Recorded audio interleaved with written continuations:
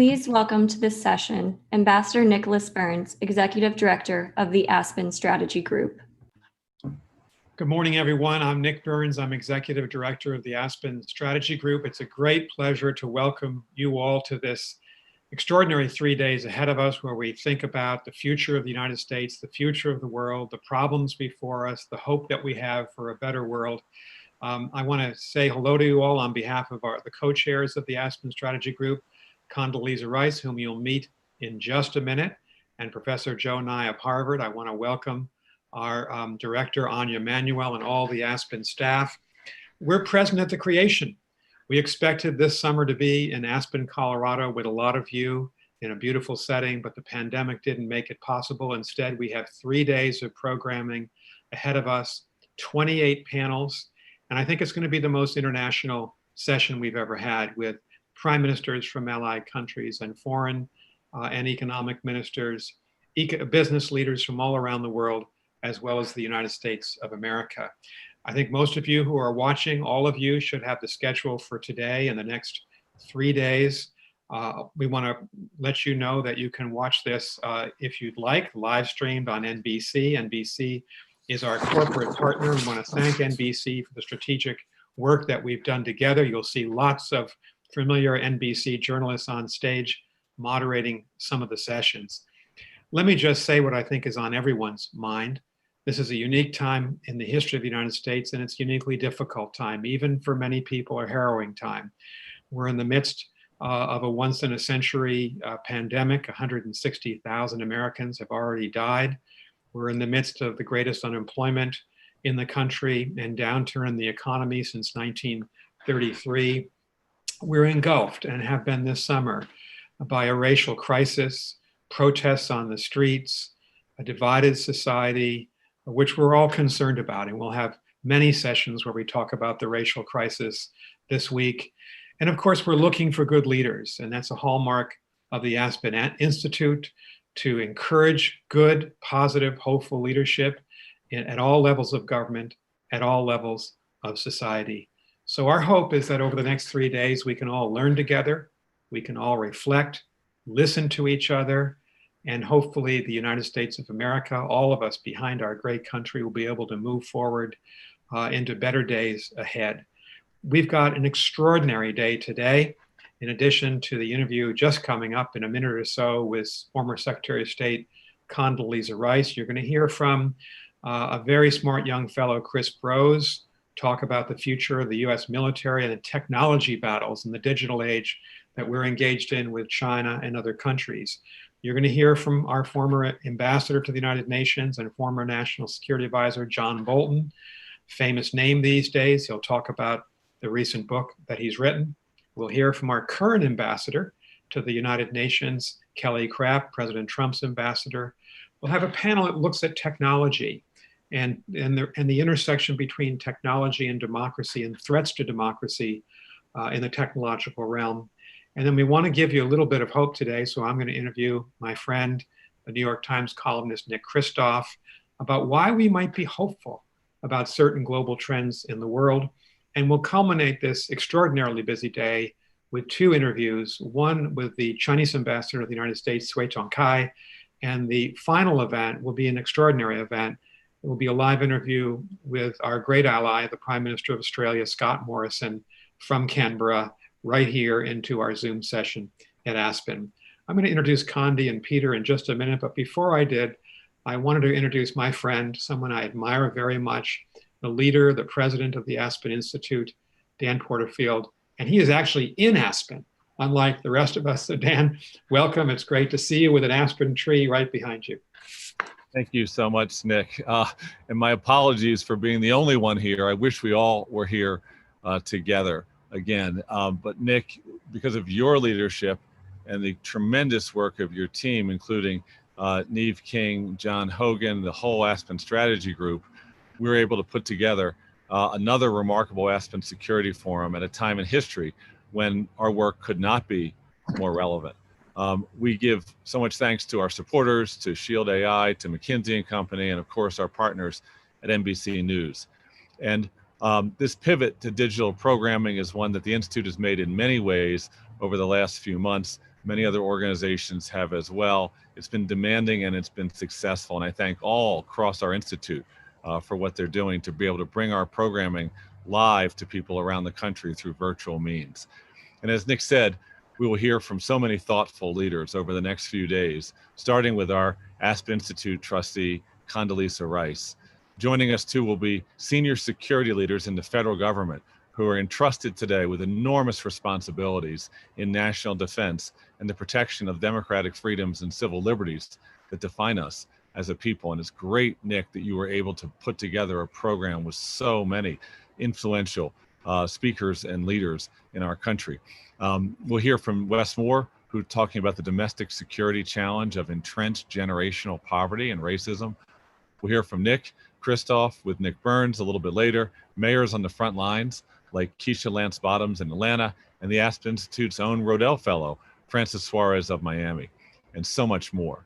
And Nick, you put it just right. The United States and the world are at a crossroads as we face a number of intersecting and colliding crises, from the pandemic to the economic difficulties of the moment to a reckoning on race and their legacies of racial violence and injustice.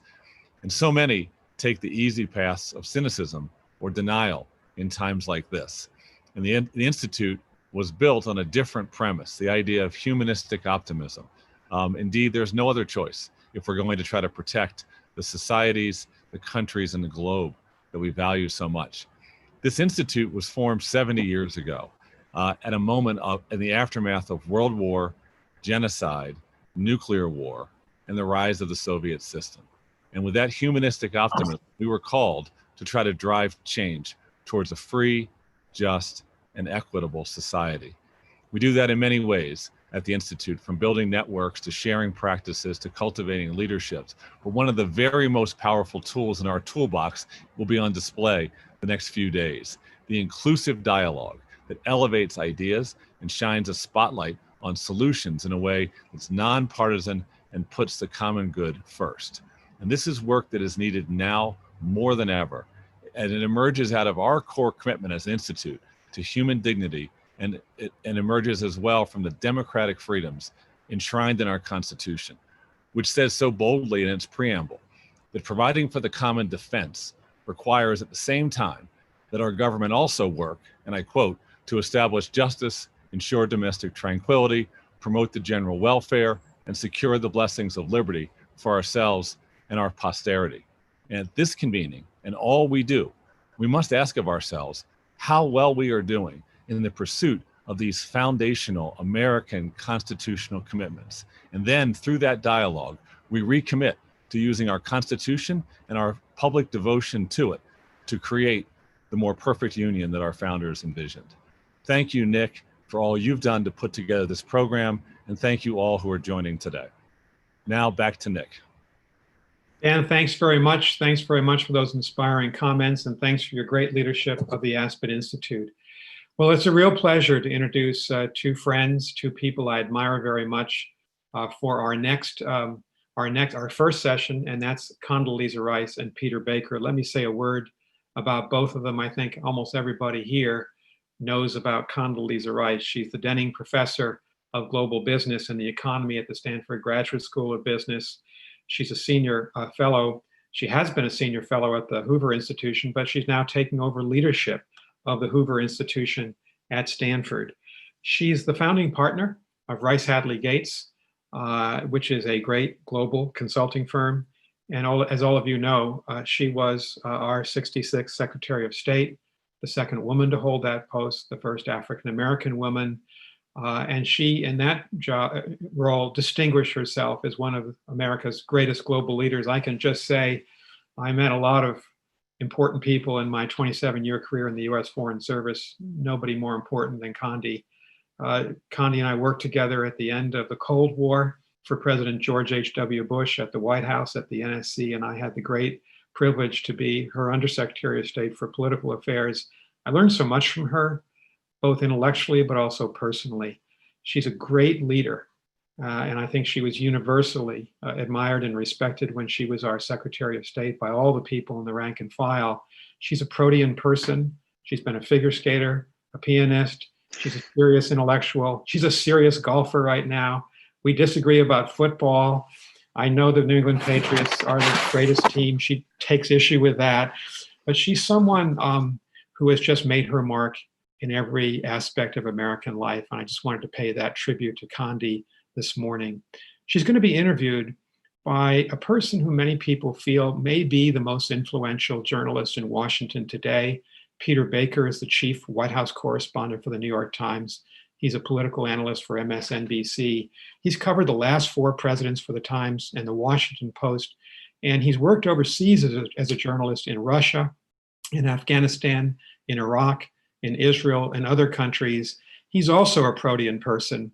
You find him writing many of the lead stories for the New York Times, but he and his wife, the great Susan Glasser of the New Yorker, have just written a book that is going to be published in September. The book is The Man Who Ran Washington, The Life and Times of James A. Baker III, someone whom Condi and I deeply admire and both of us worked for. We're all looking forward, Peter, to your book.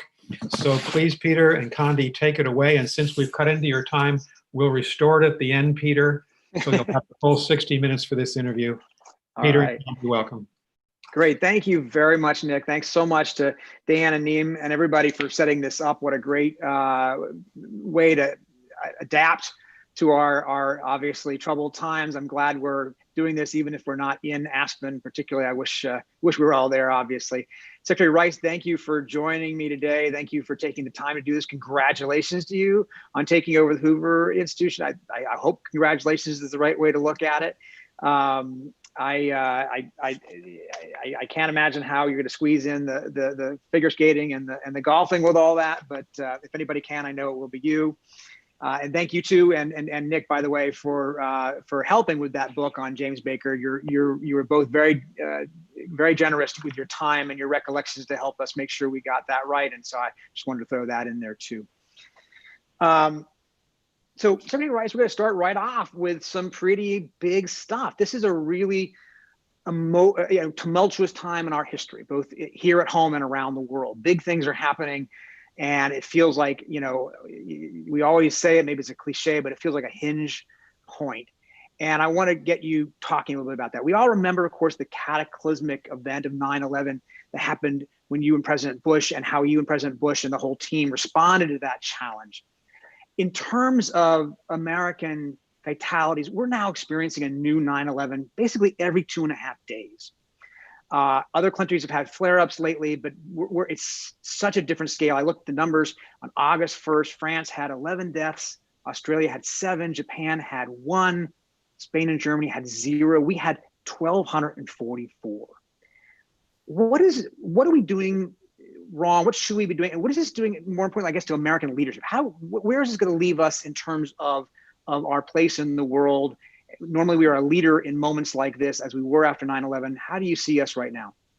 Well, first of all, thank you very much, Peter, for taking the time to do this. I'm looking forward to our conversation, and I'm really looking forward to your book. James Baker is one of the great figures in American diplomacy, and I very much look forward to that. Yes, this is really a challenging time. Now, some of us who are old enough will say that we've been through other challenging times. I was a child in 1968. In 1968, we had 2 political assassinations. We had riots in Watts. We had the Tet Offensive. We had all kinds of trouble and crisis. And so I think it's important to look back with perspective that we've survived other crises before. But why is this one different? It's different because this unseen enemy, this unseen threat of the virus is so ubiquitous among the population. And it is very difficult for government to get control of the habits of 330 million people. I mean, the fact is that what we're asking here is that because we're very individualistic people, because we are a society that is not that easy to govern, we're actually asking individual Americans to make good decisions. And I think we sometimes forget that whatever organization of government we might have, it really does come down to the responsibility of individuals making good decisions, not just on behalf of themselves, but on behalf of others. I think one of the things that has made it perhaps more difficult, and here I do think we could have done better in terms of national leadership, is that we have had, both from the health community and from our leadership, sometimes mixed messages about what that good behavior ought to look like. And at a time like this, you don't want mixed messages. But I will tell you, as somebody who's been in those circumstances under difficult times, I try not to be too hard on those who are trying to manage a circumstance like this, because this has been an unfolding story. We didn't know much about this virus at the start. Many of the questions about how a pandemic would have behaved would have said children would have been among the most vulnerable. It turns out they're among the least vulnerable.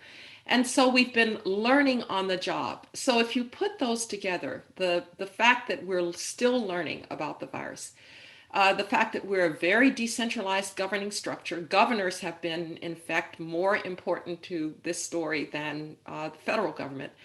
If you look at the mixed messages and you look at the fact that all Americans have to make good decisions, this is really much tougher, I think, than anything we've ever had to manage. What do you think this is going to do in terms of our long-term consequences? We were already seeing this great debate unfolding here and around the world between globalism and isolationism, internationalism versus America first. And now we're seeing our country and others shutting down borders.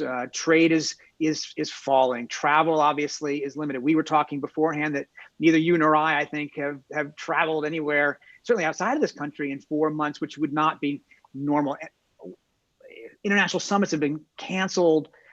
Nationalism feels like on the rise. So when this is over, or when this recedes on some level, which hopefully at some point it will, what are the long-term consequences, do you think? Well, the long-term consequences, I hope, are still in our control. But let me talk about what it looks like in the short term.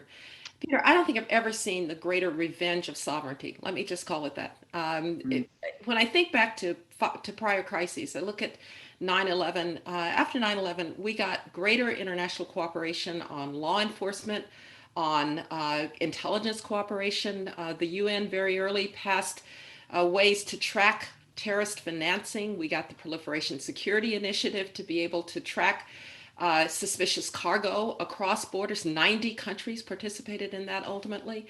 After the financial crisis in 2008, 2009, the G20 met in Washington in November and set some guardrails about what kinds of policies might make the recession shorter and less fundamental. And so they agreed that they wouldn't have beggar thy neighbor trading policies. Now, did people break some of those rules? Of course, but there was a sense that the international system knew that you couldn't control terrorism, or you couldn't control the financial crisis within your borders.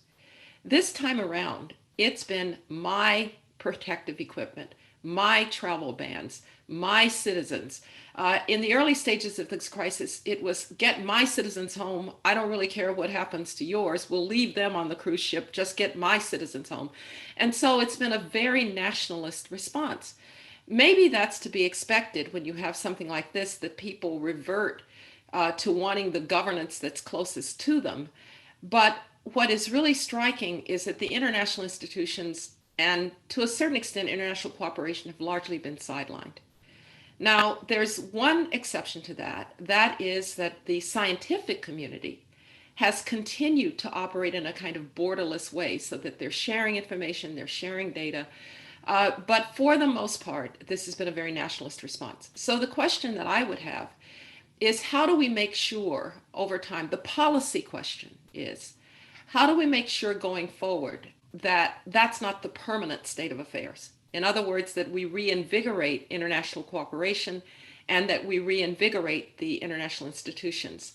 I think we have a big moment coming up with the G20 meetings in November, when we will either prove that international institutions can have an important impact, or we won't. And if they don't have an impact, then I think we're in for a long period of just kind of national policy. So can the world come together around issues like, what would travel standards look like around the world? When we walk into an airport, Peter, for an international flight, the procedures aren't exactly the same. but they're familiar. And they come out of the 9/11 period of trying to deal with terrorism. Is it possible to think about something like that that will allow people to feel comfortable traveling again? What do we do about the vaccine? If we're so fortunate and blessed as to have a vaccine, we don't want it to be the Hunger Games in terms of just every person, every country for themselves. We'd like to think that a pandemic saving vaccine could be distributed on the basis of need across borders. What are we going to do about trying to reboot economic growth? Is there a way to do that collectively? This is going to be, I think, a big test for the international system and for its institutions. But I think we need to focus right now on what kind of response can demonstrate that those institutions can have a say in how we move forward. Let's talk about one specific institution. What about the World Health Organization? President Trump is withdrawing us from that, saying, well, they're a captive of the Chinese. It does feel like there are questions that the Chinese ought to be asked about how they handle this. But is that the right response? Should we be leaving the World Health Organization? Well, we've still got a little time. As I understand it, there's a notification period and then a period where we're going to continue to pay dues. So maybe there's still time. I have to tell you, I think the World Health Organization desperately needs reform. I was National Security Advisor during SARS. I don't think it actually reacted very effectively. I think it wasn't very effective during Ebola. That really was more a response of countries getting together to do something. So it needs reform, but I personally am one who believes in reforming institutions, and it can't really reform, I don't believe, unless the United States is involved in that reform. I do think that there is a reckoning for China in the way that it dealt with the early stages of the pandemic. We also had problems during SARS in the same way, that we knew something was going on, but we didn't know what. We couldn't get answers. And so one real task for the international system going forward is the next time, and there will be a next time. How can we have better early warning when something breaks out? How can we share data better, earlier, so that nations can get ahead of the curve? Because this time we now know that the Chinese knew really even before they shut down international travel, which is kind of a problem. I do think we have a reckoning, but one way to deal with that would be to go to the Chinese privately, quietly, and say, okay, we know what you did. It was wrong. Let's try to fix it next time. You talk about mixed messages. I think back to President Bush, who read John Barry's great book about the 1918 pandemic, and he ordered the administration to start thinking real seriously and prepare for a crisis like that. And our current president, though, has you say, mixed messages is one way to put it. He said that this would disappear on its own, the cases would go down to zero, that was just like the regular flu, the country should reopen, the protesters should fight to liberate states. He wouldn't wear a mask until recently, even now, really not. I mean, does it matter? I mean, it seemed to me that presidential leadership matters. And I'm wondering how you assess that. How should we assess his leadership through this? Look, this is very hard. As I said, part of the reason for the mixed messages is the story kept changing, even from health officials. I do remember when masks weren't supposed to help. So once you tell people masks actually don't help, don't do it. I know they were trying to keep the focus on protective equipment for frontline workers. I fully understand that. But all we heard as Americans was masks don't help. And then all of a sudden, everybody has to wear a mask. And so let's not just say that the mixed messages were coming out of 1600 Pennsylvania. They were coming in a lot of ways. I believe personally that presidents can speak too much.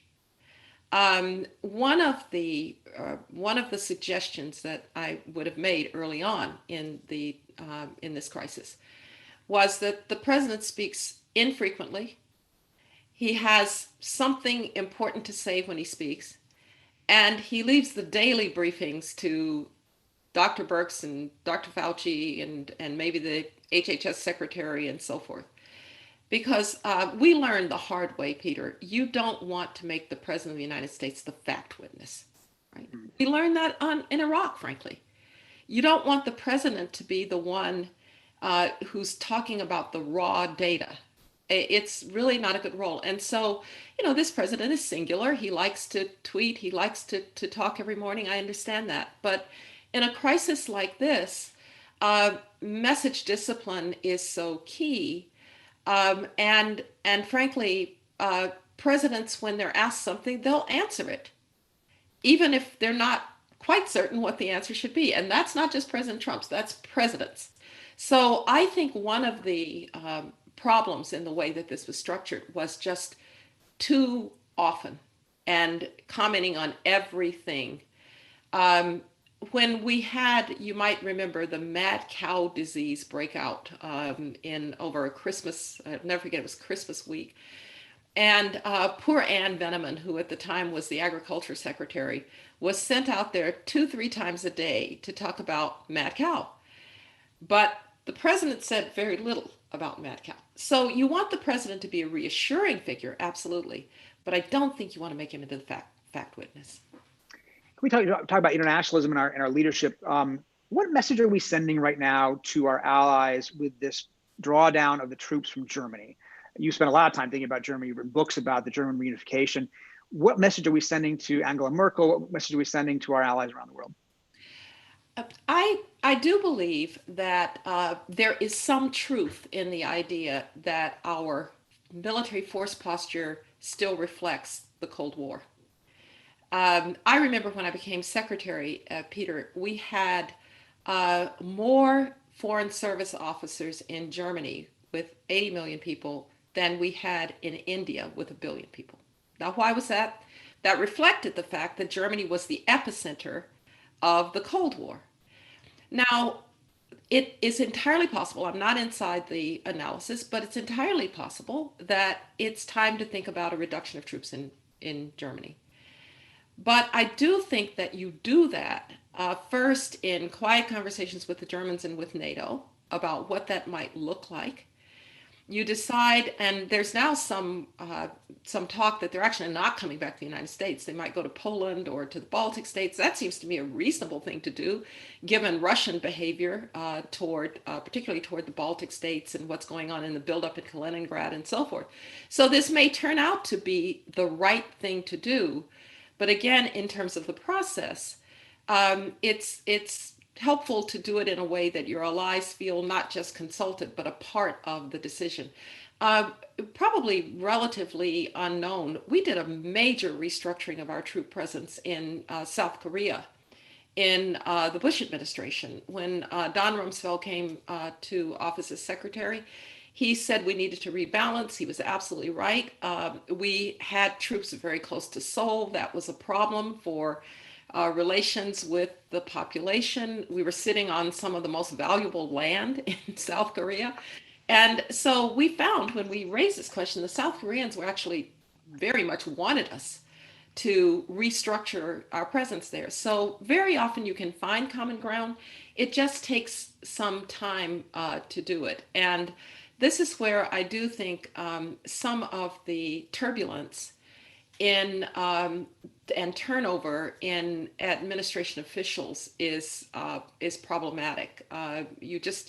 There've been a lot of people in the various key roles, and I think sometimes you get things lost between them. I want to let everybody watching know we're going to be taking questions from the audience soon. There's a raised hand function. Don't do it yet. Wait till we get started. But this is new for me. We'll figure it out. I think it'll be fun. One or two more international questions, then I want to ask about things at home. We have intelligence reports that the Russians may have been paying bounties or offering bounties to Taliban-linked extremists to kill American soldiers in Afghanistan. And we know that from our reporting that there is not a complete agreement among the intelligence agencies. They have different levels of confidence. You're very experienced with intelligence that isn't necessarily 100%. In fact, probably very little intelligence 100%. Should this be brought to a president, even if there's not 100% conclusion on this? And if so, what should a president do about it, even if it might not be known to I mean, President Trump has talked with President Putin now 8 or 9 times since this intelligence came forward, and apparently never addressed it even once. How do you look at that? Well, whether the president should raise it with a foreign leader depends, of course, on how much confidence there is in the intelligence. And, here I think there's been a little unfairness to the president. I mean, look, before you go tell the Russian president, we think you're trying to kill our soldiers, you probably want to have some confidence in the intelligence. And maybe this could have been raised at the level of defense secretary or secretary of state or whatever with the Russians. But I think you want to be very careful about raising something that then later on turns out not to be true. And from your reporting, Peter, I have to say that this intelligence didn't seem terribly rock solid to me, just from reading between the lines. I remember during the Iraq intelligence issues, people were saying, well, you had one agency that said that those weren't for that. You should have gone with that one agency. Well, here you have several agencies saying, well, we don't know about this. So I do think you need to be very careful in what you raise with foreign leaders about intelligence. If I had done this, I would probably not have done it. Now, I don't know what the intelligence really looked like, but I probably would not have done it at the level of the president and President Putin. I probably would have done it at a lower level, and depending on how good the intelligence was, how low the level. Because again, you don't want to be embarrassed if our intelligence agencies then say, oh yeah, never mind. Right. You mentioned the Iraq thing, so I want to mention that Robert Draper has a new book out on the decision to go to war in Iraq, and he looks at it in a very granular way. It's a very interesting book, and he writes that we often think of the failure of intelligence there as a failure of imagination, to imagine that in fact Saddam Hussein didn't have weapons. It seemed inconceivable to many people, Republicans and Democrats, that he didn't have weapons. But he writes that he thinks it's the other way around, actually, that it was the opposite, that imagination rather than facts had driven policy, that we had concluded something and therefore tried to look for the things that prove what we had already assumed were true. What lessons do you take from that? I mean, you kind of addressed that a minute ago, but what lessons should we take from that? Context matters, right? If we had learned, for instance, that the Japanese were buying large amounts of chlorine, we would have said, oh, they have a lot of swimming pools. But when Saddam Hussein buys a large amount of chlorine, an active agent in nerve gas, and he does it through military front companies, that piece of data looks very different. So yes, the context mattered. Yes, the fact that he had weapons of mass destruction. Yes, the fact that he tried to hide everything from inspectors, and in fact eventually the Clinton administration had to have the inspectors removed because they weren't getting anywhere. So yes, all of that mattered to how you read pieces of data, because Peter, as you've just said in regard to the Russian bounty issue, you never have something that says, here we have 100% confidence that this is for that. So you're painting a picture.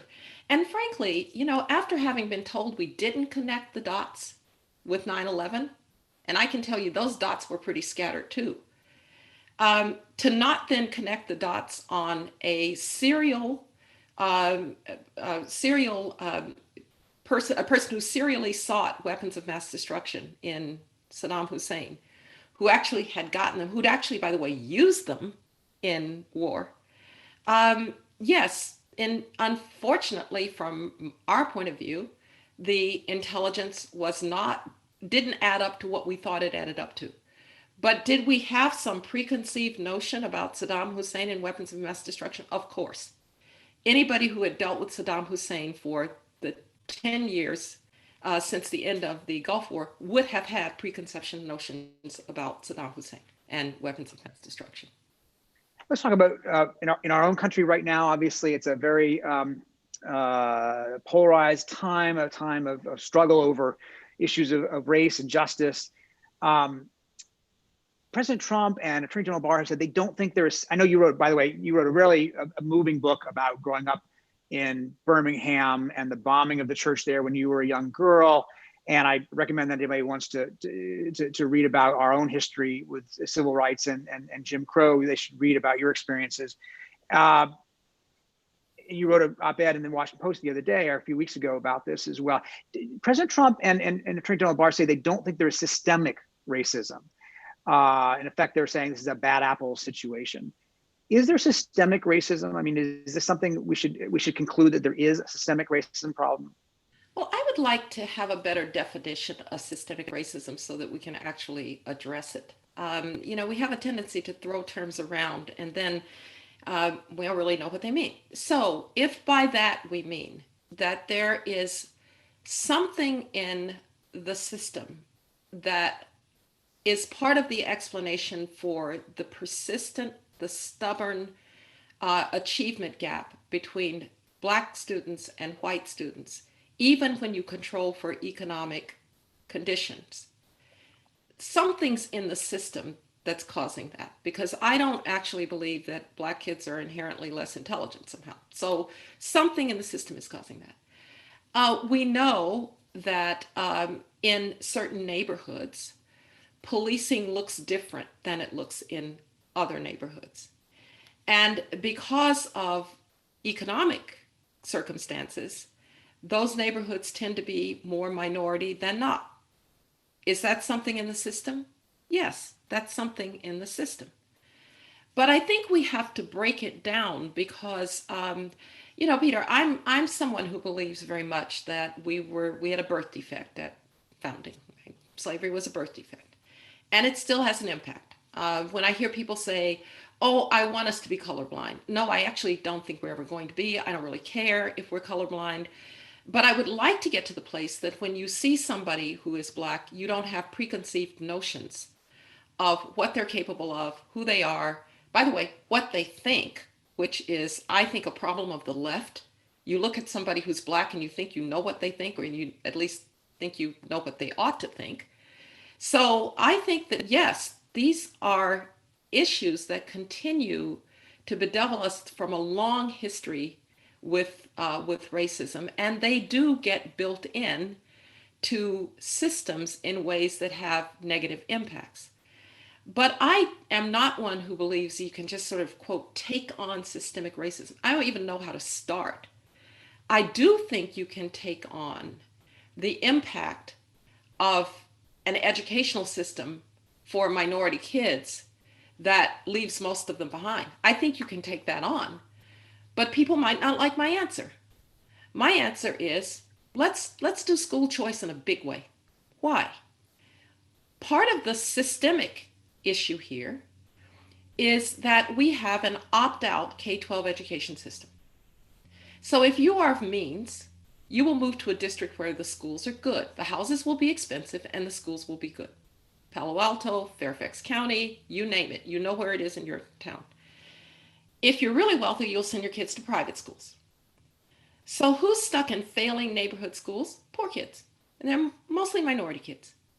So I would say to people, if you want to address this, tell me that having charter schools, having vouchers for people, for poor parents to be able to move their kids, having inter-district mobility within states. Okay, tell me that that's bad because it's not good for the public school system. But then, if you're going to write that editorial, send your kid to school in Anacostia. Don't send your kid to Sidwell Friends and then write that editorial. So my answer on this part of, quote, systemic racism doesn't actually accord with the agenda that many people who claim to want to undo systemic racism have laid out. You said in your piece that you, or I think maybe it was on CBS, you said you wanted President Trump to speak in the language of unity and the language of empathy. And I think about John Lewis's funeral just the other day, moved so many American people around the world. President Bush was there, and he said he believed in an America where he could disagree with John Lewis and still admire him and respect him and speak at his funeral. And President Trump was asked about John Lewis's legacy yesterday. He says, "I don't know John Lewis. He chose not to come to my inauguration." Is it really conceivable that President Trump can speak in the language of unity, or have we learned that's not possible in the last 4 years? Well, look, I have heard him speak in unity. I would like to hear it more, frankly. And I actually thought the John Lewis situation was an opportunity. We all have disagreements that we try to put aside at certain points in time. I believe, I may be wrong about this, but John Lewis may not have gone to George W. Bush's first inaugural either. That's exactly right. He didn't. And Right. that didn't stop George W. Bush from coming to his funeral and paying tribute to him. Right, because sometimes you need to be able to overcome. But I think that part of the issue here, and look, the next president is going to deal with this too. Presidents are communicating in ways now that I would never have imagined when I was National Security Advisor. Just, you didn't get up in the morning and say, oh, what did the president say overnight? Because there was no kind of overnight way to do it. And so I have really hoped that the president would step back. None of us should say the first thing that comes to mind. None of us. And that's what Twitter has a tendency to make us want to do. With all due respect to my friend Jack Dorsey, who I know well and like a lot, that's what it tends to make us do. And so, I would still like to hear more unifying messages. I'll just take one on flat out. I actually don't know why anybody wants to defend the Confederacy and Confederate monuments. I also don't know why anybody wants to tear down a statue of Abraham Lincoln and slaves, which was actually funded by freed slaves. So this has gotten a little out of control, frankly. And I don't want to be the Soviet Union where we're trying to erase history. But the glorification of the Confederacy, which, by the way, came after Reconstruction, really, and as a response to the fact that really Abraham Lincoln didn't make the Confederacy pay because he wanted to reunite the country quickly. This glorification of people with military bases named after military officers who tried to destroy the country, I don't get it. Yeah, I'm going to open up for questions now. One last question, though. You said, and because people will kill me if I don't ask this, in October 2016, you said President Trump didn't have the dignity and stature to be president. Your former colleague, John Bolton, has recently said that who worked for President Trump said he's not fit for office.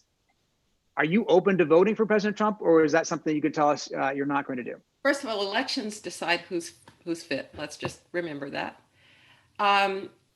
Look, Peter, when I want to make a statement about my views of American politics and what I might do, you'll be the first I'll call. How's that? I think you told Margaret Brennan that. Oh, I guess I better call both of you then. Okay. So if we're doing alphabetically, Baker comes before Brennan. So this is true. Just remember that. Okay, we're gonna. I assume that was going to be the answer. But I'm going to open this up for questions, please.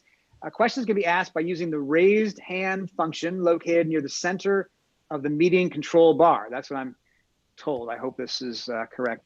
And then if somebody can tell me how I pick them, do I pick them?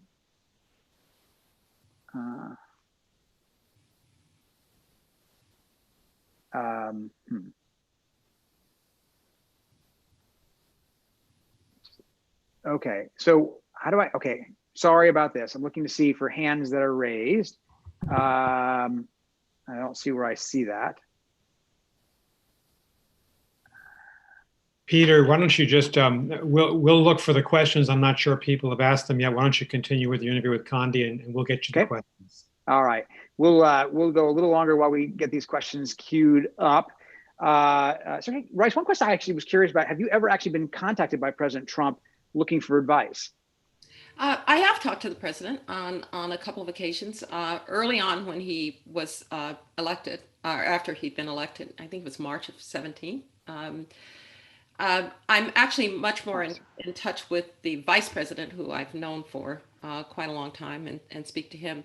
And then I was on a call with presidents who was trying to think about how to reopen the economy, but I don't know that I really had much to help with on that. But I feel that I have connections to the administration. Particularly, I've talked relatively frequently to Secretary Pompeo. And so if I'm one who believes you can overvalue your advice once you're out, because I was in once, and so I know that people who are out can overvalue their advice, and so I try to be abstemious about when I give it. All right, I think we have our questions. I think I see questions, people asking questions here. I'm going to ask for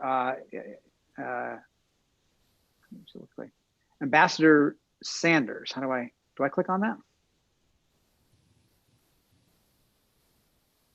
All right, I think that's in queue. He will appear momentarily. We have a slight lag, I think, in the call-in. Yes, can you hear me? Yes. Yes. Yes. Hi, Secretary Rice, good to see you again. Yes. I wanted to ask you, in the South, what countries do you think today we can work the most with or the best with, and why? I'm sorry, in the South, in the South countries. Yes, yes. Look, I think that we have to be able to deal with all countries that are trying to do the right thing in terms of governance, in terms of providing for their people. It's why I like very much the way that we went about the Millennium Challenge Corporation, which incented countries to come to us with ideas for improving governance, improving their economies. Middle income countries were not eligible, but I think we were able actually to even help in getting better laws. I'll give you one interesting example. Lesotho wanted an MCC compact, and they had some ideas about business development, but they had in their constitution, or they had in their laws, a law that women couldn't own property and businesses in their own name. And so we said to them, well, that either goes or you're out of this competition. And so I think we can work with almost any country that's willing to make that commitment. Obviously, I think the countries of our own hemisphere are extremely important now, and I worry about some of the backsliding in some of the countries of Latin America, and I hope we have a more active role there. And then, of course, as I said, in Africa, we have a long history that's really, I think the Bush administration did a lot of work there. So I think there are a number of countries with which we can work, but I would make the criterion not a named country, but are you really trying to provide for your people, to govern democratically and govern without corruption. Okay, Madam Secretary, we have a question from Iya Mermishvili, if I've pronounced that correctly. I hope I have. Iya, you should be on in a second, I think.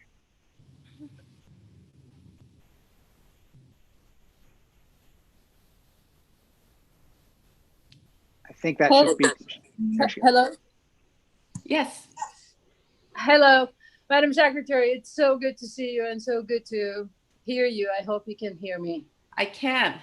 Yes, so nice to see you. This Saturday, August 8th, marks the 12th anniversary of Russian invasion of Georgia. And you played a very critical, instrumental role in stopping Russia's advancement towards Tbilisi.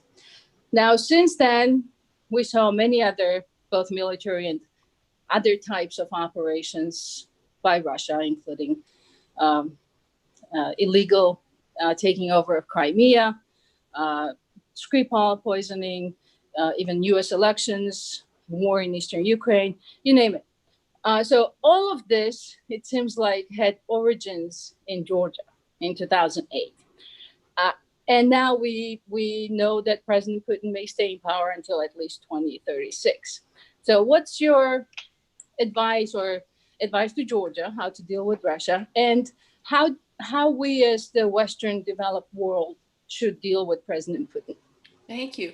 Well, on Georgia, first, let me just say that, as I said to the Georgians at the time, and I've said it to Ukrainians and others, the international circumstances may not be very propitious, but you have to build your own country. You have to build your own democracy. You have to build your own economy. You have to have the right rules and laws for economic development, and the international system can help. But it starts with good governance at home. And Georgian democracy has had its ups and downs, but it's survived, and I think that's a good sign. When it comes to the Russians, I have two parallel notions here. The first is where Putin needs to be deterred, you have to deter him. It's one of the reasons that I think if we're going to move forces out of Germany, moving them into further east is a good idea, because the truth of the matter is we've never actually just been dependent on what the president says to deter even the Soviet Union. It was the American soldiers who were actually in harm's way in Germany that deterred the Soviet Union. And so I believe we can do more in NATO to deter. I think we can do more to help the countries that are kind of in Russia's path, if you will. And so arming the Ukrainians, I think, was a very important step. Deeper cooperation with the the new entrants into NATO. They're not so new anymore, the Poles, the Czechs, and others. I think that's another way to send strong signals to the Russians. We have sanctions on the Russians, and I've largely agreed with those sanctions. But I want to say something about the other parallel path. And eventually there's going to be a different Russia. A lot has happened in the almost 30 years since the collapse of the Soviet Union. During that period, when I was a student in the Soviet Union, Soviet citizens didn't travel. They didn't know the outside world. Now Russians travel. The Russian middle class spoils their kids at McDonald's and has their mortgage on their 30-year mortgage on an apartment.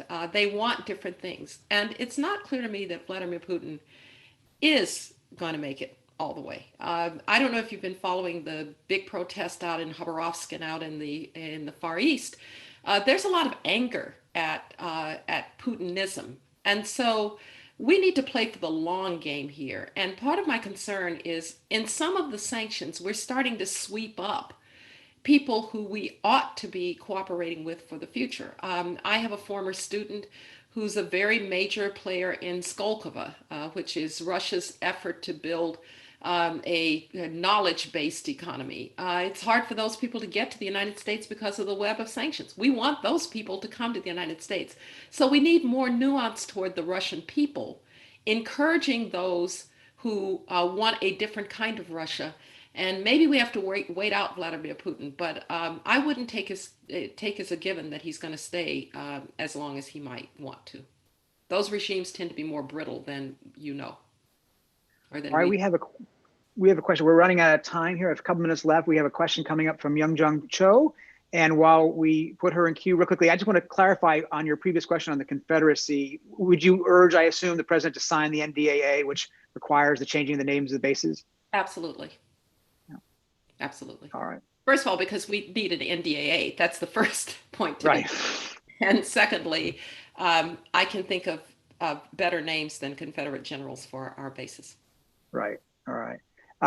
Is Youngjung Cho up? Yes, thank you. Madam Secretary, even after two summits between President Trump and North Korean leader Kim Jong-un, North Korea continues its nuclear development. Its nuclear-top missile can reach America. Where should the United States go from here? What do you think is the best approach? Multilateralism, six-party talks, top-down, or bottom-up?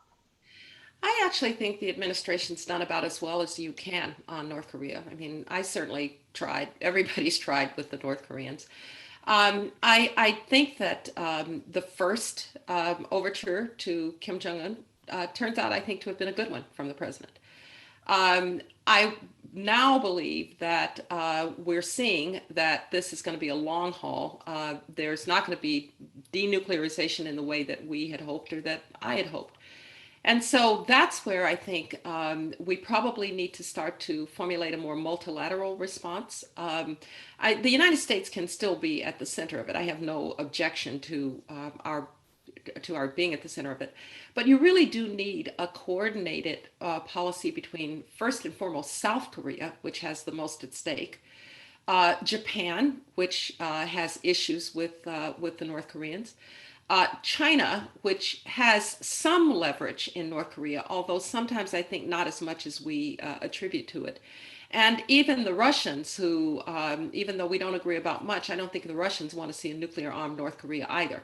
And so I think the multilateral approach actually brings those countries together. It's why we had the six-party talks, because you want to keep them aligned so that North Korea can't pick off one at a time and play one side against the other. And that's why I've generally wanted to have a more multilateral approach, even if you use the United States at the center of it, with which I don't quarrel with the administration about that.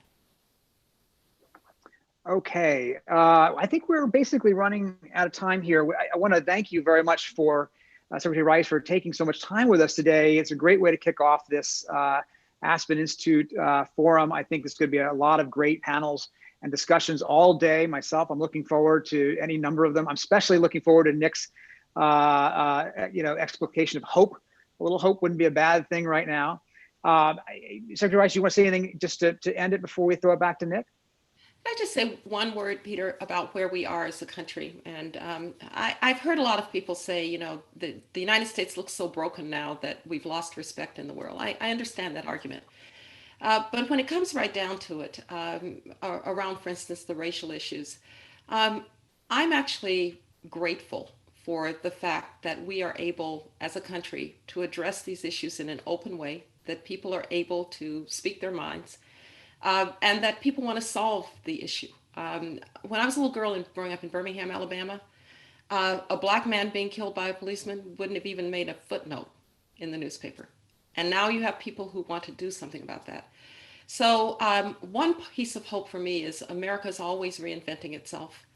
And we've got a lot to live down in the past, but I think we've got a tremendous future. And I will tell you, as a university professor, this is the most public-minded generation of students I've ever taught. And I just want to say to any of the young people who are here, keep trying. Democracy you get is a democracy that you own and work for. And so that's my hope. Well, that's a great way to end it. Thank you very, very much for taking the time. It was great to talk to you. Great to see you. Good luck with all your many other Zoom calls, which I know are many.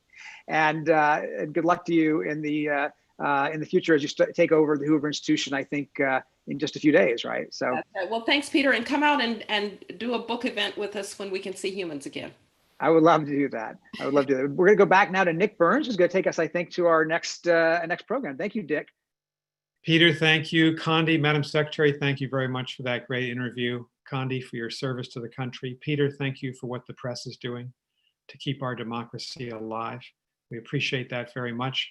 We're going to take a little bit of a break until 15 past the hour. So here in the East Coast of the United States, 11:15 a.m., we're going to have a very important panel with Chris Brose, his new book, The Kill Machine, talking about our competition with China for advanced military technology. He'll be interviewed by the Washington Post. David Ignatius, see you at 11:15 a.m. Thank you very much.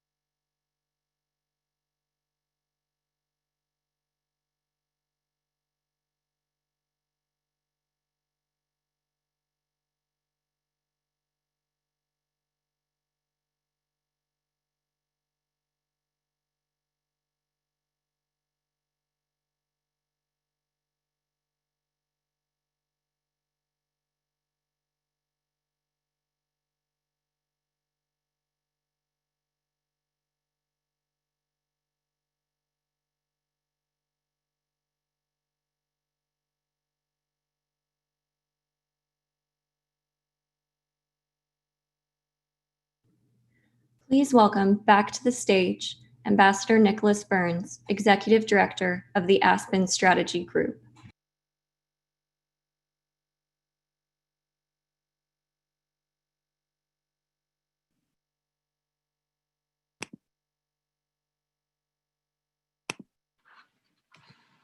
Welcome back, everybody. Thanks to all of you who are with us for Peter Baker's interview of former Secretary of State Condoleezza Rice. We're shifting gears just a little bit to hone in on one of the most important questions, I think, for the future security of the United States. And that is, are we going to be able to develop and use the technology from artificial intelligence, biotech, quantum computing to make sure that the United States military is reformed, has the latest technology in our long-running competition with China and other authoritarian regimes? We'll now begin an interview with two very good friends. Let me just, you see him right here, David Ignatius, columnist of the Washington Post, and Chris Brose. Let me introduce Chris first. Chris is currently head of strategy at Anduril Industries. He's a senior fellow at the Carnegie Endowment for International Peace. He's written this great new book, The Kill Chain, Using Technology to Win Tomorrow's War. Chris previously served as staff director on the Senate Armed Services Committee for then Chairman John McCain. Chris and I first met when we both worked for Secretary Condoleezza Rice back about 15 years ago. I think Chris is one of the smartest young people in government. I hope that we'll see him in government in the future. And this book's an important book. And he and David Ignatius have interviewed before in this book. David is the perfect person to do this. David is the longtime columnist of the Washington Post, one of the acknowledged security experts among journalists worldwide, someone who's reporting on the Middle East, on our wars, on our great power relationships, on cyber, has been landmark reporting and opinion writing for the Washington Post. David is also a protean person. He's the author of 9 spy novels. I just finished reading The Paladin, his latest spy novel. I encourage all of you to read it. And I'm looking forward to a very good discussion between the two of them. And then when they finish their discussion, if you'd like to speak, just go into participants, press that blue raised hand button, and David will try to get as many people in as he can. So David, Chris, welcome. Thank you for being with the Aspen Security Forum. Thank you, Nick. Thank you, Nick. It's great to be here with you and with the Security Forum and with Chris. Just, we book writers like to display the merchandise. This is Chris's book. I want you, as soon as we're finished, to go get a copy one way or another. I watched the gestation of this book. I remember a powerful lecture that Chris gave 2 years ago in Aspen, where we are virtually, talking about the need for defense modernization. It was a startling wake-up call. I ended up writing a column about it and began a conversation with Chris that was part of his effort to develop this book and the arguments in it.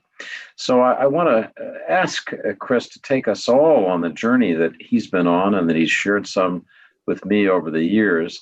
The book starts, if you haven't read it yet, with a really chilling account of what would happen in the first hours and days of a war with China and our vulnerability.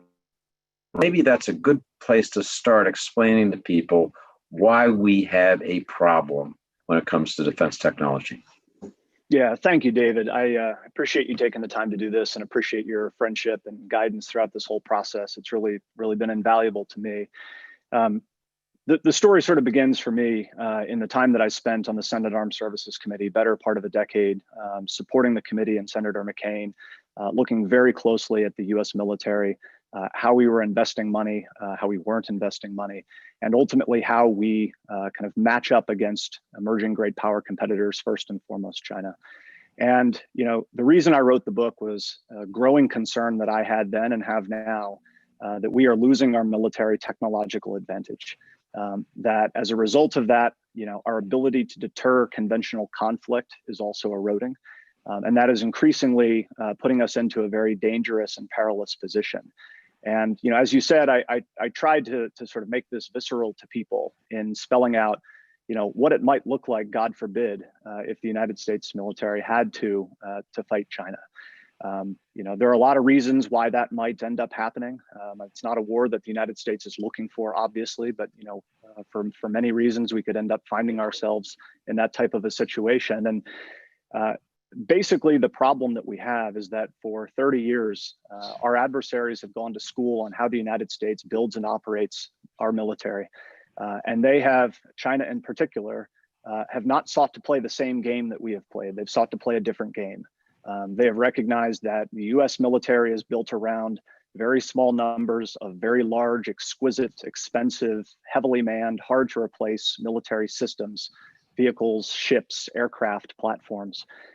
And they have made a conscious effort, a deliberate effort, a very urgent effort to build up military capabilities, to call into question how the US military operates and what it operates with.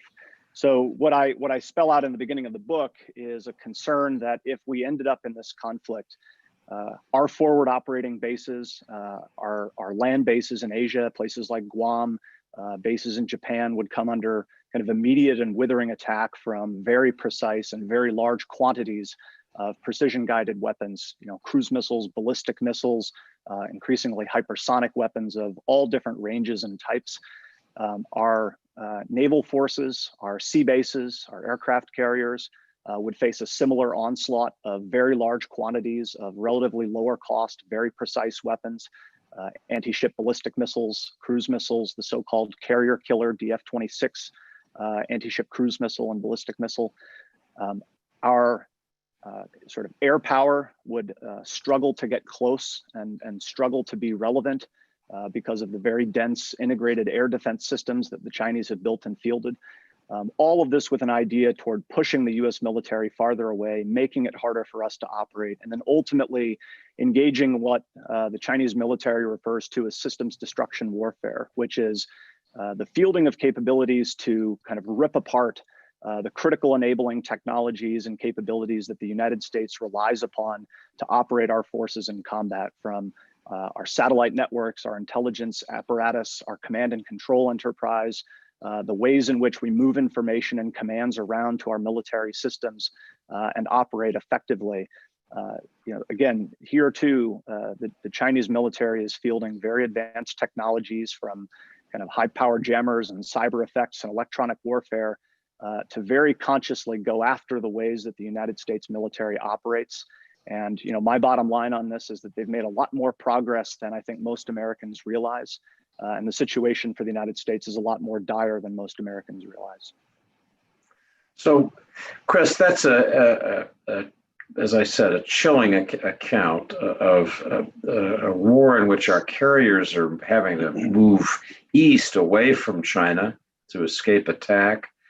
Our beautiful F-35 exquisite fighters can't get to their targets because they can't refuel, because the refueling planes will get shot down. Just a series of really dreadful prospects. You say at one point that talking with Senator McCain about this some years ago, the two of you imagined the conversation in the Situation Room where the choice would be between surrender and lose or fight and lose.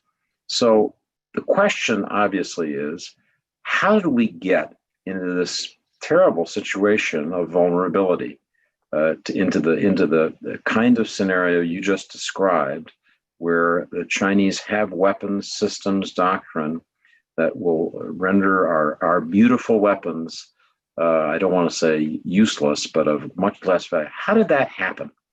Yeah, and as I say in the book, as you just said now, and as I can't say enough, I mean, I'm not trying to suggest that China is 10 feet tall or that the United States has no effective means of responding. We do. It's just that the overarching story is a pretty bad one, and I think it's heading into a worse direction.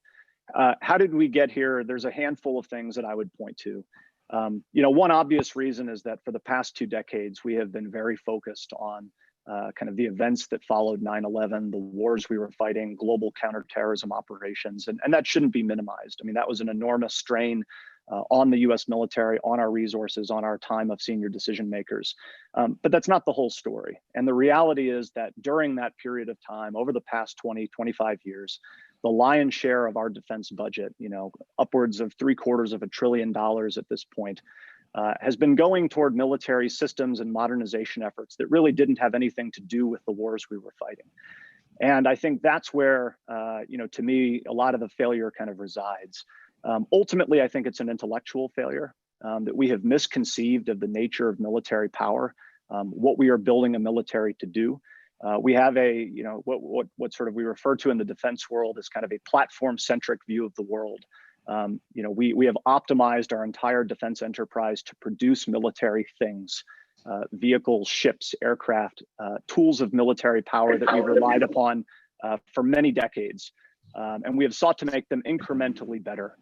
We've optimized our industrial base to produce those kinds of results. And the reality is that that's ultimately not what wins wars. It's not what deters conflict. It's not what keeps the peace. Ultimately, the outcomes we're trying to achieve, are better decision making, better quality action, better, kind of understanding of the world, and the ability to do that faster and at greater scale than our competitors, regardless of the tools that we use. So part of the problem, I think, exists in how we conceive of military power, and the fact that we build programs and budgets and an industrial base and a sort of special interest support complex, all focused on producing more incrementally better versions of the old things we've relied upon for a very long period of time. At the same time, we failed to recognize how far emerging technologies have advanced, particularly in the commercial world over the past 10 to 15 years.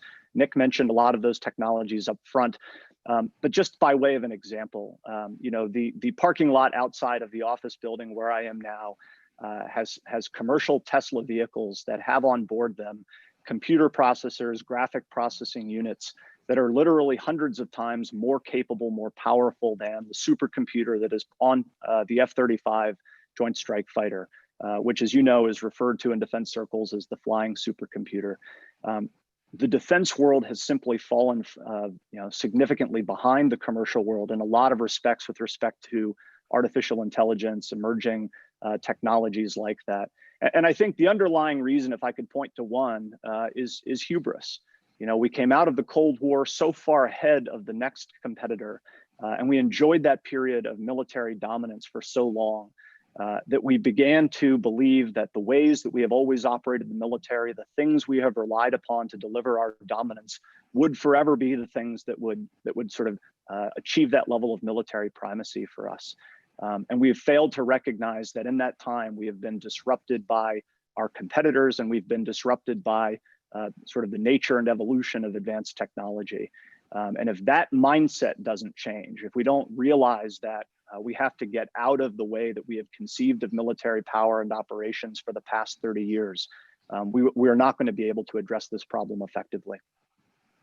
So, Chris, to dig a little deeper on this question of how did this happen to us, I want to ask you to talk about something on which you have a unique advantage, and that is the role of what your late boss, Senator McCain, liked to call the military-industrial congressional complex, that iron triangle that keeps our existing procurement systems, ever greater refinement of existing systems, keeps that whole thing rolling forward.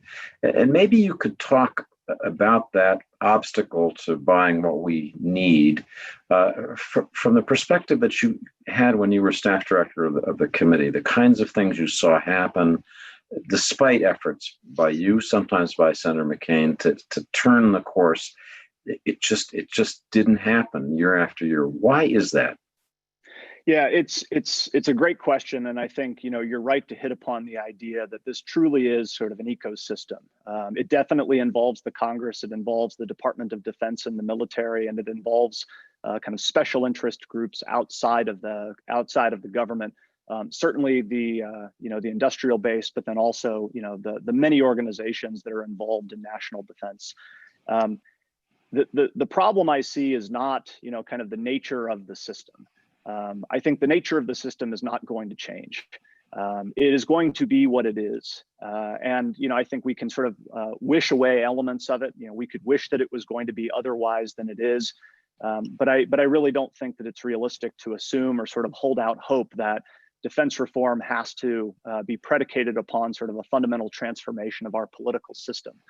I think the reality is, and what you're pointing to, is that too often the incentives that govern that system are out of whack. And they generate the same outcomes year over year, which is sort of, as we've been talking about, kind of building, kind of more and more sort of incrementally better versions of old things at great cost, at sort of great levels of technological sophistication.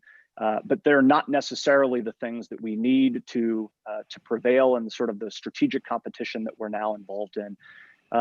I think the reason for that is that this is a defense establishment that is inherently conservative, and there are good reasons for that. Bureaucracy exists to slow the pace of change. Less disruptive change cost people's lives and create calamity. I think the problem that we have here is that this system has become so optimized to producing the same types of things, to demanding the same types of things, to wanting to build the same types of things, that it becomes extraordinarily difficult to change the incentives that govern that system. And to do that, you truly have to sort of affect it at all levels. It's not enough to try to make change at the congressional level in the absence of having leadership at the department or, kind of different types of responses from defense industry. This is something that, is possible, I think, to change. And I, in my time in the Senate, I got to be part of, and I certainly saw, efforts where the Congress was involved in the right ways toward making hard choices, divestments of old systems, increasing investments in new technologies that the department was perhaps not fully aware of. And this has happened before. I mean, the MQ-9 Reaper, the Predator aircraft, kind of unmanned aviation as we think about it today, largely began through congressional earmarks. This is something that, the incentives can be changed. But too often what we have is a system where the pace of change is incredibly slow. There are very few incentives for people in all the different branches of government and parts of the ecosystem to make disruptive change, to fundamentally shift the way that we do things.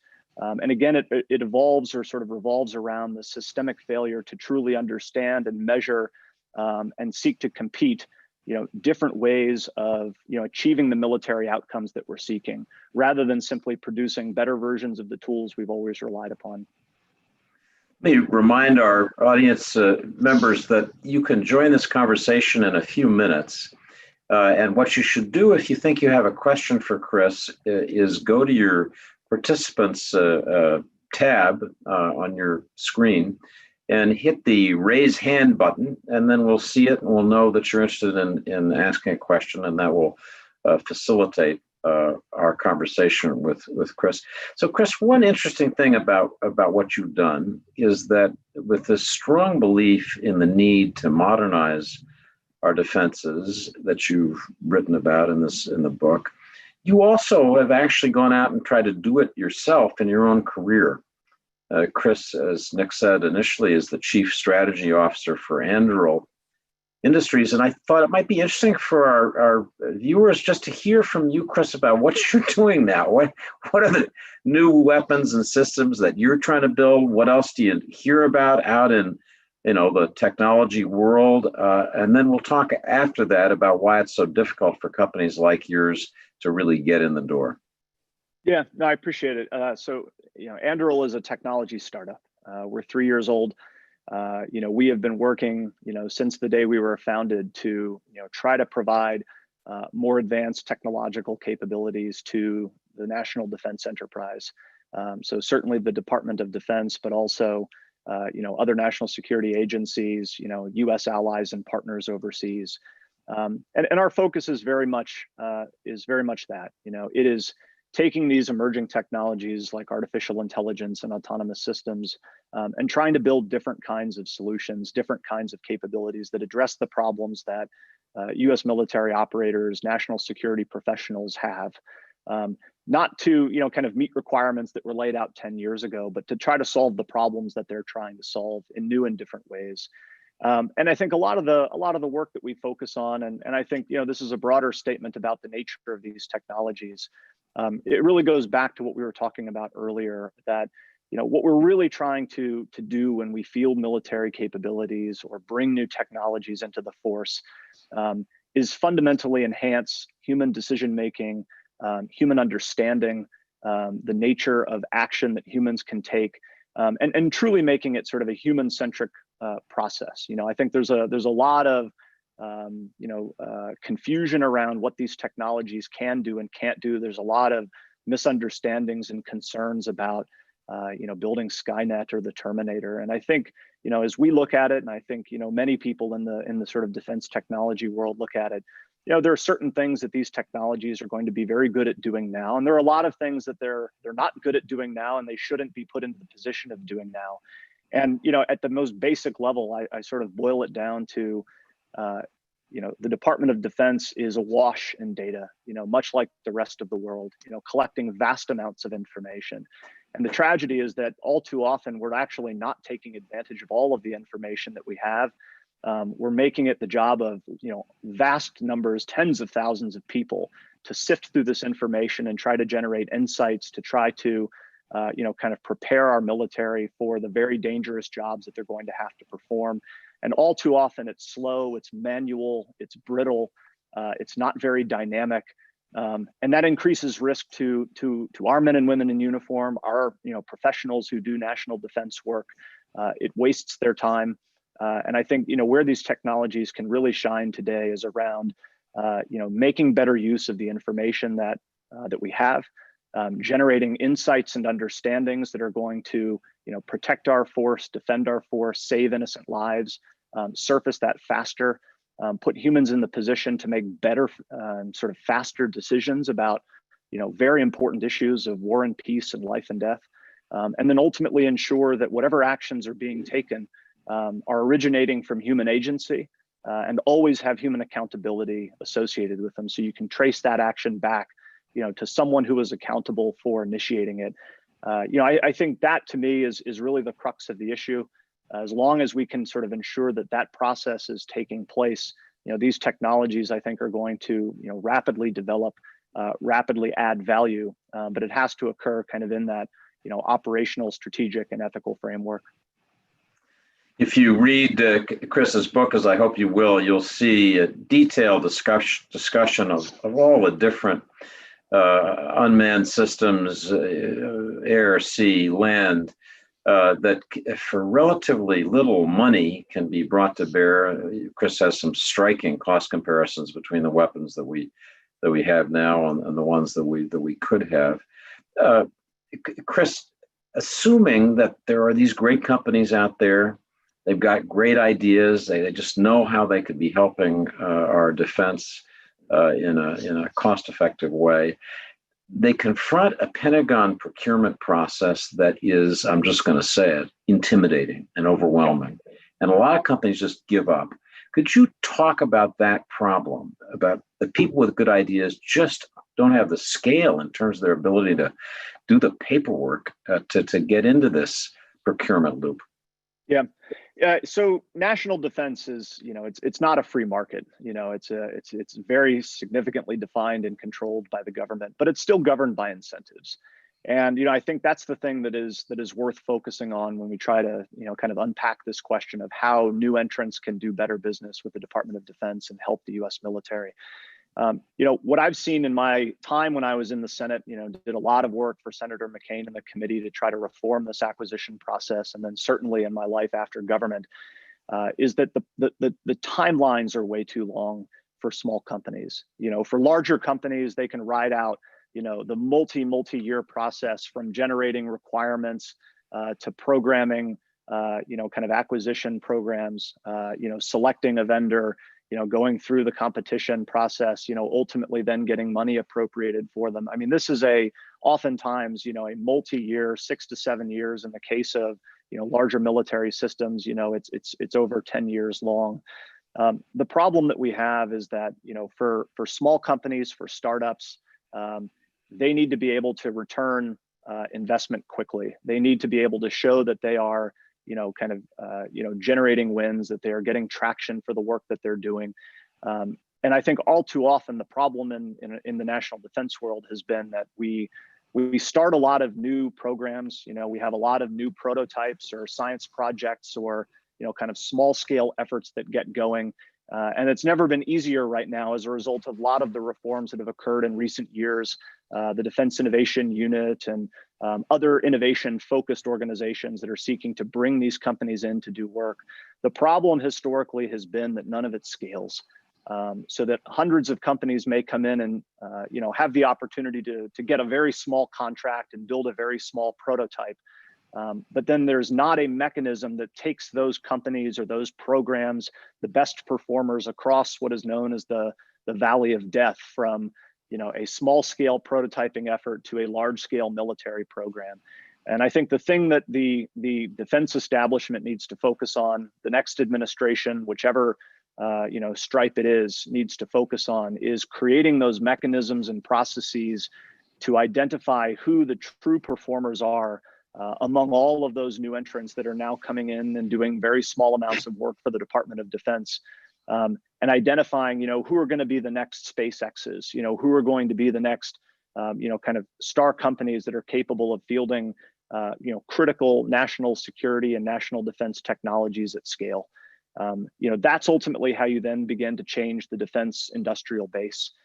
Is that as small companies become larger companies, as they hire more people, it looks like a viable business model for engineers and for new founders and for investors.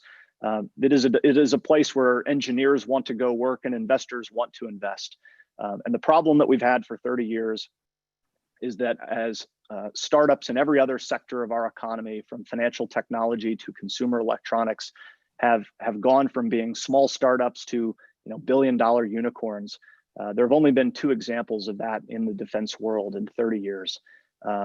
It is a very small group of companies that have actually been able to cross that threshold.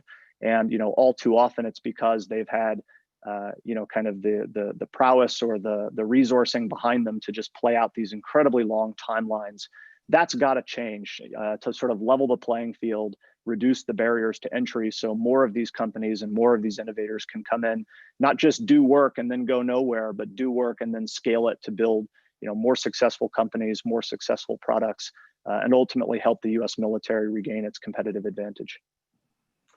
Let me invite our viewers again, if you'd like to ask a question of Chris, to go to the participant tab at the bottom of your screen and then hit the little raise hand button, and your hand will be magically raised and we'll be able to see it and call on you for a question. Chris, I want to just veer away from the subjects of your book for a minute to just ask you a general question as somebody who follows our military carefully and thoughtfully.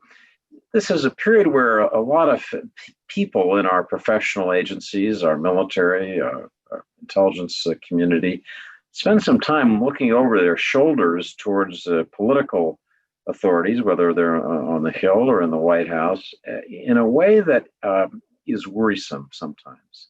And I'd be interested in your evaluation of how the military is doing in protecting its independence. We had a moment where we had the chairman of the Joint Chiefs of Staff out in his camis in Lafayette Park that I think was worrisome for a lot of people, including him. I think General Milley would be the first to say that was not a good moment. Where do you think things are now? And what would be your thoughts going forward about the right balance for the military in terms of politics?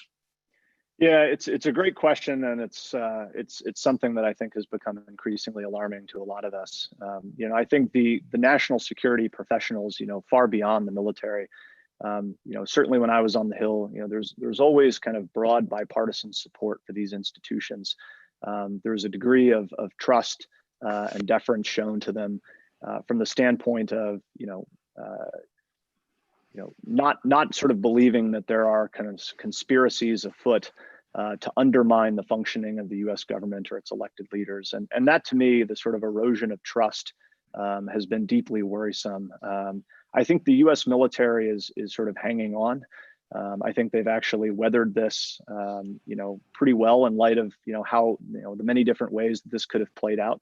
I think the instance that you cite, with General Milley, I think he recognized that he had put himself or ended up in a compromising position and was very quick to come out and correct the record and admit that that should not have happened. And I think those are the kinds of things that the military leadership that kind of keeps the institution on the right track.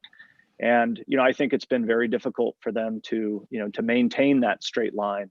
And I think that's ultimately where civilian leadership is just essential. We don't want a society where we are sort of treating the military like a priesthood. We do want strong civilian leadership, and part of that civilian leadership is sort of sheltering the military from these kinds of political wins, political interests, and that's something that I think is becoming harder to do. As more and more of this process becomes politicized. I truly hope that that's something that we can turn the page and move away from, and recognize that if we keep going down that path, it's going to lead us to some pretty dark places.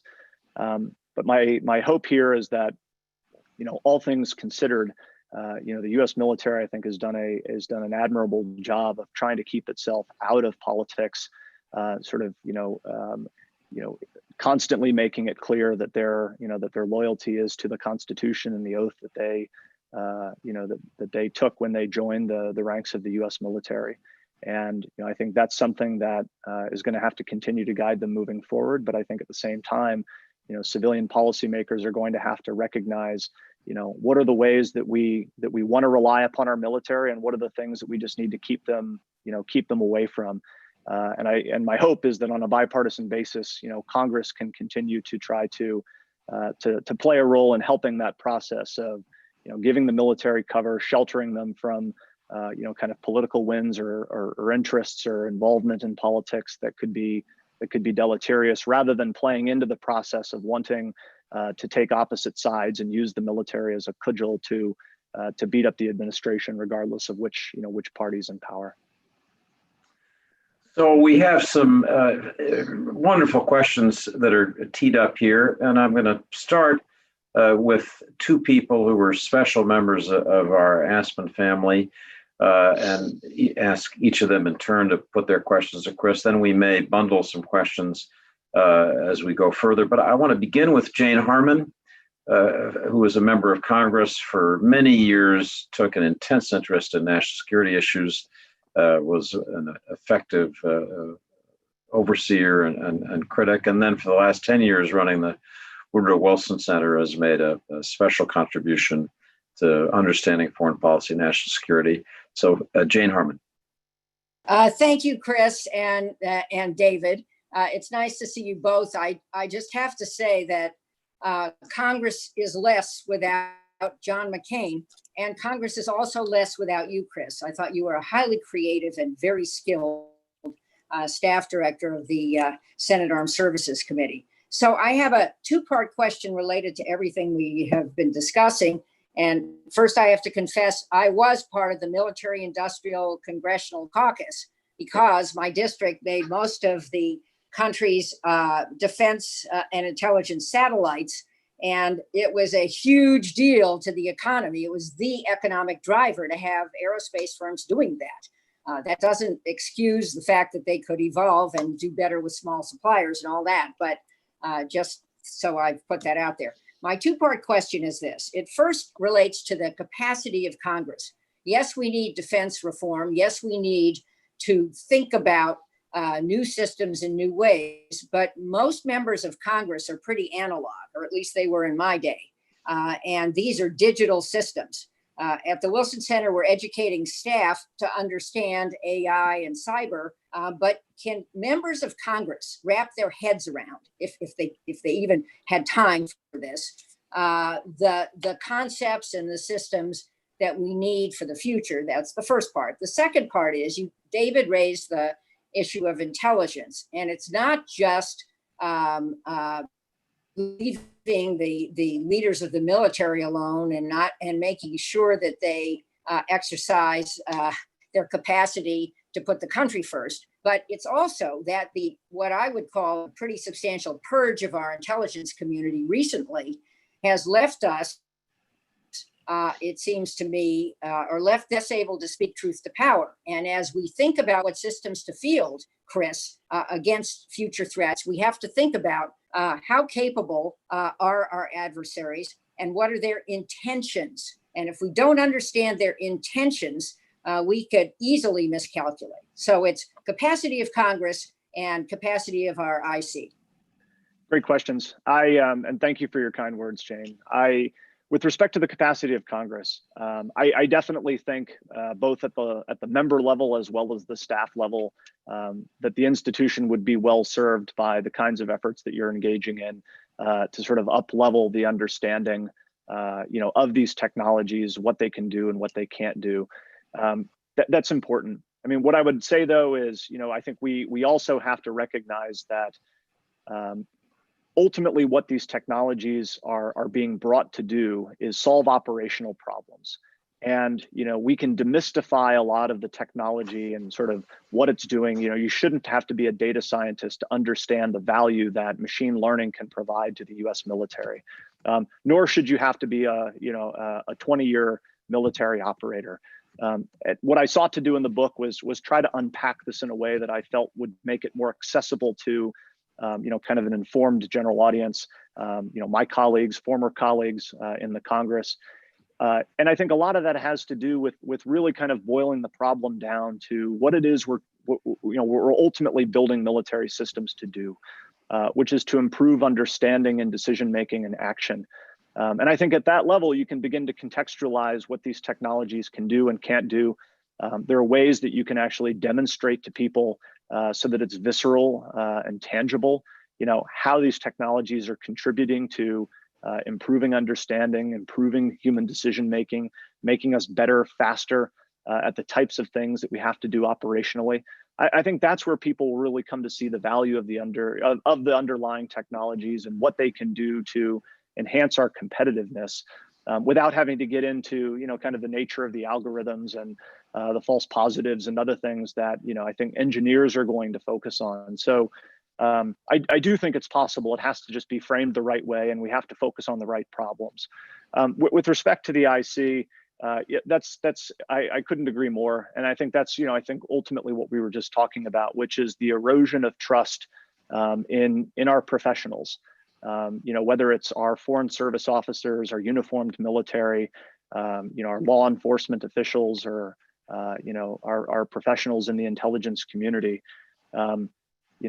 We have an admirable tradition in this country, of people who serve in our government, who are certainly individuals, but who sort of answer a calling higher than themselves, that sort of render service to the country, regardless of which administration's in power, regardless of which party's in power.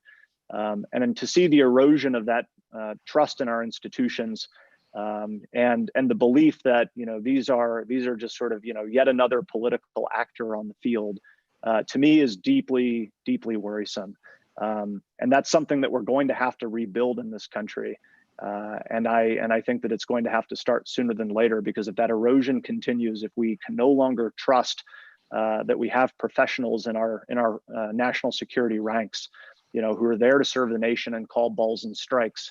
I think then we devolve into a real state of political chaos, and we're at risk of that now, and we've got to correct in the future, or we're going to take a pretty dark path, I think.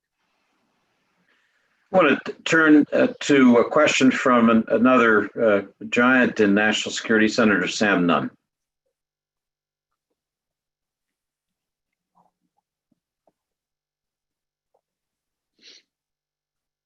Is Senator Nunn still with us? Can you hear me, David? Yes, I hear you, Senator. Speak up, and Chris is waiting. Okay, I was thanking Chris for his great service when he was on Capitol Hill working for Senator McCain, and continued service now. I look forward to reading the book. Procurement system has always been extremely difficult, and I guess now it's even more difficult. I wonder, number one, about Ash Carter's initiative with Silicon Valley, and whether that plays any role here, and whether that should be continued and addresses some of these problems that you point out. My second question deals with the constitutional responsibilities of Congress. My guess is that the founding fathers would have said the two most important responsibilities of Congress under the Constitution, Article 1 is appropriating money, and number 2, declaring war. And of course, the War Powers Act has not worked. It is not working, and no one seems to be overly concerned about it. Although we've been in wars in the Middle East where everybody thinks we ought to get out, but we don't. We can't find a way for almost 20 years now. So does Congress really need to reorganize in order to fulfill its role under the Constitution on war powers, which is pretty darn important, but it seems to me it's almost in total default. So 2 separate questions. Thank you again, Chris. Look forward to reading the book. Thank you very much, Senator. It's great to be with you. I think on your first question, the initiatives that have been launched in recent years, you mentioned the Defense Innovation Unit. These are good, and there are a number of organizations like that have now proliferated. These are good things. I think they're playing an important role in trying to build bridges to the technology community to try to create pathways for kind of startups or new entrants or companies that have not traditionally done national defense work to get started. I think the critical thing, as I was saying earlier, that is still lacking is how do we scale the best performers? Because that's ultimately what's going to, kind of revitalize and help to remake our defense industrial base, make it a more competitive and dynamic ecosystem of technology where you have lots of viable performers who can operate at scale, rather than just a very small number, of very large companies as we have today. I think with respect to the War Powers Act and sort of the general question of war powers and authorization for use of force, this is something that I could not agree with you more, is a problem that people recognize on a bipartisan basis is a problem, that Congress has, delegated a lot to the executive branch with respect to the conduct of war, the authorization for war, sort of how these conflicts are governed. I think the big flag that I would offer is that in the attempt to reframe this, which I think is important, the Congress needs to resist the temptation to try to be, an organization of 535 commanders in chief. The proper role of the Congress in the authorization for use of force is identifying and defining the mission that we want our military to accomplish. We have to be able then as a Congress to defer the execution of that, kind of military operation to the president. And I think the reason we've had an inability to get this system right, to sort of modernize it, as you said, is the lack of trust that has existed between the Congress and the president on that basis. I saw it when I was in the Senate, where you had a Republican-controlled Congress and a Democratic president. I think the same is true now, where you have, a division of power in the Congress and a Republican president. Ultimately, the Congress has to be in the position of defining the mission, but then comfortable delegating the execution of that mission to the president, while still having oversight, control of the funding, mechanisms at its disposal to correct things that it sees going in the wrong direction. I think that if the Congress tries to micromanage our military operations and the conduct of military operations, we're going to end up creating more problems than I think we are going to solve. So I regret we only have 2 minutes left. I'm going to take the top 2 names on my list of questioners. Please keep your questions if you can, 20 seconds or so. Nancy Bober and then Vigan Jyoti. We'll ask the questions and we'll come back to Chris for a final comment. Nancy.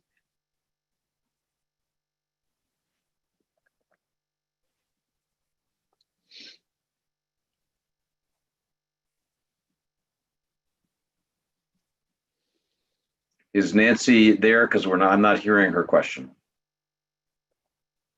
So let's go to Vigan. If Vigan Jyoti is there, we'll ask you to give your question.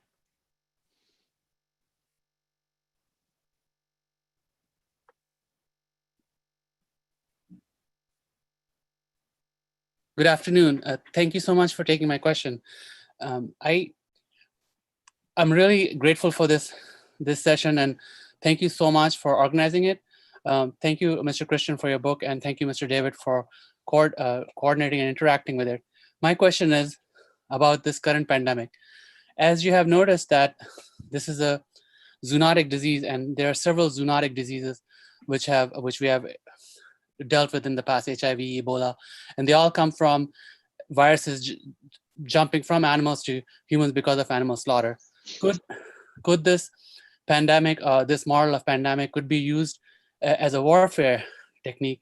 And what can we do to prevent future such viruses or future such pandemics, since we have live markets not only in China but also there are several wet markets in US also. Good question, Chris. That's a chilling way to end it, but that's a good question for you. Yeah, well, I guess a chilling answer is, as I worked on this book and, spent a lot of time looking closely at, a lot of these emerging technologies and advanced technologies. The one that I am most concerned about is actually not artificial intelligence, as much as people are concerned about that. It's biotechnology. And specifically around this question of biological warfare.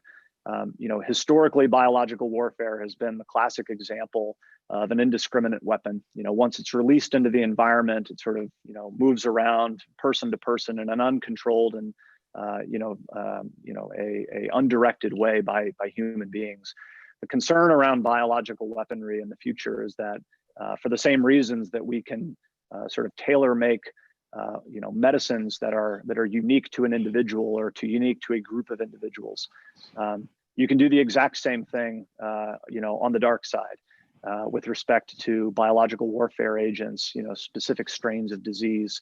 And, it's something that I think we need to be very cognizant of as a country, very, what our competitors might be doing in this regard. That to me is a huge area of concern.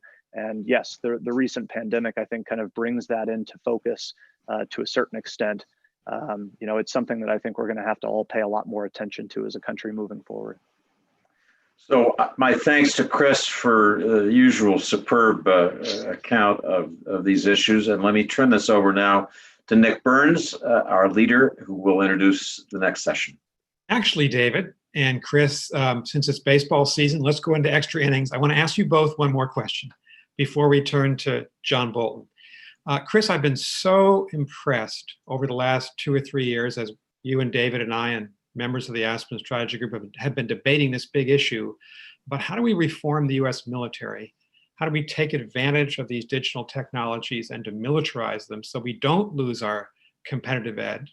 Here's the question for both of you. And David, you're a great student of this. Do we risk losing our military advantage to China? Can both of you or either of you foresee a scenario where the United States becomes effectively the number 2 military power in the world because China's been more focused on AI, on biotech, on quantum, in reformulating those technologies for military purposes? I don't think any of us want to see that, but is it in the realm of the possible if we don't act? Chris and David. So I'll take a stab first, and would love to have David answer as well. I think it's absolutely a possibility. I think that the course that we are on is a course that will take us there. And it's not because we are not spending enough money. It's not because we don't have access to fantastic technology in America, or that somehow we have less human capital or our people are less focused. Actually, we have all of that going for us.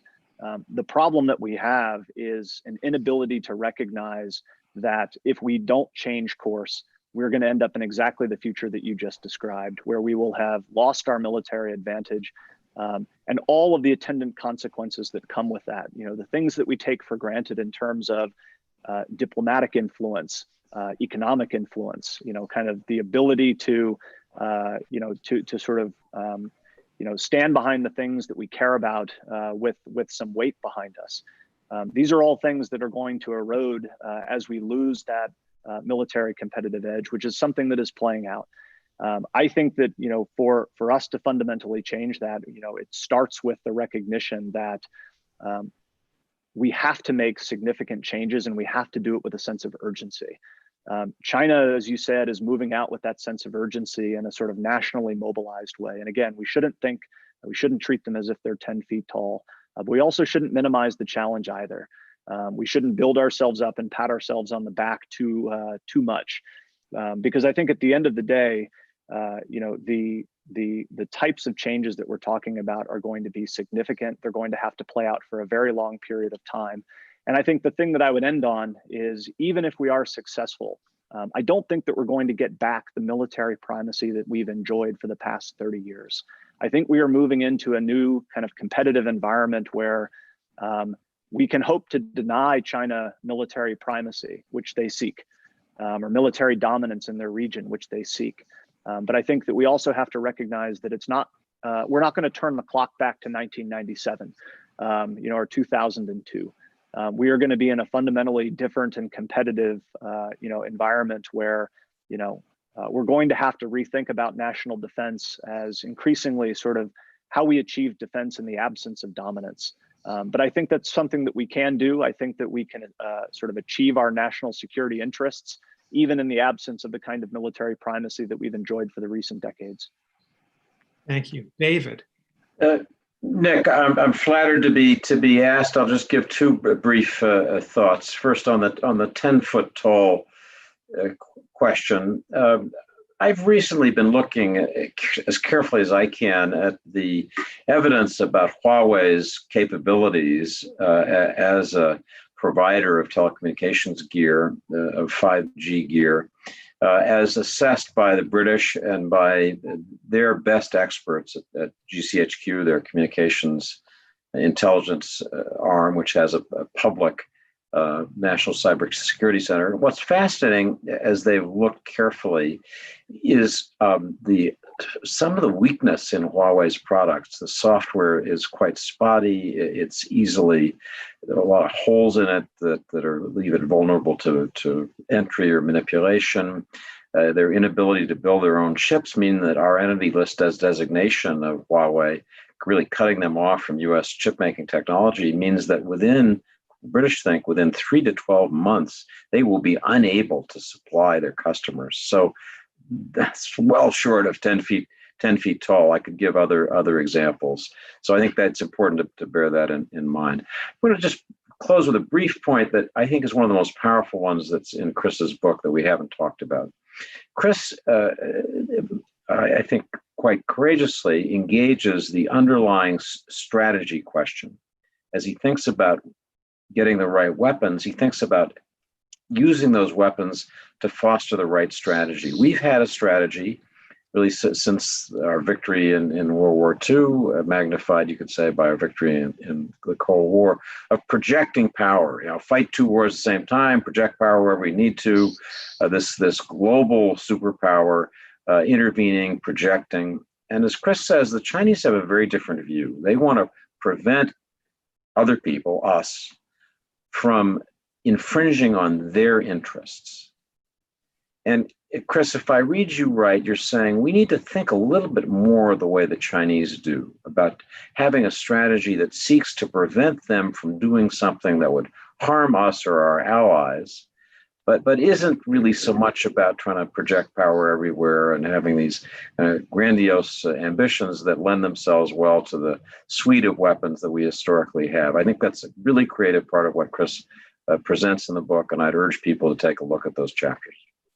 David and Chris, thank you. This has been a compelling discussion.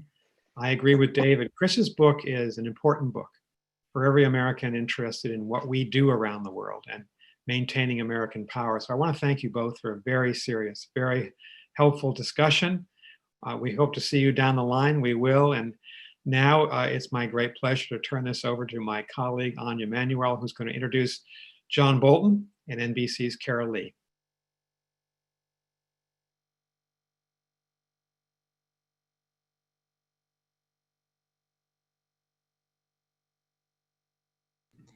Please welcome Anya Manuel, Director of the Aspen Strategy Group.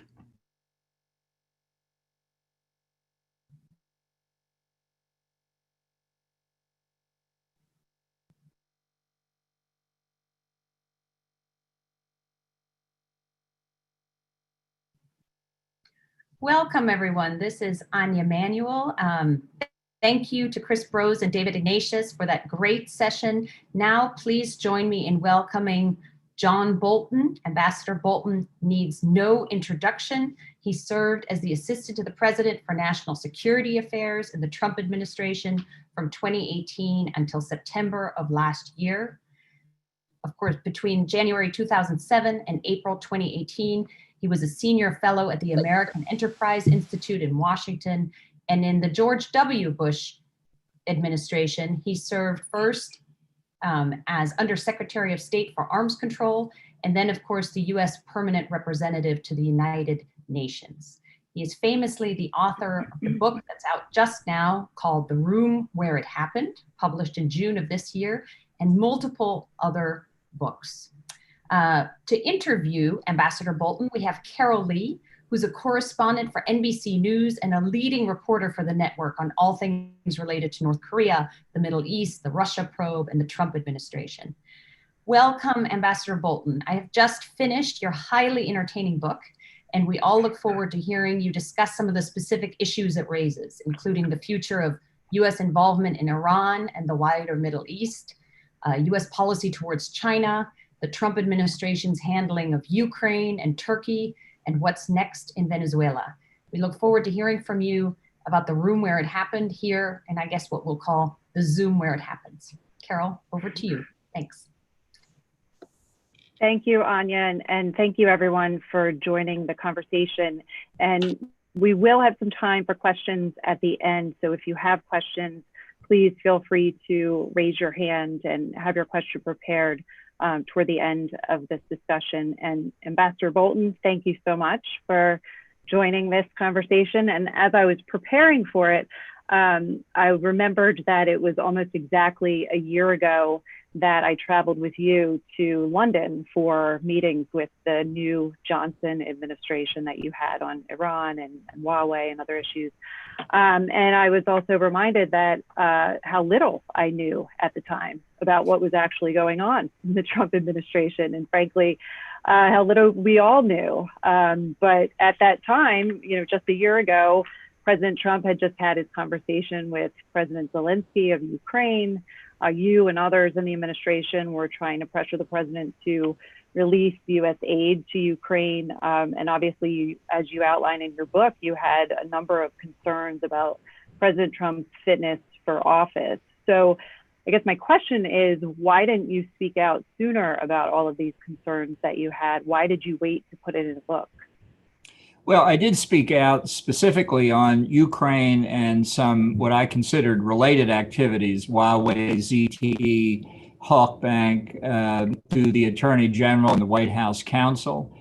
During my time at the White House on Ukraine, I was concentrated on getting the security assistance delivered before the money disappeared on September the 30th because of our fiscal rules and practices. After I got out of the administration, I watched what was happening on Capitol Hill.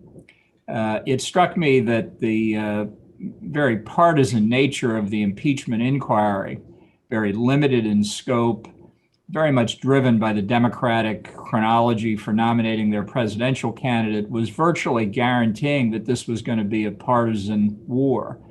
And that's exactly what it turned out to be. In many respects, it struck me as taking an opportunity and driving straight into a ditch with it. And the idea that impeaching the president would somehow deter him from engaging in the kind of conduct that we saw in Ukraine turned out to be exactly the opposite of what happened, because by seeing Trump acquitted in the Senate, his conduct was in no way deterred. If anything, it was enabled. And there are a lot of maneuverings. I describe many of them in the book about the testimony issue. But the model that the Democrats followed really closely resembled the Republican effort to impeach Clinton during his administration, and did not resemble the ultimately successful Watergate approach, where Sam Ervin reached out across the aisle to Howard Baker, and a more bipartisan approach was developed. So I was prepared to testify at the end of the day in the Senate, But as Senator Lamar Alexander said a few days before the Senate voted not to have any witnesses, myself included, Lamar Alexander very candidly said, we believe everything the Democrats say about what Trump did in the Ukraine. We just don't think it rises to the level of an impeachable offense. So the bottom line is, I don't think my testimony would have made any difference to the ultimate outcome, and I think that's pretty clear. And I felt that there was a larger story to tell that didn't come out in the impeachment process, and I don't think would have. So I don't want to say it would take a village to tell this story, but I did think it took a book. And there was once a point where writing a book was an honorable enterprise. I think it still is.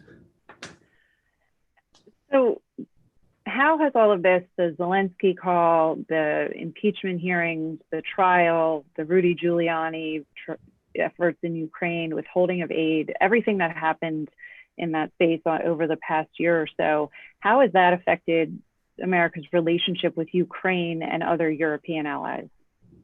Well, I try and tell foreign journalists and political figures who ask me about this whole subject that the best thing to do is to treat Donald Trump as an anomaly.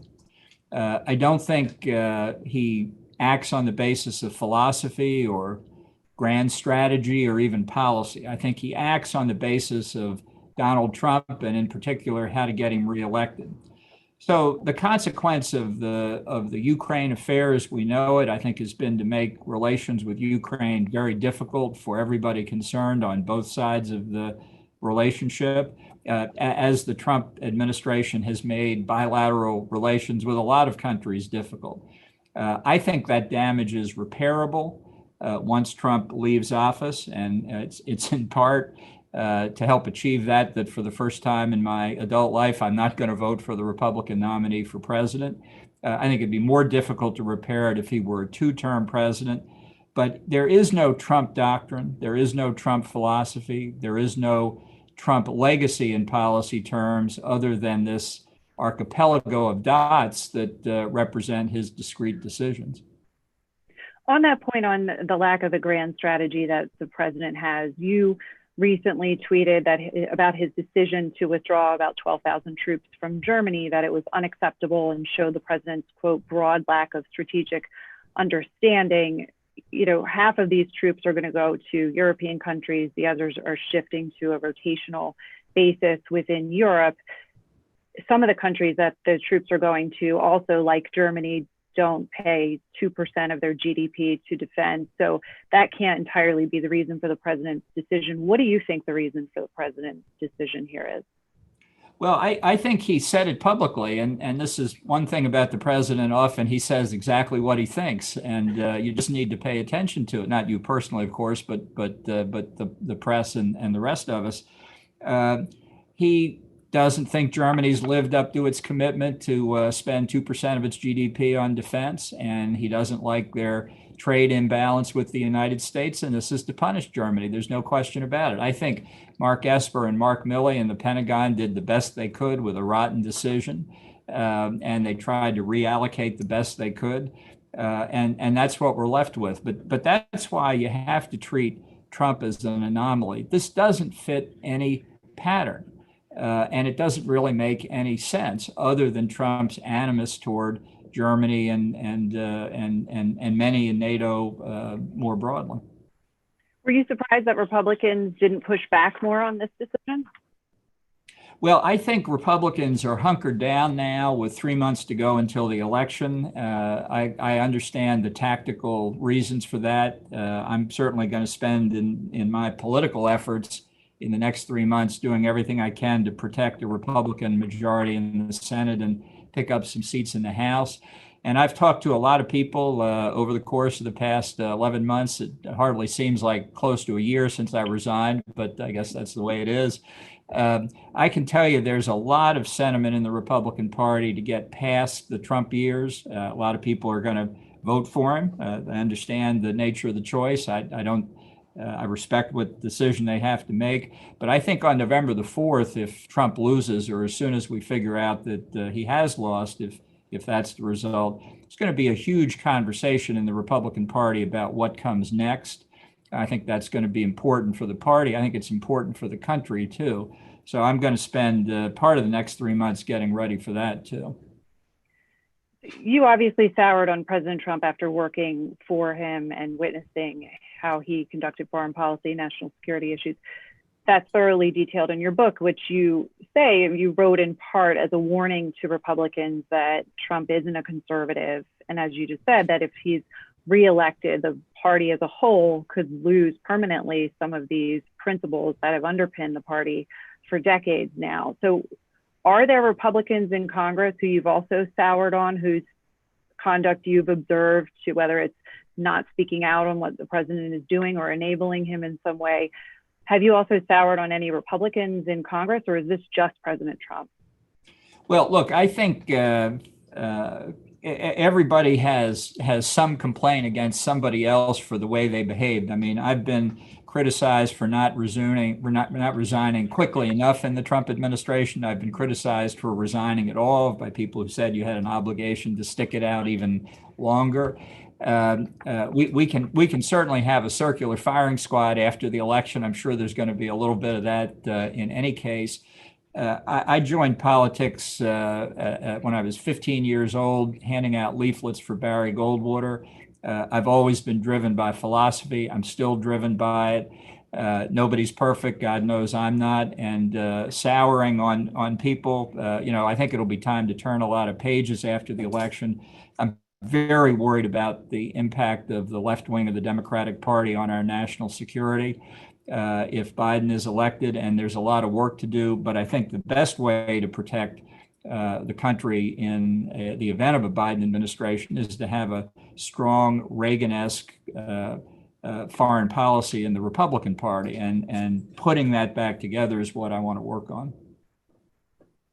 Okay, it sounds like it's just very narrowly President Trump, not necessarily anyone else in the party. I do want to ask you about coronavirus. We're now at over 150,000 deaths. Cases are continue to rise.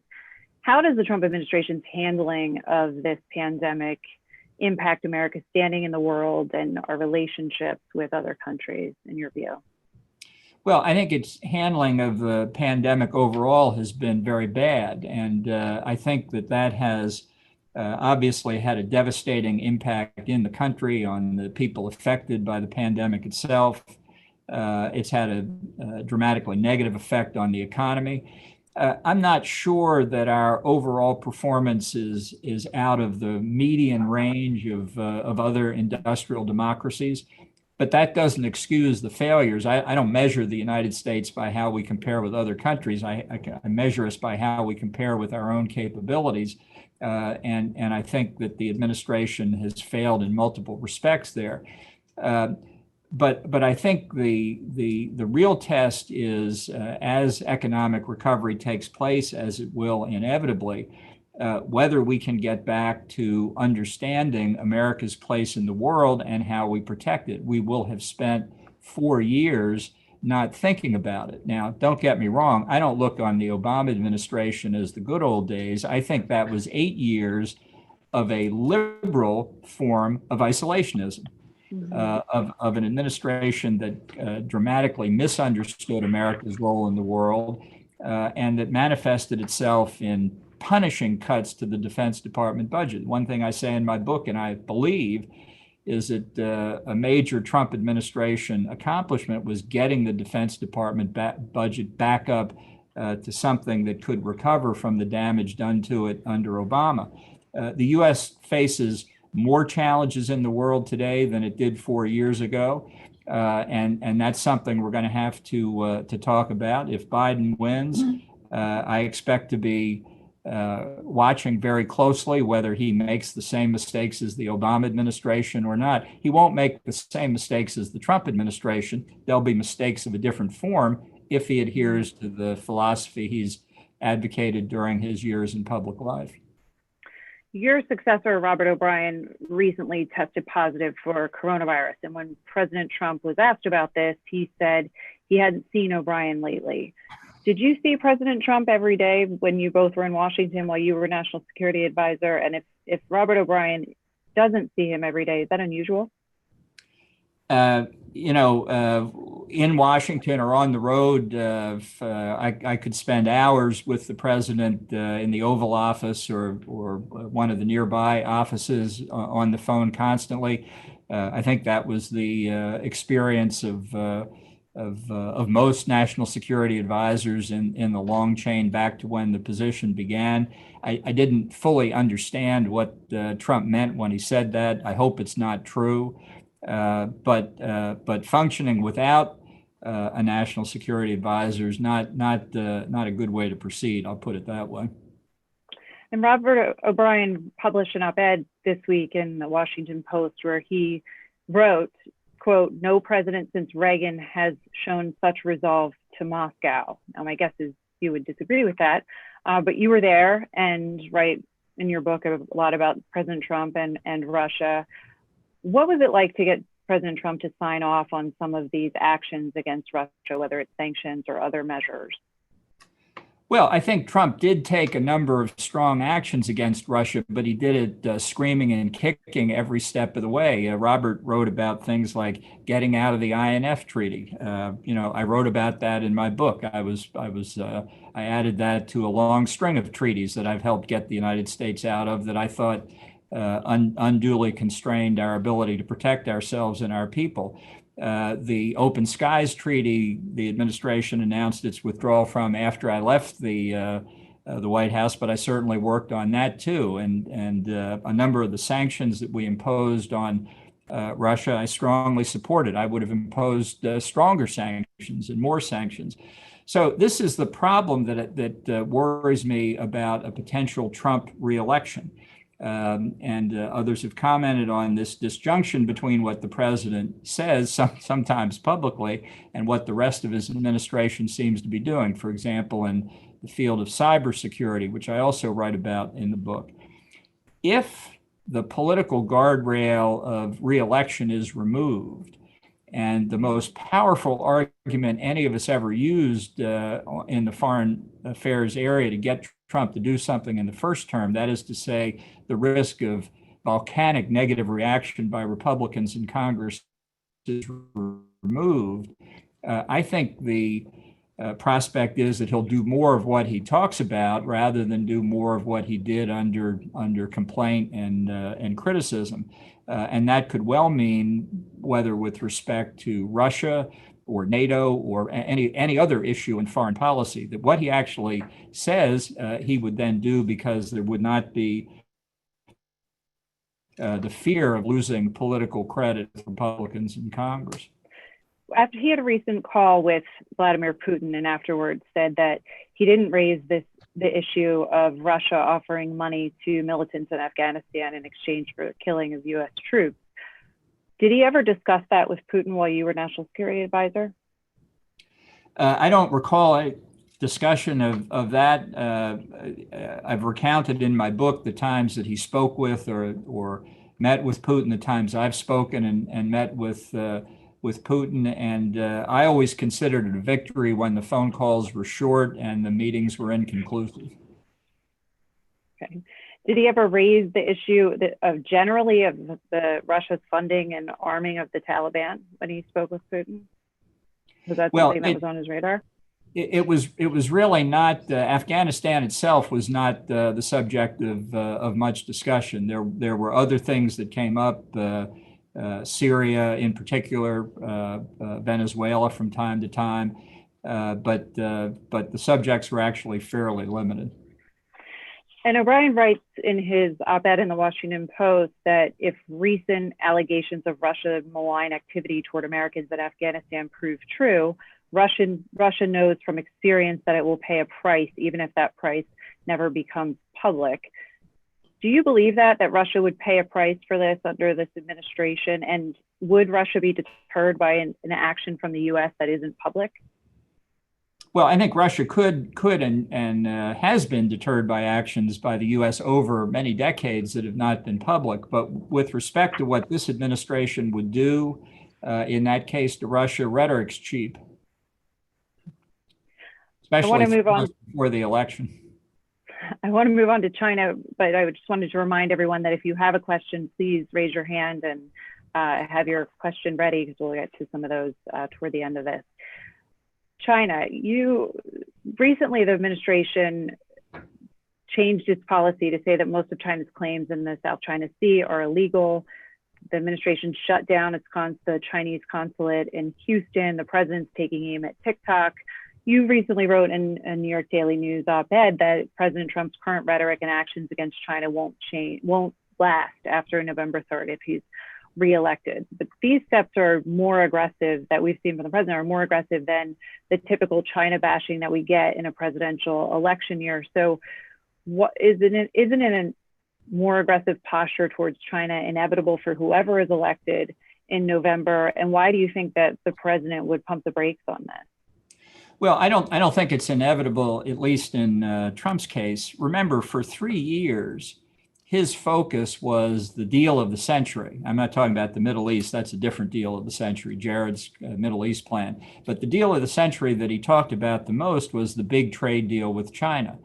Now, it's a complex and important subject, but I don't think the Chinese were really ever ready to make the concessions they needed to make to stop stealing our intellectual property, engaging in forced technology transfer and the like, because as a business model, it worked too well for them. But leaving that aside, the president overlooked a huge range of Chinese activity in pursuit of that deal.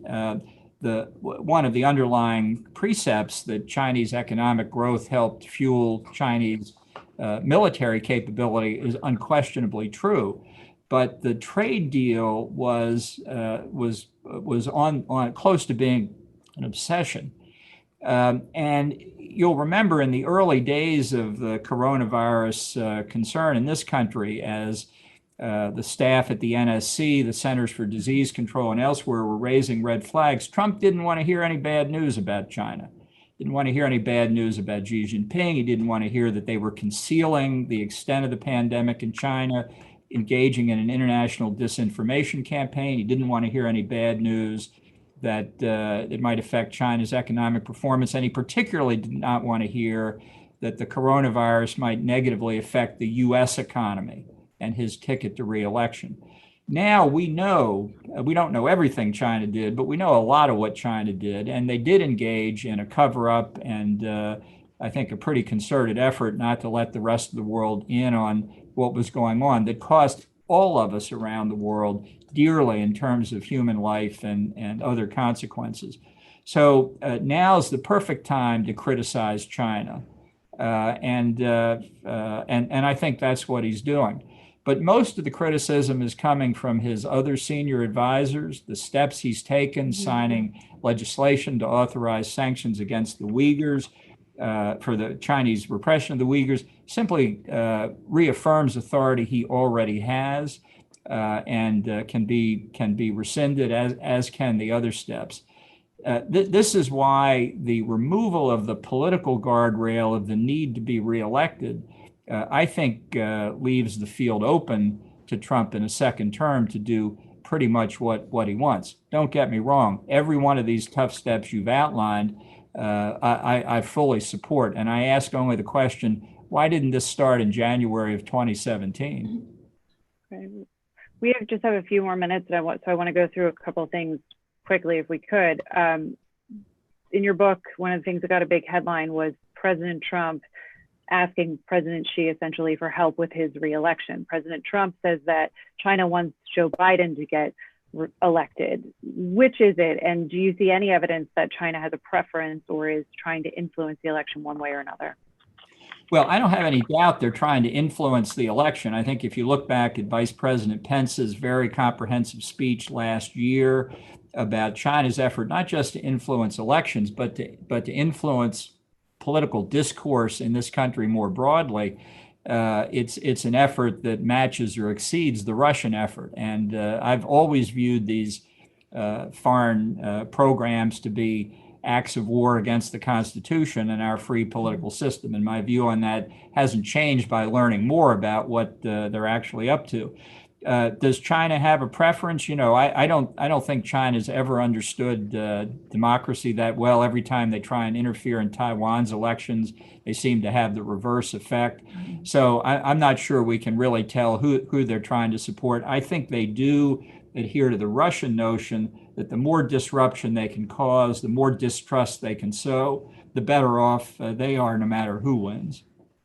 Which one of our adversaries do you see potentially generating an October surprise? And I know you've said that the president could do a Kim Jong-un summit and create his own October surprise. There are concerns within the administration and on the outside that he could engage in a military conflict to try to salvage his reelection chances, particularly with Iran.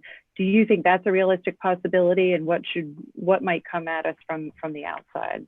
No, I'm less worried about Trump doing a wag the dog scenario in terms of military activity than I am about a lot of blue smoke and mirrors, like meeting with Kim Jong-un, declaring an end to the war on the Korean Peninsula, a solution to the nuclear program.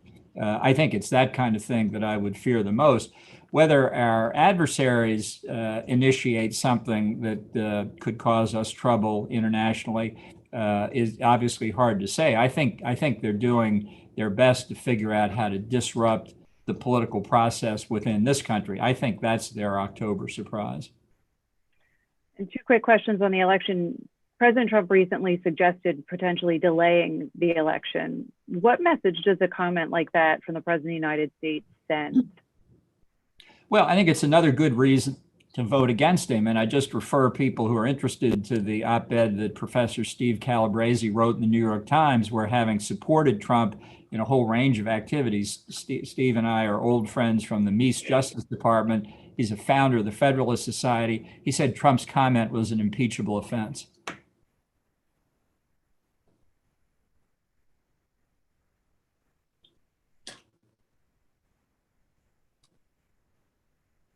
I think we've lost the connection here. Wait, are you back? I think you froze. Yeah, I'm back. Did you hear the answer? I did not. I'm sorry. Apologies for that. What was it? Well, I think everyone else heard it. Okay. Hopefully. So that's good. Just in the interest of time, I want to ask you about the op-ed you wrote in the Daily News also, where you mentioned that President Trump's election strategy is hoping his faults will be overlooked and compared to the dangers the Biden administration would pose. And you said that conservatives, independents, and Republicans can legitimately reject Trump, however unhappy they are with Biden. Do you believe that Biden would be a better president than Trump when it comes to America's national security? No, I think they're both. It's going to be an unhappy election day for me, whoever wins, for very different reasons. I think Biden will be at best pursuing the Obama administration's foreign policy, which I thought was mistaken in material respects. I worry about the impact of the left wing of the Democratic Party on the direction of his administration. I don't have any questions or doubts about Biden's integrity. This is a philosophical difference, and it's why I can't vote for him. I'm gonna pick a name which I haven't picked yet and write in somebody rather than vote for either one of them. Okay, if we could move to questions, that would be great. I believe that Ambassador Chris Hill has a question. He's available.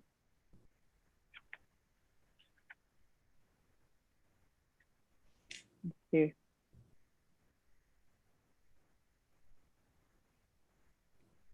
I'm not hearing anything. If sounds like, yeah, it sounds like they're getting that ready. Hi, good to see you all. Here we go. There we go. John, this will not shock you, but I have a question related to North Korea strategy. Do you think the president, having decided that maybe his personality is not enough to get them to give up nuclear weapons, will think that withdrawing troops from Northeast Asia is the way to go? Does he really, he's got this notion of withdrawing troops from a number of allies. And do you think this might be something he would try to do in a second administration in Korea?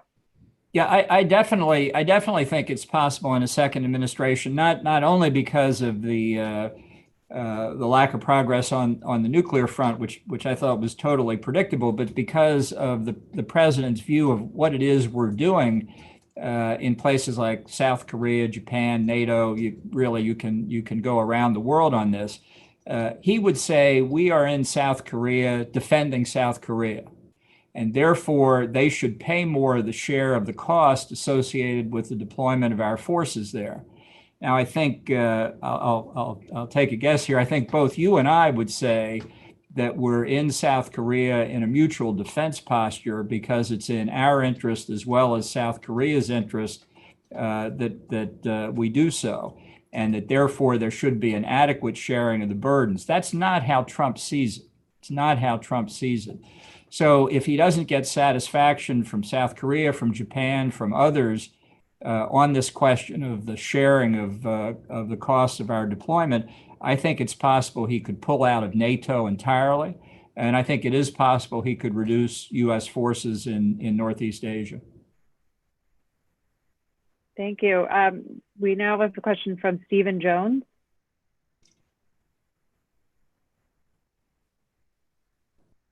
Just takes a minute, Ambassador.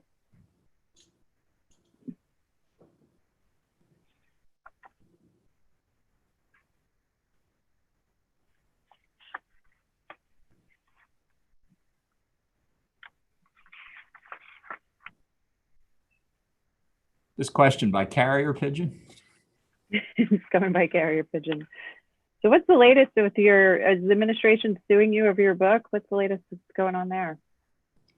Well, we're in litigation over that now, and we'll see what happens.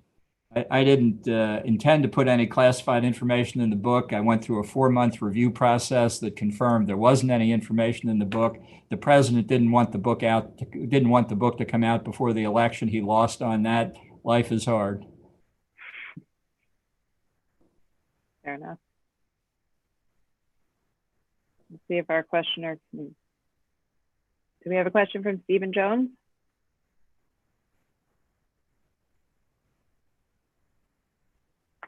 Sorry, we're all just learning the new Zoom process here. Let's see who else we have. We have John Scott.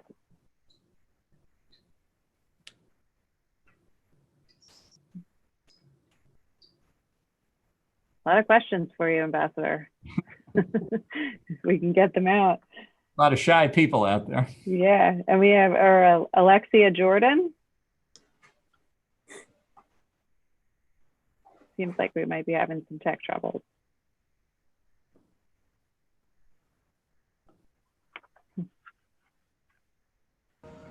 Yep. A lot of shy people. Oh.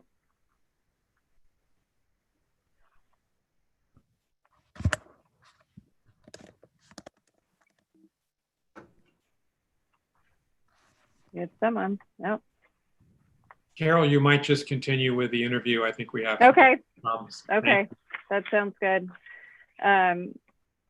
One thing I was wondering, I'm sure you've seen that one of your predecessors is in the running for vice president. You've had some interactions lately with Susan Rice, who appeared at Vanderbilt, and you reached out to her when you became national security advisor. One of the things people say is that could be a drawback is that she's never held elected office. Do you think Susan Rice is qualified to be vice president? Well, I don't think she's going to be selected because I think ultimately Biden wants somebody who has run for office, and starting your career as vice president pretty high up. On the other hand, I never ran for public office, and I thought about running for president in 2012. So I wish her good luck, but I don't think she's going to get it. Okay. Not that I have insight into Joe Biden's thinking. Don't get me wrong. Fair enough. The Taliban yesterday tweeted a photo of Secretary Pompeo and them meeting via video conference to have a conversation before intra-Afghan talks begin. They said that it was essential that the remaining prisoners be released before those talks can get underway. And interestingly, the Taliban put that out, that there was a meeting before the State Department said anything about it. Do you think it's possible to trust the Taliban or to structure a peace deal in a way that where it doesn't matter necessarily if you trust them because there are checks within the deal that make that sort of a moot point? Did the Taliban make that tweet before or after they attacked the prison and released 1,000 prisoners contrary to the agreement? Look, I don't trust the Taliban. I think the course we're on now is going to lead to Taliban taking over Afghanistan again. I have very bad sense of the direction this is going. I think that reduction of the American forces there to the level it's presently reached is it is the bare minimum necessary to protect American interest. It was the best I thought I could do a year ago before I resigned, but I did it very unhappily. I would not have pursued this course. I would certainly not have signed this agreement. But I think Trump is determined to get out one way or another. And I hope that's not the Biden policy, because I fear terrorism renewed in this country if we do. Okay. On North Korea, it was about a year ago that President Trump, you were there for the whole North Korea outreach effort. And about a year ago, President Trump received a letter from Kim Jong-un. It's one of the last letters he got from him. And he said that in the letter, Kim had apologized for recent missile tests. And that struck some Korea experts as odd, that that's not necessarily something that Kim Jong-un would do, apologize. Did he apologize in that letter? Well, I'm not sure I've seen or know what's in the most recent letter, but it was Trump. This was last August while you were still there. Yeah, it's Trump himself downplayed the significance of the missile tests, despite their being in violation of multiple Security Council resolutions that I worked on when I was at the UN. So an apology from Kim Jong-un is not anything that I would look for. I will tell you, with respect to these letters generally, that one day they will be public. And all of the comments that Donald Trump has made about how wonderful they are, how beautiful the letters they are, what a good relationship he has with Kim Jong-un, if Donald Trump is capable of being embarrassed, he will be embarrassed when those letters become public. Because they're silly. Negative. Because they're silly letters written by some communist apparatchik that were intended to impress Donald Trump and unfortunately did. One of the things where we started on Ukraine, if we could go back there for a second, you raised your concerns about President Trump with Attorney General Barr, and he didn't share your concerns, but he did pursue this internal investigation into the Russia investigation. And we know President Trump has said Obama administration officials like Susan Rice is a criminal, and President Obama committed treason. You write in your book, which was one of the things I found very interesting, that John Kerry was someone that the president almost daily said should be investigated for the Logan Act. Part of this investigation that the U.S. Attorney John Durham is doing involves traveling around the world talking to foreign governments about American citizens. Do you think that's appropriate? Well, let me just say, with respect to what I told the Attorney General, I don't know what he did with it to pursue it. In fact, it may well be ongoing. I was trying not to do everybody else's job. I got criticized enough for that. I gave it to the Attorney General and the White House counsel. Let them pursue it. Look, I don't make any bones about this. I think the Logan Act is flatly unconstitutional. I don't think you can restrict Americans talking to foreign governments. I do it all the time. So maybe I should be prosecuted under the Logan Act.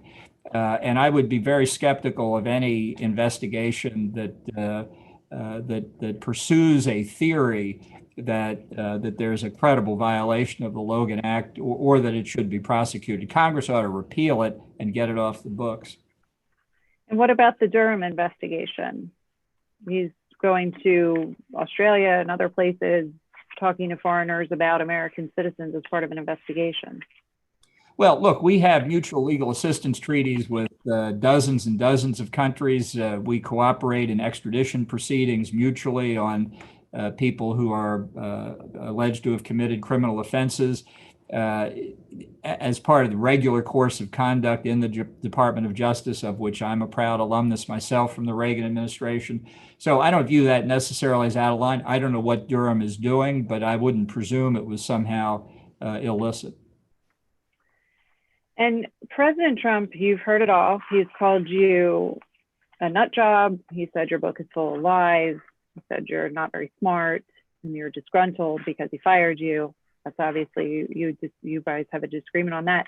At what point in your 17 months as National Security Advisor did you decide that Donald Trump was unfit for office?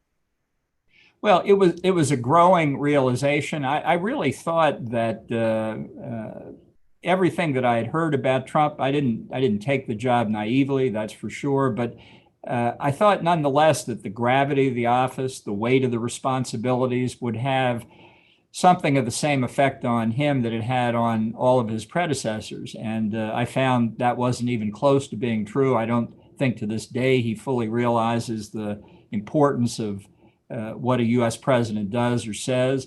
But there were, any number of occasions when I had thought about resigning before I ultimately did. And whether I should have resigned earlier or should have hung on longer, as I said before, I've been criticized in both directions on that. True. There's no doubt in my mind, though, that Trump is not qualified to be president, and that's sufficient reason to be against him in and of itself. Was it like a week in or a couple of months, or at what point did it really dawn on you that this was not at all what you thought it was going to be?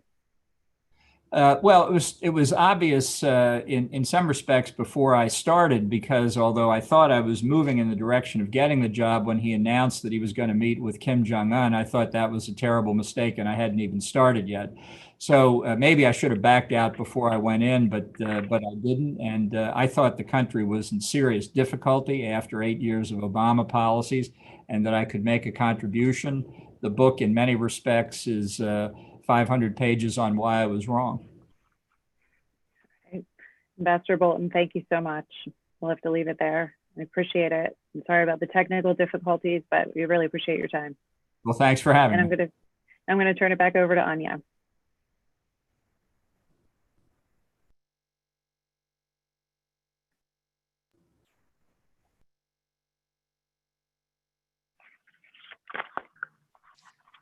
Hello, thank you very much, both Carol and Ambassador Bolton, for being with us. Apologies for the technical difficulties. We are trying something brand new, which is to have 1,000 participants in Zoom actually able to participate and ask questions. It was working perfectly this morning. It doesn't work perfectly every time, so I hope you'll bear with us. Thank you again for that fascinating discussion that covered everything from liberal isolationism under President Obama to Afghanistan, North Korea, to rebuilding the Republican Party after President Trump. We now have an 8-minute break. I hope you'll join us promptly at 1 o'clock with the current U.S. Ambassador to the United Nations, Kelly Craft. See you soon. Thank you.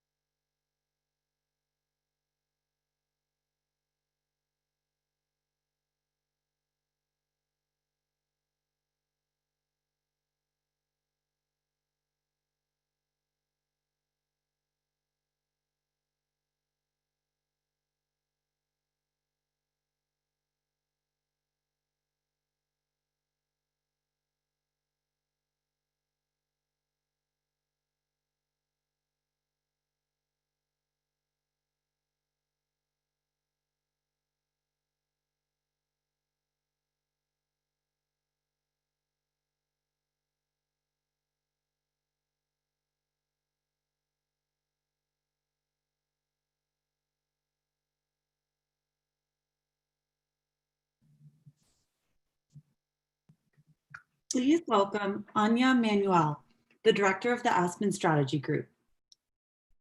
Welcome back, everyone, and thank you for joining us for that last session with Ambassador Bolton.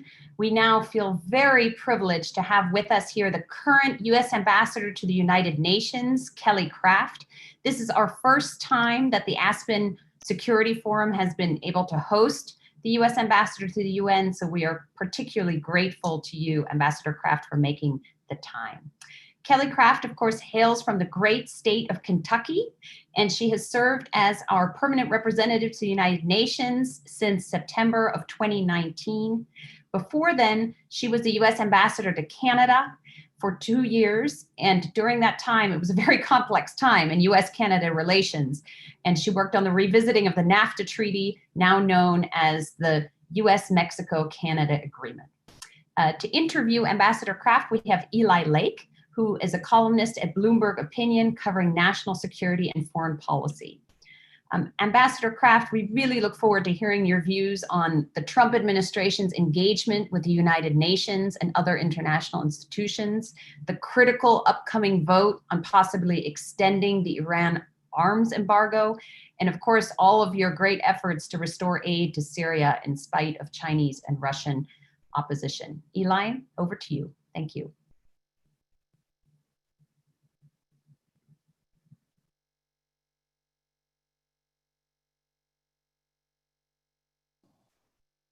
Okay, sorry about that. Well, thank you so much for doing this, Ambassador.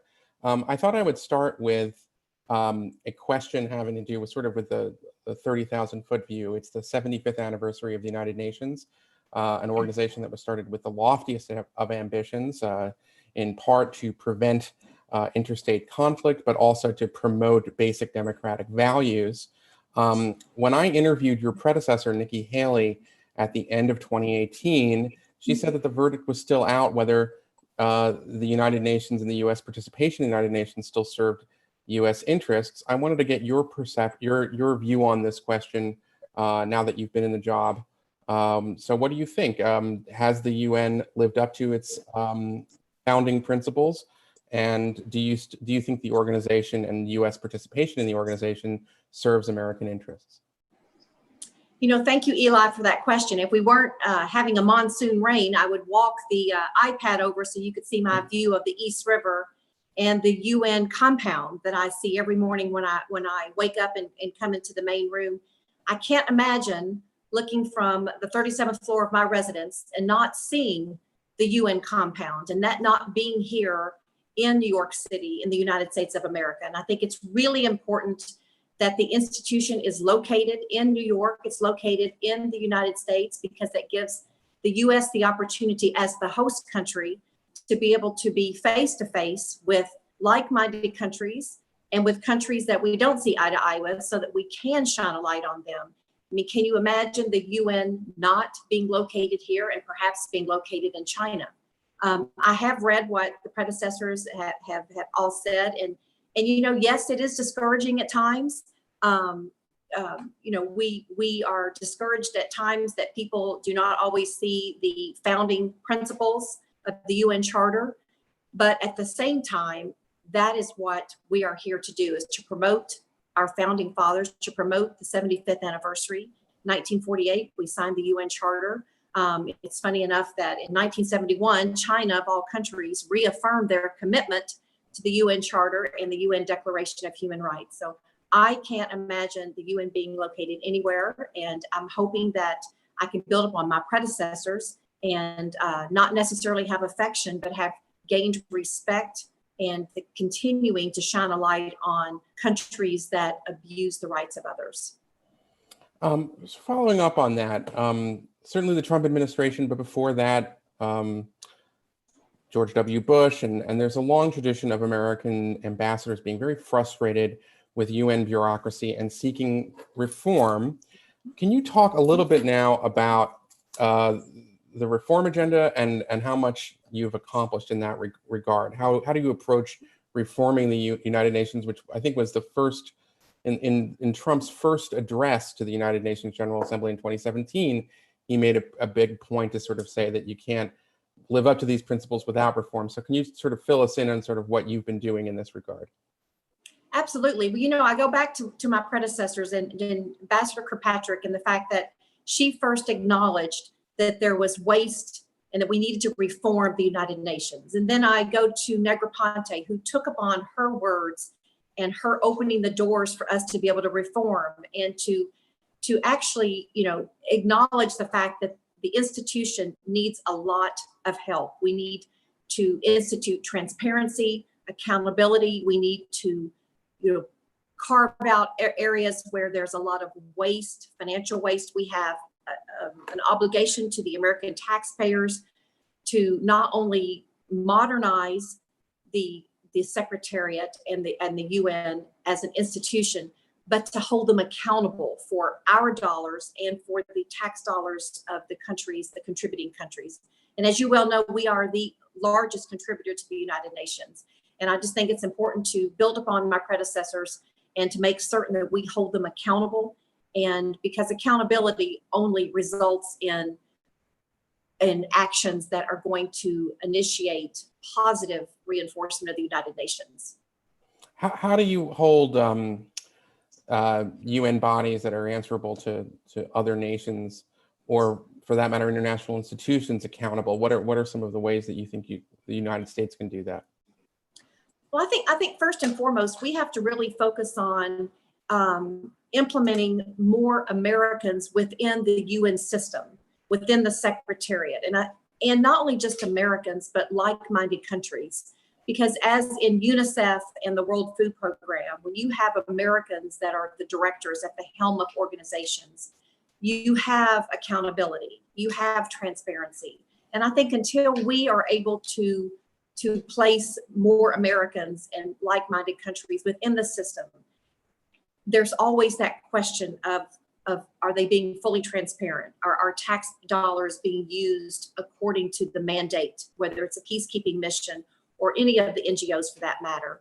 So that is foremost. And I think we need to also really pull in public-private partnerships within the UN system, because I can tell you that the private enterprises, the private industry, private individuals are going to demand transparency, and they're going to demand accountability. And we will pull out of organizations where we don't think that our funding is being used appropriately, as we have shown in the past, and we will continue to do so. And I think it's only important for all the member states to demand transparency and accountability for their taxpayers as well. Well, this dovetails into my next question, which is about Secretary of State Pompeo has really had almost a public awareness campaign about what he would say would be this sort of the predations of the Chinese Communist Party. And a big focus of that has been on the UN international organizations and trying to compete for the leadership and also key personnel in these organizations. In some cases, like the World Health Organization, President Trump has pulled out. Can you give us a sense of where that campaign is right now, and what are some of the successes, and in your view, where is there room for improvement? Eli, let's go back to 2016 during President Trump's campaign. This was one of his platforms, is really shining a light on China, whether it is China stealing from our economy, our intellectual property. It's all been about China. And this is just a continuation of the president's platform. The secretary is every day we are shining a light on the way that China is behaving, whether it be through the WHO. I mean, the United States has been the largest contributor of WHO, and basically that's been to be a mouthpiece for China. And so therefore, that's why we withdrew from the WHO. We are working very hard on different organizations within the UN during elections like WIPO, the intellectual property, to make sure that the Chinese, that their candidate does not win. Because the more people that we can have within the UN system that are either Americans or like-minded countries, the more transparency and the more that we are able to really shine a light on China. And it is daily that they are abusing the rights of others or abusing the UN system. They are increasing their contributions, and it's really to manipulate the system. It's not in order to to lift up other countries as the US, as our number one priority is at the UN. It is to manipulate through the system their own agenda. And, you know, the General Secretary Xi and the Communist Party of China want to bring in their ideals and want to bring in their people. We cannot allow this to happen. And in every day that I'm in the council, we will be shining a light on China and other countries that also are abusing the rights of others and abusing this system. Well, you know, on that point, we know that there's been some very good public reporting on how China conducts its own diplomacy. They can get very personal and offer bribes. They can offer countries loans. They can do all kinds of things to try to secure votes in these international organizations for Chinese chosen leaders and other things like that. Tell me about how the United States does its counter diplomacy in this regard. Do we play a similar kind of hardball? You know, I don't think we need to play hardball. I think that with every day that we shine a light on China within the council or from Washington, from the administration, that is allowing the member states to see that China may come in and offer help, but they're also offering ownership.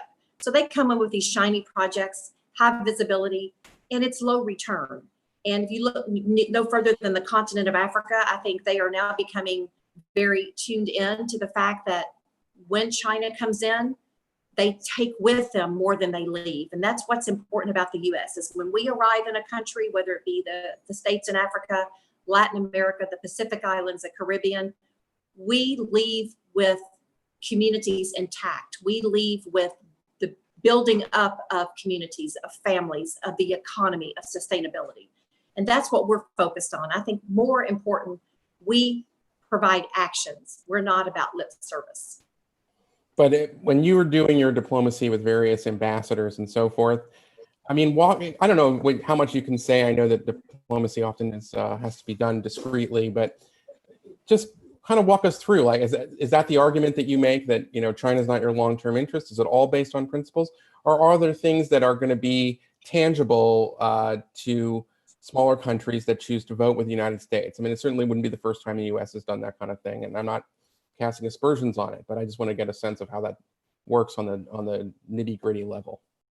I think the way I choose to my daily interaction is building relationships with some of the smaller countries, regardless of the fact of their relationship with China, because what we have to do is show them action. I have to show them interest in their country and in their needs. And then I will take it to the administration, whether it be to the development, you know, areas of the administration where we can come in and help build, most importantly, help build them sustainable communities. When I first arrived, I took a lot of the acknowledgement from George H.W.'s book and how he arrived at the UN and reached out to the smaller countries, and he himself went to visit them, as did Ambassador Negroponte. I did the same thing, and until COVID-19, I was seeing them face to face. During COVID time, I used those months to actually reach out via text and phone to the other member states and just to have a conversation. They need to be listened to. They need to be acknowledged that they matter. The votes come later. I think when you develop that relationship, you don't have to ask for the vote because you have the ground floor. When you ask someone for a vote and you don't have that relationship built, these are smart people. They're here for a reason. They're here because they are the cream of the crop of their diplomats.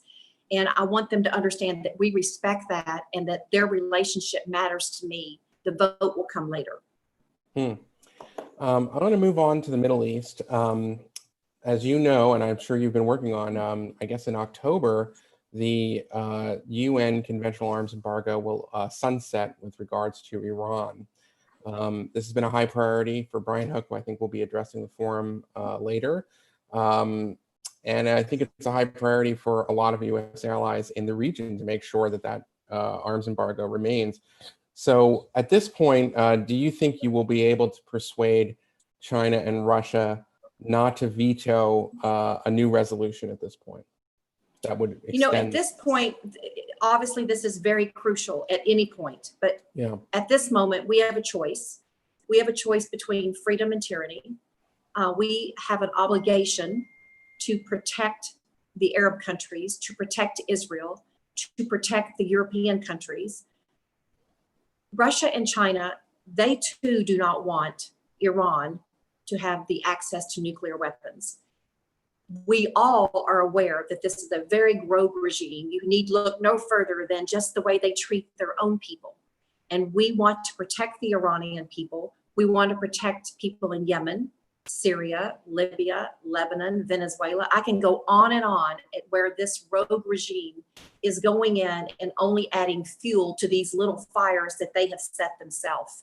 I think it's really important that we started early, because this is obviously a very crucial issue that will affect the world for generations to come. China and Russia have threatened to veto. Yes, that's accurate. However, I also know that they understand that there's a choice here.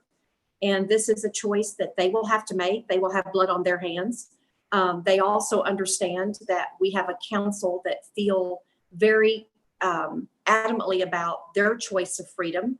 And this is an issue that Brian Hook, the secretary, and myself have been working on and reaching out to the countries, especially the Security Council countries. Brian, who will be speaking with on Aspen Institute tomorrow, will be able to speak more technically. However, what I have been doing is reaching out to the perm reps on the Security Council and just, re-emphasizing the importance that there's a choice here between freedom and tyranny. And this is a choice that's going to affect millions of people around the world. And I think everyone understands that fully. Is the strategy to persuade the Chinese and the Russians to change their mind, or is it to isolate them on the Security Council to show that, yes, they may have to use their veto, but you want to try to get I'm assuming France, the United Kingdom, the other veto-wielding members and others on your side of it? I mean, is the strategy that you think that there is some diplomacy to be done that maybe will get them not to exercise the veto, or do you just want to isolate them at this point? I mean, I think the strategy in the perfect world would always be to have them abstain and or obviously not veto. Okay. However, let's be realistic here. Yeah. Right now, the strategy is working with the other members of the Security Council and making certain that we really, just as we did in Syria with the cross-border issue, put them in a corner and shine the light on them. Because, this is a choice, and everyone is going to know this is a choice between tyranny and freedom. And we will allow the world to see the choice that China and Russia will make. Just as we did with the cross-border issues in Syria. I mean, 13 of us gathered together. We became one. We were adamant about keeping the border issue in Syria, as we will be about promoting freedom and keeping the regime, this rogue regime in Iran, from affecting the many countries that they already are engaged in, and by protecting the freedom and security of Israel and the Arab countries. So if I could just push back a little bit, it seems, maybe I'm getting it wrong, but it seems to me that you're saying that you're sort of trying to morally almost shame the Chinese and the Russians, that saying, if you choose to stand by this, then blood will be on your hands. But do you think that shame works with Russia, which has been Assad's air force since 2015, with China that is conducting this campaign with what have been called concentration camps against the Uyghurs in the Xinjiang province? These are, kind of, you could say, great powers that seem to not have many moral considerations. Why do you think that shame would work, or they would care, given their history of voting in the past on these kinds of things? I think it's really important to show the other member states, okay, who also are, this is an area, this happens to be a topic where it's going to affect the world. And we have made it very clear within the UN system to all of the member states, not only to the Security Council, and as you know, the Secretary and the President, this is their priority, is showing to the world that we are here to protect the freedom of the Iranian people, to protect the Middle East, Israel. And yes, Russia and China are going to be who they are. I'm not going to be able to change their mind. However, what we can do is change the way that other countries look to them and look at them. And that's what's important. And honestly, there's a choice here. And my job is to make certain that we hold accountable Russia and China and that we truly shine a light on them. And if we don't shame them, who is going to shame them? Who is going to stand up to China's propaganda, to Russia's propaganda? This is what the Americans do. This is why the American ambassador is so important within the UN system, and also in hope that we have the like-minded countries that stand with us, because there's more power when we're all together, especially within the UN system. Now, if I could turn it around, and I'm here kind of in a journalistic capacity, so I want to make it clear this is not my view, but I think there would be plenty of people who would sort of say, what standing does the United States under President Trump have to make these moral arguments? The United States unilaterally took out Qasem Soleimani in Baghdad airport. The United States unilaterally withdrew in 2018 from the Iran nuclear deal. Why is the United States lecturing other countries on sort of morality and statecraft at the United Nations? I'm sure you encounter this, but what is your response to that kind of argument? You know, we have an obligation as Americans, because we are a country that we were founded upon democracy, the rule of law. We have an obligation to really use every tool in our toolbox to call out rogue regimes, to be able to protect the citizens of these countries of rogue regimes, the Iranian people, the people in Syria from this Assad regime. You know, you realize Iran is propping up the Assad regime. They're in Yemen, they're Libya, Lebanon, Venezuela. I mean, they are the reason for so many atrocities, not only to their own people, but around the world. And with the founding principles of the UN, we have an oath, we have an obligation to promote freedom and democracy, peace and security around the world. Okay, I mean, I certainly agree with that, but I'm just saying, how would you respond to saying, well, you know, the United States has acted unilaterally. You know, it has taken these steps in Iraq against, as I said before, in Qasem Soleimani. So, you know, there is an argument. It's very popular, you know, even in this country. A lot of people think that Trump has sort of acted himself at times as a rogue leader and so forth. I just want to know how you kind of when you encounter that at Turtle Bay, what do you say? You know, my response is that this president cares first about the safety and security of the American people. Right. We are on a world stage. We are the leader of the free world. The president he ran on this in 2016 and calling out rogue regimes in, first of all, mining our own people and building up our own, our economy, our defense, building America. And we can then take what we have built upon and make certain that we implement this around the world. You know, I do hear this frequently, but I will tell you, there is no one who is a better defender of democracy and the rule of law in the world than President Trump and Secretary Pompeo. And I will never apologize for our mannerisms. And I am telling you now, when the UN fails to promote democracy, I'm going to do whatever it takes to defend democracy. Okay, moving on, I want to talk a little bit about what can the United Nations, and particularly the Security Council, do in regards to Venezuela. We know that Nicolas Maduro has called for what will almost certainly be sham elections in December. Can you talk a little bit about the role for the UN to play in the transition to democracy for Venezuela? You know, as you well know, the United States and several other member states support Guaido and support his presidency. We also support the National Assembly. The U.S. has been the largest contributor to humanitarian aid in the Latin American countries. You know, I was just in Colombia before COVID and saw firsthand the hundreds of thousands of refugees that are crossing over into Latin America, especially into Colombia.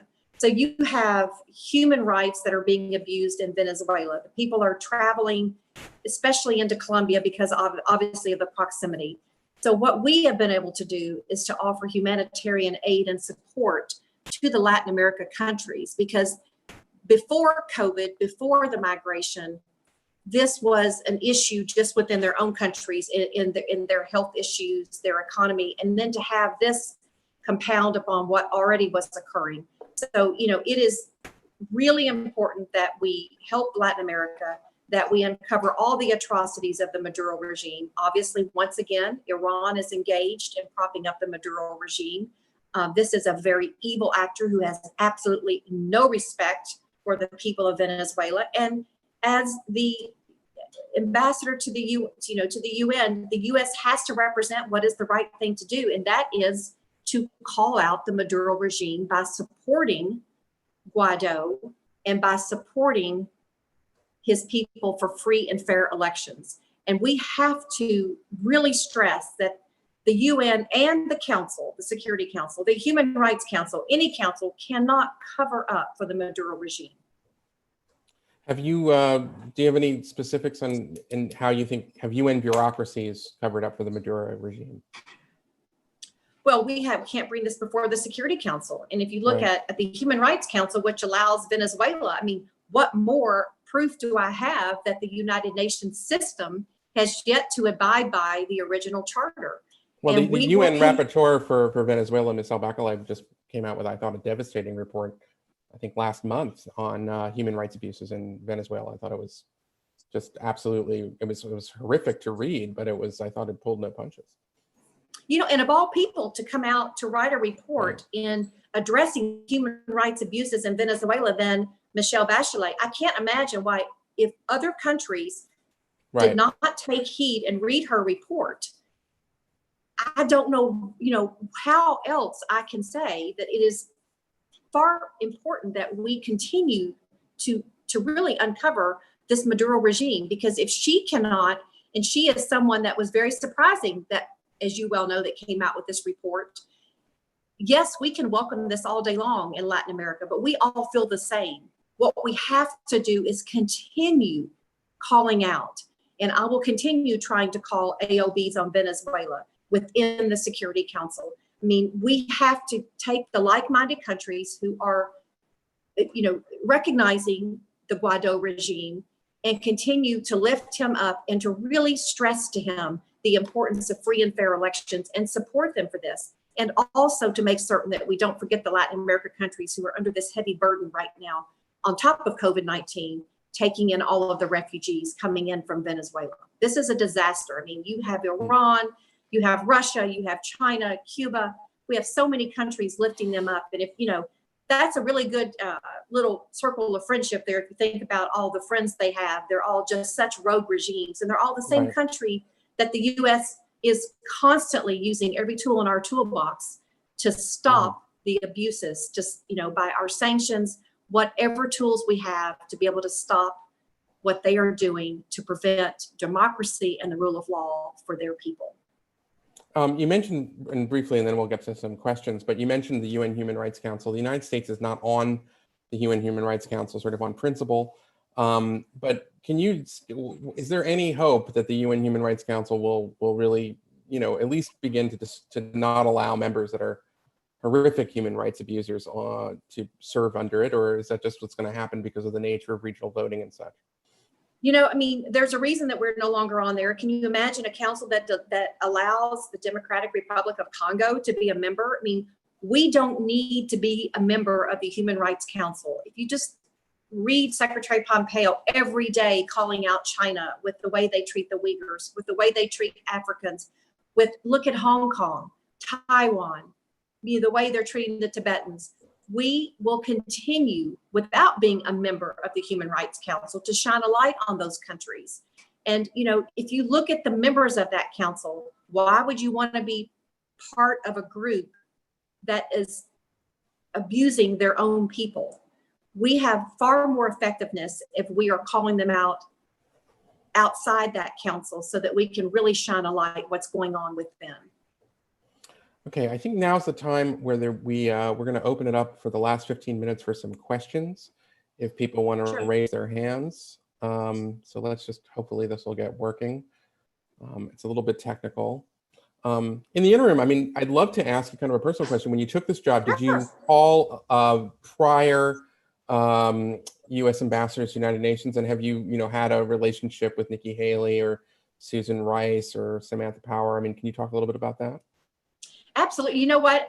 One of the first, obviously, Nikki and I spoke the very first thing. We got together and spent several hours. But I had lunch with Susan Rice, and she was very open about refugees and areas in Africa that she thought I could be very helpful, because she understands my initiative for public-private partnership in Africa on a personal level. And Samantha Powers, I have not met with her. I have read her book, as I did George H.W.'s, and spoken to Ambassador Negroponte, Ambassador Kirkpatrick. So what I've tried to do is take all of the positive approaches from my predecessors and build upon those, because I'm hoping that from their good policy, there's nothing wrong with building upon good policy, then I will leave this stronger, and that my successors will also then have something that they even have a more solid platform. I am very much interested in the situation in the African states. That's a very private, personal initiative of my own. And it was nice to talk with Ambassador Rice, because she too felt the same way. Samantha Powers also, with several of her publications, has stressed refugees and also stressed the importance of having relationships with the smaller countries. And that is something also that George H.W. did really well. And so I've tried to take everybody's advice and use a little bit of it to suit my own personality. And it's really worked well. So thanks for that question. Yeah, absolutely. Well, so you had a lunch with Susan Rice? Yeah, I did. Is she vice presidential material? This was last year. I think she's just one of the smartest women. She was very helpful to me. If you can imagine people walking by us in the restaurant, looking at the both of us at lunch. I can imagine, yeah. But I walked away, better knowledge on refugees and areas where I was best suited to help. And that's from my conversation with her, was really related to the UN and what an impact that the UN ambassador has within the UN system, and that to take advantage of the moment. And, she also said, make certain to enjoy yourself. That was really good advice. Nice. Yeah. That's nice. Because, I read some of the comments when you had interviewed Ambassador Haley and right. different people, and the fact that we don't have Ambassador Bolton, and you leave without affection. It's not a popularity contest here. Sure. What it is making certain that I am privileged to have a sneak peek into the heart of some of the countries that we normally would not be able to have that opportunity. And so with that comes the responsibility. And so when I leave here, I will still carry that responsibility to carry the message of countries that this is their only platform. And like I said to you, when I look out on the East River and I see this huge compound, these 38 floors, I think about the small countries that really depend upon this compound as their only platform. So, it's up to us to really shine the light on the abuses and to make certain that we uphold the charter. We are the leader of the free world. We are the largest contributor. And, we have an obligation to really hit hard and hit back at the countries who do not follow the UN Charter. Thank you so much, Ambassador Kraft, for those. We have a lot of people interested, the attendees, in asking questions. And Eli, if you're ready, maybe we'll look at Lori Garrett from the Council on Foreign Relations. Great.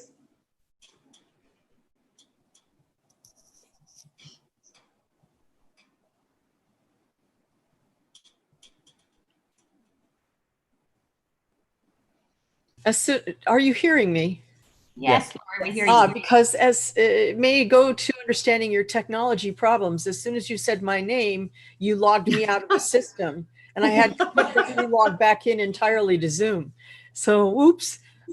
Quick question. Can you, Ambassador Kraft, tell us what actually is the strategic thinking in the Trump administration regarding how we will end this pandemic? And in particular, how does that go to your role in the Security Council and in relation to the multilateral system to come up with some shared sense of solutions and strategic plan? Thanks for that question. I think it's really important right now to understand that I'm going to go back to March with the Secretary General in his global call for the ceasefire. I think that has been really important, especially during COVID, because we have to have this ceasefire in order to safely allow the frontline workers. You know, we already have humanitarian aid for existing situations going on in Yemen and Syria and other places in Latin America, other places around the world. But the global ceasefire that was initiated with the Secretary General has allowed us at this time to really mitigate this process, this COVID-19, because there's a lot of humanitarian aid that is yet to be able to be delivered because we had situations of conflict on the ground. As far as domestically, you know, the president has been a leader in our country speaking about COVID-19, but it is also a responsibility of each of us to be responsible for ourselves and follow the guidelines. And also we have a responsibility for those people that are either next to us or in our own homes. So I take it as a responsibility upon myself. And I really stress this, you know, when I was in Turkey and I could see, I saw the border, I saw the Turkish side with the Syrian refugees, and you look over the border and you see the difference when you do have a system that actually, you know, demands people to follow guidelines. And then you look over into Syria and you see, can you imagine being a Syrian refugee on the Syrian side and being asked to shelter in place? And you're already in such a small area that there is no sheltering in place by yourself. There is no social distancing. If you're a mother in one of these refugee camps and you have several children and you have a choice between purchasing a bar of soap or feeding your children, if we can't get the humanitarian aid for simple supplies like soap, then you have to forego that in order to feed your children. So it is really important right now, especially during COVID-19, especially in areas of conflict, that they maintain this global ceasefire. As you know, the UN Security Council, we just also had our resolution on the global ceasefire, and that has allowed us more humanitarian aid, more humanitarian workers. It's protected the pregnant women coming from Syria over the border to be able to give birth, the ones coming in from Venezuela into Colombia. I mean, the global ceasefire has really helped to protect those in need, especially in COVID-19. And then another area that really concerns me at the moment is we are also focused on COVID, as we should be around the world, that we can't forget that there are simple vaccinations that our infants and children are not receiving because we are really focused on COVID. So we really need to remember that they already have situations before COVID that we need to also serve and make sure that our humanitarian aid and the medicine and the supplies are reaching the situations and the diseases that were there before COVID. You're absolutely right on the other vaccinations. And we're going to hear from Lori Garrett actually later on in the program, I think on Thursday. We now have a question from Charlie Dunlap. And questioners, just hold on. It'll go dark for a second and then you'll be promoted to panelist. No need to log back in. Charlie Dunlap. Thanks. Thank you very much, Madam Ambassador. I'm Charlie Dunlap, retired Air Force Major General, now teaching at Duke Law School. I would like to follow up on something that Mr. Lake raised, and that was the Human Rights Council. And specifically, recently, there was a report by the Special Rapporteur who generally condemned drones, but specifically alleged that the U.S. strike on Soleimani was illegal under international law. And my question then is, do you have any comment on that? But specifically, I'd be interested to know what other nations have said to you about the strike and whether they're supportive of the United States or not. Thank you, ma'am. Thank you. You know, Soleimani was planning and had planned several attacks on U.S. military and on our like-minded allies. This is a rogue regime. This is a regime that promotes bloodshed. This is a regime that executes its own people. This is a regime, I mean, I can go on and on. The Iranian regime is propping up Assad. This is a dictator who uses chemical weapons against his own people. I mean, they are propping up the Houthi rebels in Yemen. They're in Libya. I mean, they're in Lebanon. We are going to go after any player in any regime that is harming American military and personnel. And Soleimani, wreaked havoc on a daily basis. And we are not for 1 minute. We are going to use every tool we have to take down people that are not allowing human lives and that are exploiting others. I mean, this is a rogue regime. Soleimani was part of it. And we know for a fact, and I will tell you that there was several countries that just had a sigh, because they too know that by Soleimani no longer being here, it helps save their countries. So privately, other ambassadors of the UN told you that they approved of the strike, but they wouldn't say that publicly. Is that right? Well, I have ambassadors come up to me, you know, obviously before COVID, when I was at the UN on a daily basis, that would thank America for the fact that we are in different ways keeping their country safe, whether it be through the Security Council resolutions, whether it be just through statements from President Trump. People understand the importance of the fact that America takes the lead on protecting people around the world. So yes. But if I could just maybe sharpen or follow up on Charlie Dunlap's point, isn't there an argument that says that part of the point of the UN is to have every country adhere to the same set of rules? And if the United States takes the position that anywhere there's an individual that is a threat to it, it reserves the right to use a drone and lethal force, well, there would be kind of global chaos and war if every country acted like the United Nations. And I'm not saying that I necessarily believe that, but I think that's the argument. Can you respond to that why America kind of has maybe a right to be exceptional in this regard? You know, we wouldn't even be having this conversation if every country also adhered and abided by the UN Charter. I mean, let's start back from 75 years ago with the Charter in 1948. If everybody adhered and upheld this Charter with human rights and freedom of democracy and freedom of speech, we wouldn't have to take the measures that we take. But I will tell you that anytime an American is in harm's way, it's American troops, American personnel, we are going to take measures that is going to mitigate that situation, whether it is take that person out, whatever it takes. There will not be American military servicemen and women and American personnel in harm's way under the Trump administration. And if we can't get the UN to act upon it together, we will do this alone. Understood.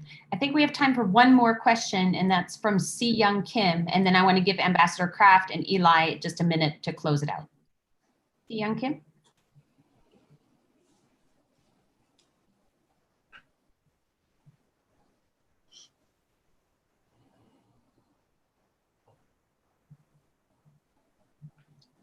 Possible that we lost them. So maybe I'll just turn to you, Ambassador Kraft, with one last question. Can you hear me now? And now we can hear you. Great. Oh, sorry. Thank you. It's an honor to have a chance.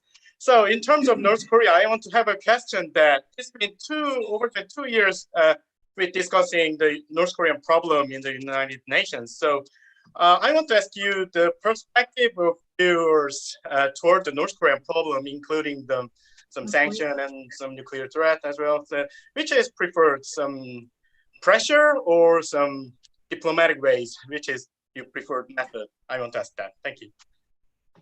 You know, our preferred method is whatever tool that works in order to protect the people in North Korea and the region around North Korea. I mean, we have an obligation, and as President Trump, as you well know, and as his meetings with Chairman Kim, we are very clear about our expectations of denuclearizing, of de-weaponizing, of making certain that the region around North Korea, and it is a daily discussion.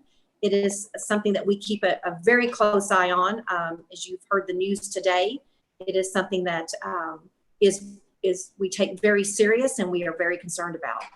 I hope I understood your question correctly. If I didn't, you can repeat it. Thank you very much. Eli, do you want to say a last few words? Well, I want to thank the ambassador so much for doing this. I certainly learned a lot. I hope that everyone else did. And I know it's not easy to sort of take all these kind of questions in a Zoom format from all different regions of the world, but I think you did a great job. So thanks so much for your time on that. Do you have anything you want to say, Ambassador?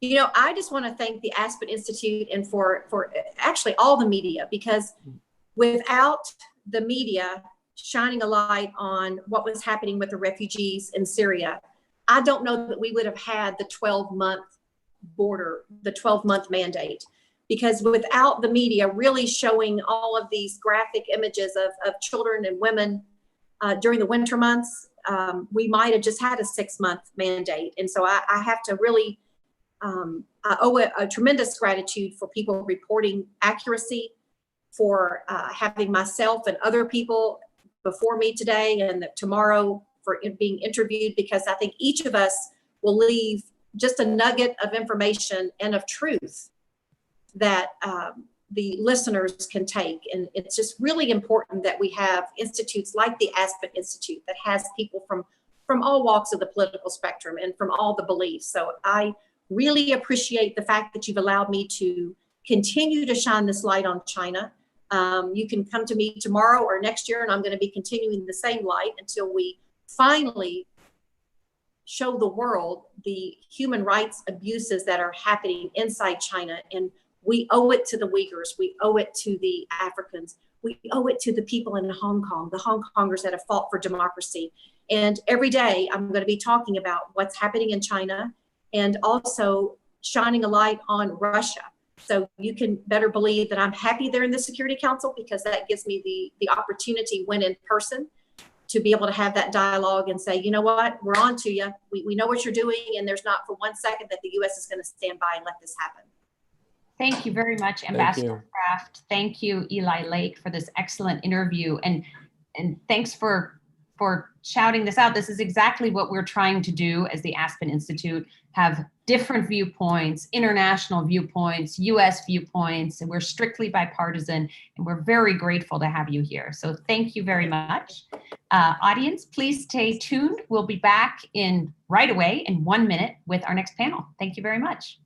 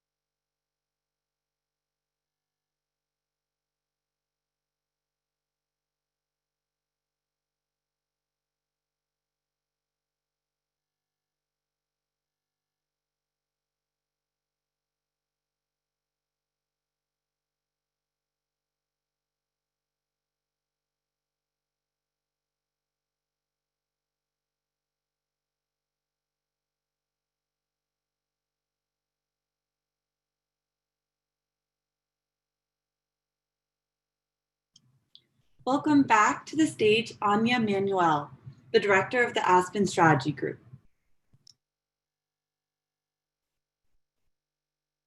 Hello, welcome back, everyone. After that very short break, we're very happy to be back now, and we're doing a bit of a change in direction. You've already heard this morning about modernizing the Defense Department. You heard from John Bolton about his time in the Trump administration. You heard from UN Ambassador Kelly Craft. Now we are turning west to Silicon Valley. And we have a panel for you on technology and democracy that's really going to dive into all of the complex things that either individual actors or nation states are doing to influence social media, to start disinformation campaigns, and how that is impacting our democracy. To have that panel, we have with us Laura Rosenberger, who is, I think, with us here. I see her in the room. She is the director of the Alliance for Securing Democracy and a senior fellow at the German Marshall Fund of the United States. Previously, she was a foreign policy advisor for Hillary for America, where she coordinated the Clinton campaign's national security policies. Prior to that, Laura served in a range of positions in the State Department and the White House and the National Security Council. Cecilia Kang is here to interview, and she covers technology, policy, and politics for the New York Times. Many of you will know her from her hard-hitting interviews. She was previously the senior tech reporter at the Washington Post and began her career in journalism as the bureau chief of Dow Jones Newswires in Seoul, North Korea. So we are very happy to have Cecilia here with us. We also have Renee DiResta, who is the technical research manager at the Stanford Internet Observatory, where she and I teach together. And Renee has done an amazing amount of work on how different actors exert influence online, from domestic activists promoting health misinformation and conspiracy theories, all the way to state actors. Renee also was asked by the Senate Intelligence Committee to lead an outside team investigating the Russian Internet Research Agency's multi-year effort to influence our election in 2016. So we really have no one better than Laura and Renee to talk on this important topic. And another important thing, if I can say this, Renee is with us even though she is scheduled to have a baby later this week. So we're particularly grateful to her for making the time. And with that, I'll turn it over to Cecilia. Thank you so much. Thank you so much, Anya. And I agree, we could not have two better people to talk on this topic. And yes, thank you, Renee, especially for joining us. And I will tell you, there was a little bit of a last minute, will she make it? Will she make it? Kind of, but we knew you would. And boy, are we pleased. Thank you again, Laura and Renee, for joining.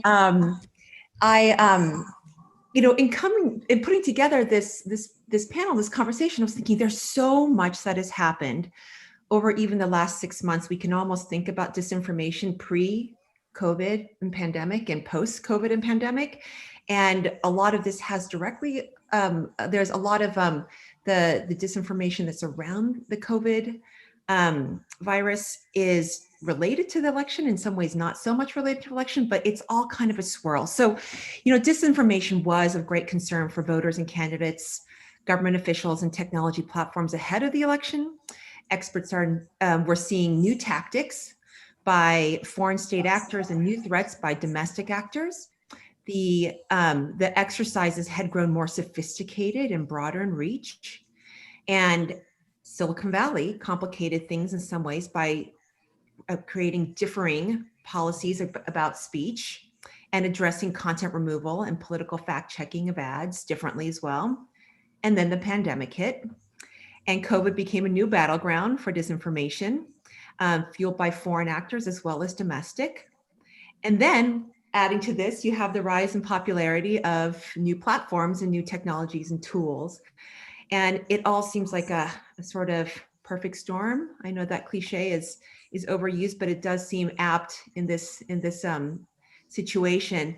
So that's the scene setting and where to begin. I thought about, let's start talking about the election, and then we can talk a little bit more broadly about the more recent disinformation campaigns and trends that you're seeing. And so I thought I'd start with you, Laura, and ask you, we are less than 3 months from November 3rd, from Election Day. And can you tell us at this point, what are your greatest concerns around election security and disinformation? And are they different concerns than perhaps you might have had around the 2016 campaign? Well, thanks, Cecilia. Yeah, it's so great to be here with you and with Renee to have this important conversation. And thanks for that great scene setter, which I think really laid out the degree to which this is a complex and dynamic and evolving space. So the thing I'd like to do in terms of addressing the question about the elections is actually take a step back a bit. Because I think sometimes when we think about disinformation or threats to democracy just in terms of elections, we often miss the bigger picture at play. one of the goals of especially the foreign actors that I spend so much time looking at is not necessarily just about changing or sort of manipulating an election outcome. That might be one part of it for some actors, but a bigger part of it for actors like Moscow, actors like Beijing, actors like Tehran, authoritarians who are using the information space for geopolitical purposes, is actually to undermine and weaken democracy itself. It's to make people trust the institutions less. It's to make people have less faith in information. It's to really undermine the sense of truth itself, right? A lot of times what we see in the information manipulation space is not necessarily about driving any particular narrative. It's not always about information that's sort of quantifiably true or false.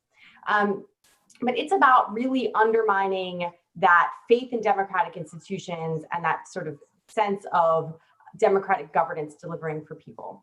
So to apply that to the election context, the thing that actually worries me most is that so much of that perfect storm that you just laid out, so many of those dynamics are actually aimed at making people have less faith in their government, making people have less faith in democracy as a system, as something that's delivering, having less faith in news media, having less faith in the information they're getting about their health. And I worry deeply that coupled with questions about how an election is actually going to be pulled off in a pandemic, all the changes that we're seeing to how the election is going to be run, all the questions that are being raised by some actors who are acting, I think, in less than good faith about what mail-in balloting might look like and whether it's vulnerable. I worry a lot, not just about sort of the process leading up to the election, but actually the night after, the day after, that there will be an effort to really sow doubt about the integrity of the process itself and make people question whether they can have trust and faith in it. And so I think understanding the election as part of that bigger perfect storm that you just laid out is exactly what we need to be doing, and bearing in mind how the focus really needs to be on shoring up these institutions, shoring up resilience, shoring up people's faith in the information, quality information sources, so that we are less vulnerable to these sort of manipulative tactics. Yeah, and Renee, that was certainly some of the findings in your research around the 2016 election and the tactics by the IRA. A lot of it was to undermine sense of truth, trust in institutions, trust in government, trust in society, really. What are you also seeing? First of all, any response to what Laura's saying, but also what are you seeing that may be different this time around? Are you seeing, for example, Russia deploy different tactics, maybe expand the way that they had distributed sort of their disinformation campaigns? What are your observations today compared to back then when you were studying it so intensely?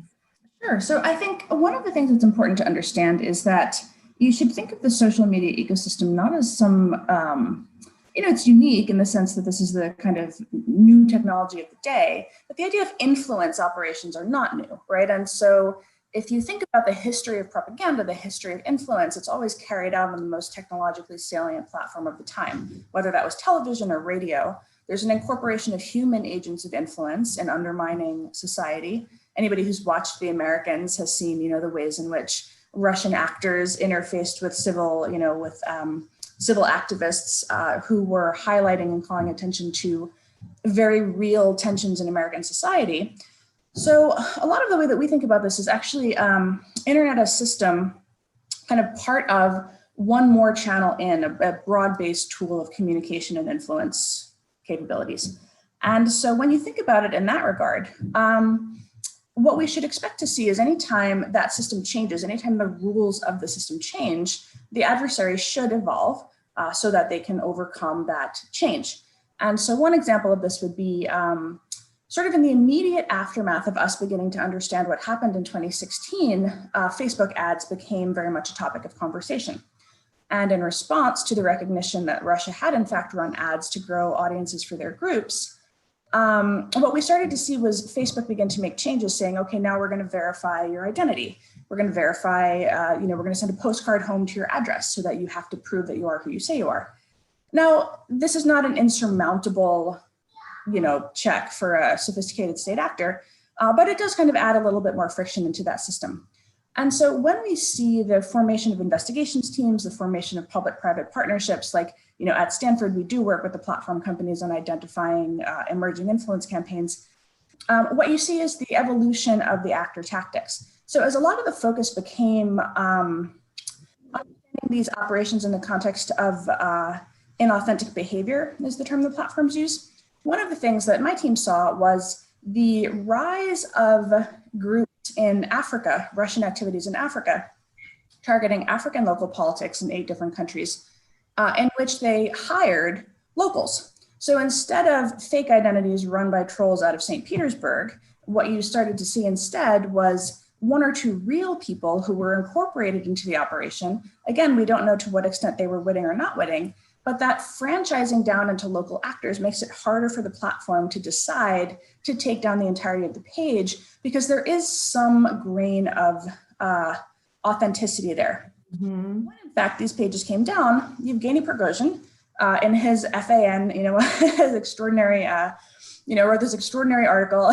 about how, the censors at Stanford were silencing the voices of real Africans, right? And so this is the reaction that you get when these pages come down. Facebook is, of course, preventing these very real people from exercising their right to speak on the platform. And that's a very hard narrative to counter, short of saying, like, here meticulously laid out is our assessment of the operation and how we attributed it the way we did, and the kind of extensive research that went into that to justify the takedown. But what matters is, for some percentage of people who believe that media ecosystem, it is still ultimately an egregious overreach of censorship. That's, we will get to this more about, the struggle that, or the challenge that poses for the platforms themselves. And when you're sort of testing their rules and their guidelines with these real individuals that are being used as part of this platform. So we will get to that as well. But that is a great example of the new tactics. And Laura, can you talk a little bit about then around February and March, the pandemic really, the novel coronavirus became a real thing globally. The pandemic was realized as a huge phenomena. What then did you start observing in terms of disinformation, particularly by foreign actors, as well as domestic, around disinformation with the virus? Yeah, absolutely, Cecilia. And I think I'll probably leave most of the domestic piece to Renee, because she's got deeper research, especially on the sort of coronavirus disinformation there on the domestic side. On the foreign actor side, I'll highlight mostly what we saw. The most interesting story, I think, for me, especially in February and March, was really coming out of Beijing, out of the People's Republic of China. And just, I'm going to pause for 1 second on a definitional point, which is probably going to sound a little bit pedantic, but bear with me, because I'm not going to talk about this in terms of disinformation per se. I'm going to talk about information manipulation, because disinformation is classically defined as deliberately false or misleading information, right? Deliberately disseminated false or misleading information. The vast majority of what we see in the broader sort of information ecosystem in terms of malicious behavior is not necessarily something that falls into that space. There's a whole range of tactics that we could talk about. Disinformation is absolutely one of them, but I use the term information manipulation to talk sort of broadly speaking about some of these tactics that we see that disinformation is one piece of. I think that's particularly important in the China context, because the Chinese party state's tactics have historically been different than what we have seen from an actor like Moscow. And I think that comes a bit from their geopolitical positions, right? Putin's Russia is an objectively declining power that is becoming weaker and weaker on a whole host of geopolitical and geoeconomic measures. Beijing is an objectively rising power, right? Is seeking to exert its influence more broadly. And so while Putin's interests are a much sort of shorter term and much less sort of reputationally, involve much less reputational risk. For Beijing, if you're trying to cultivate yourself as a partner and a leader and a sort of geopolitical player in a significant way, it's a different risk calculus. So what that had meant was that historically we'd seen most of the Chinese party states' information manipulation strategies focused on creating and amplifying content that was positive about the Chinese Communist Party, and suppressing or denying the information space to actors, topics, and entities that it didn't want to occupy them. It does that, through, of course, mass censorship, but also other forms of algorithmic suppression and other kinds of measures. This is very much a part of their strategy internally, right? In terms of what we hear about it with the Great Firewall of China, which has both technical and legal components to it. But we've increasingly seen China as its external strategy has become more assertive, and it's gained interest more broadly, expanding its information strategy outside of its borders. And what we really saw around February, March of this year with COVID was an acceleration of some trends that we had started to see over the past year, which was both Chinese officials with their foreign ministry, other parts of their official bureaucracy, as well as party and state-backed media becoming much more aggressive in their use of information, taking on some tactics that actually look a little bit more Russian. Now, I think it's important to be clear that there are still significant differences in the way these two actors engage in the information space. But some of the things that we saw that seemed like a departure from past practice from Chinese actors, these were all really aimed around, I think what I would characterize as acting out of insecurity, right? The party actually early on in its response to the coronavirus crisis was really seeking to deflect blame from itself for its own initial failings in dealing with the virus. The Chinese government was being blamed by the US and others for allowing it to get out of control. And so deflecting blame was a really big piece of it. And so we saw a few different pieces, I think, come into play that appear to be new elements of the Chinese party state's information manipulation strategy. The first is very aggressive engagement on Western social media platforms, particularly Twitter, by Chinese officials. What the Chinese themselves have dubbed wolf warrior diplomacy. Much more sort of aggressive trolling-like tactics that we've seen evolve over the past few months. The second piece of it is the spreading of actual disinformation, in particular about the origin of the virus. And in part, we actually saw a few different narratives about what the origin of the virus might have been. And we saw a coordinated campaign to promote those different narratives using material from conspiracy theory websites that form a sort of central part of actually the pro-Kremlin disinformation ecosystem. And so that also felt like a difference, and something that actually had some similarities to activities we've seen from Moscow when it sought to deflect blame from itself about the poisoning of Sergei Skripal in Salisbury or the downing of the MH17 airliner over eastern Ukraine. So for me, one of the big questions is whether this is a sort of permanent departure and new phase of tactics, or whether this is a sort of aberration of testing and trying out new things. But those are just a few of the dynamics that we've seen over the past few months, in particular with how China's engaged around coronavirus information. It's fascinating that you mentioned, Laura, that they're taking some cues from the Russian playbook. At the same time, Renee, you just published a really fascinating report on sort of the ecosystem of China's kind of information apparatus and how it goes back so far in history. And they have sort of an established playbook that's online and offline. And can you talk about what your observations are, combining what Laura just sort of feeding off of what Laura was just saying about these sort of imitate.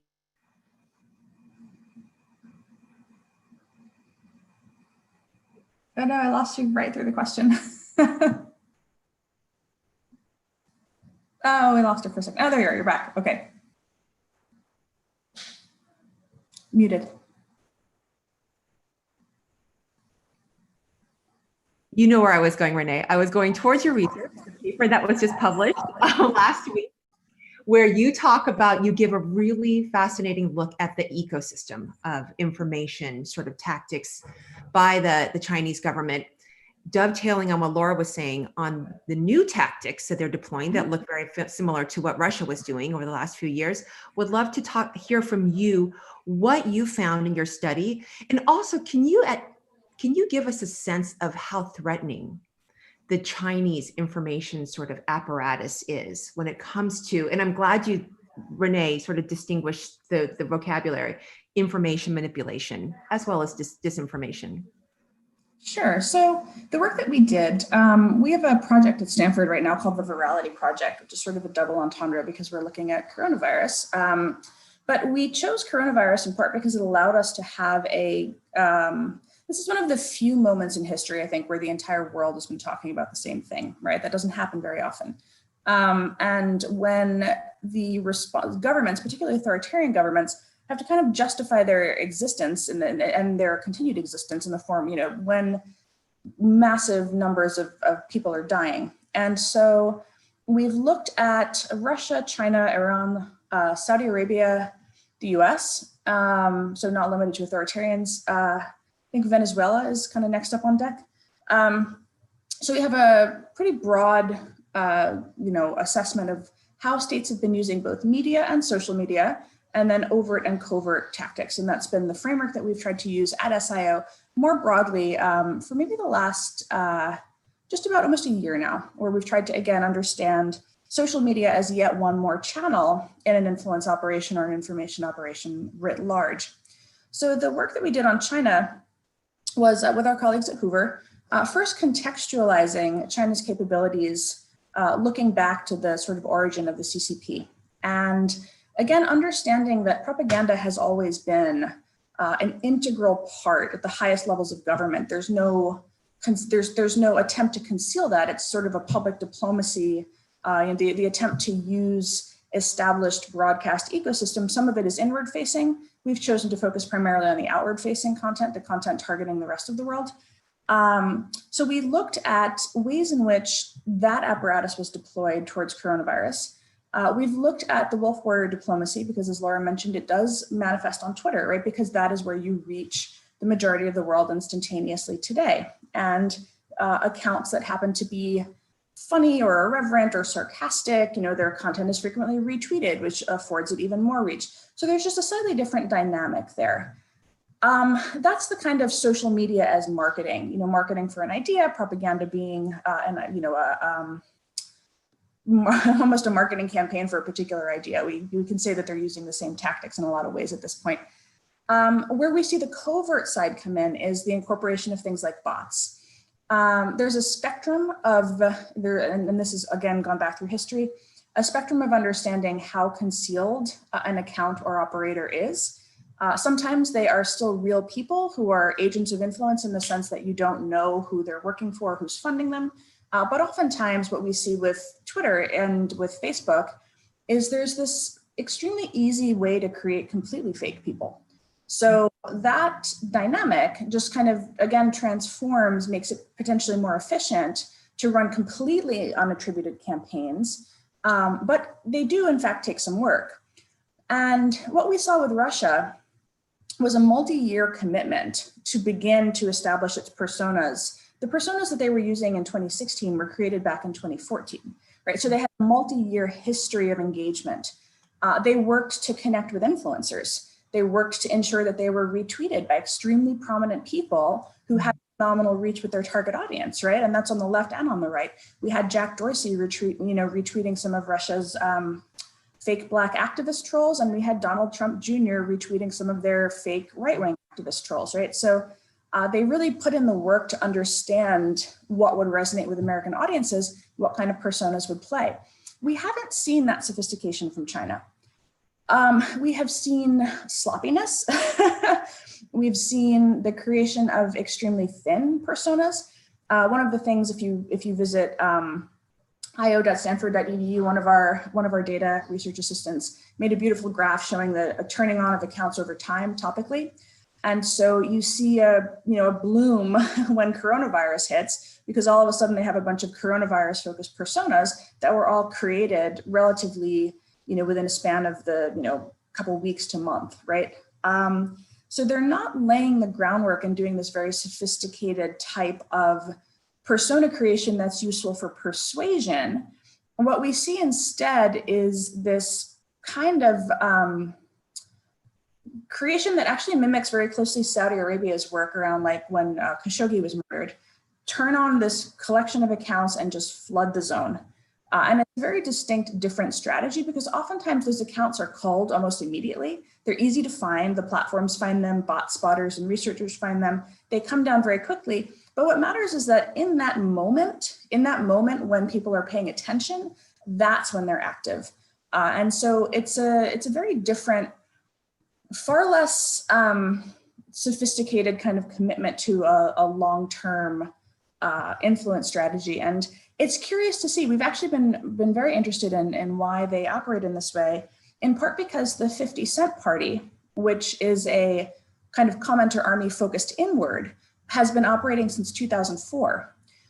So the presence of fake personas participating in conversations within the Chinese internet ecosystem is actually not new at all. And so we've actually all been kind of waiting to see how this would manifest in the outside of China, the kind of Western social media ecosystem. And it's been sort of surprisingly haphazard. That's interesting. I will remind the audience, and there are many of you here, that we will take questions for the last 15 minutes. And you can ask a question by using your raised hand function, which is located in the center of the meeting control bar. I think the questions will not actually queue up until we open it up, but I want to give you sort of a heads up now so you can start thinking about your questions. So Laura, as far as the way that Renee was describing the Chinese sort of flooding the zone, does that have potential more scale and reach? In other words, I know this is a very blunt question, but like in perhaps too simplistic, but I'm trying to assess or trying to think about what potentially has greater threat, the Chinese sort of approach or not. And Laura, can you bring this back to, well, how does this affect the elections? That if China's and their whole apparatus is spreading manipulated information about COVID? Yeah, so let me pick up on a couple of different things. One is, I think Renee's point on the lack of sophistication that we continue to see, especially from the covert side of operations, is important. I think it also speaks to a broader question here. One of the things that we saw happen in the beginning of the anti-racism protests in the US was both Moscow and Beijing sort of seized on this narrative about, it wasn't a disinformation narrative, it was just what we would call sort of a whataboutism kind of argument. Like, hey, look, police are beating protesters in the streets in Washington and in Portland and Minneapolis, and hey, you criticize us for when this happens in Hong Kong and Moscow, so like, who's smiling now, right? So there are a lot of this like whataboutism kind of thing. By Beijing, we also saw, and a bit from Moscow, this attempt to argue like, look, protesters in the street means democracy's in chaos and all this stuff. And, I'd frankly retort that while the reasons for protesters being in the streets and the fact of police lashing out at protesters and press was not a good thing, the act of the protests themselves is a sign of a democracy, messy as it may be, actually working, right? And that's something you can't see in these regimes. But one of the more interesting moments was when one of China's foreign ministry spokespeople was attempting to tweet in solidarity with the protesters. And she actually tweeted, I believe it was a quote tweet, excuse me, but she tweeted "All lives matter." And she did that in it, attempting to express solidarity with the protesters, not realizing that in fact, all lives matter is a rejection of the Black Lives Matter mantra, right? And so there's a lack of sophistication, I think, about some of the broader cultural cues as well that we have seen Moscow actually be a little bit more adept at, certainly in a lot of the IRA activity in 2016, right? Found those fissures and where they could pull at those seams. And I think that's also an area where we see, China definitely still lagging behind. To get a little bit more to your question about, what's the bigger threat and sort of how does this affect the election? Let me take those in like two different parts. The first is, to me, I think it's really important that we take, again, a step back. It's my favorite thing to do, taking a step back And understanding, sorry for the beeping in the background, I'm trying to turn off my notifications here. To understand, from I'm a sort of national security person by background. I spent a lot of time in government working on China and U.S.-China foreign policy and U.S.-China relations.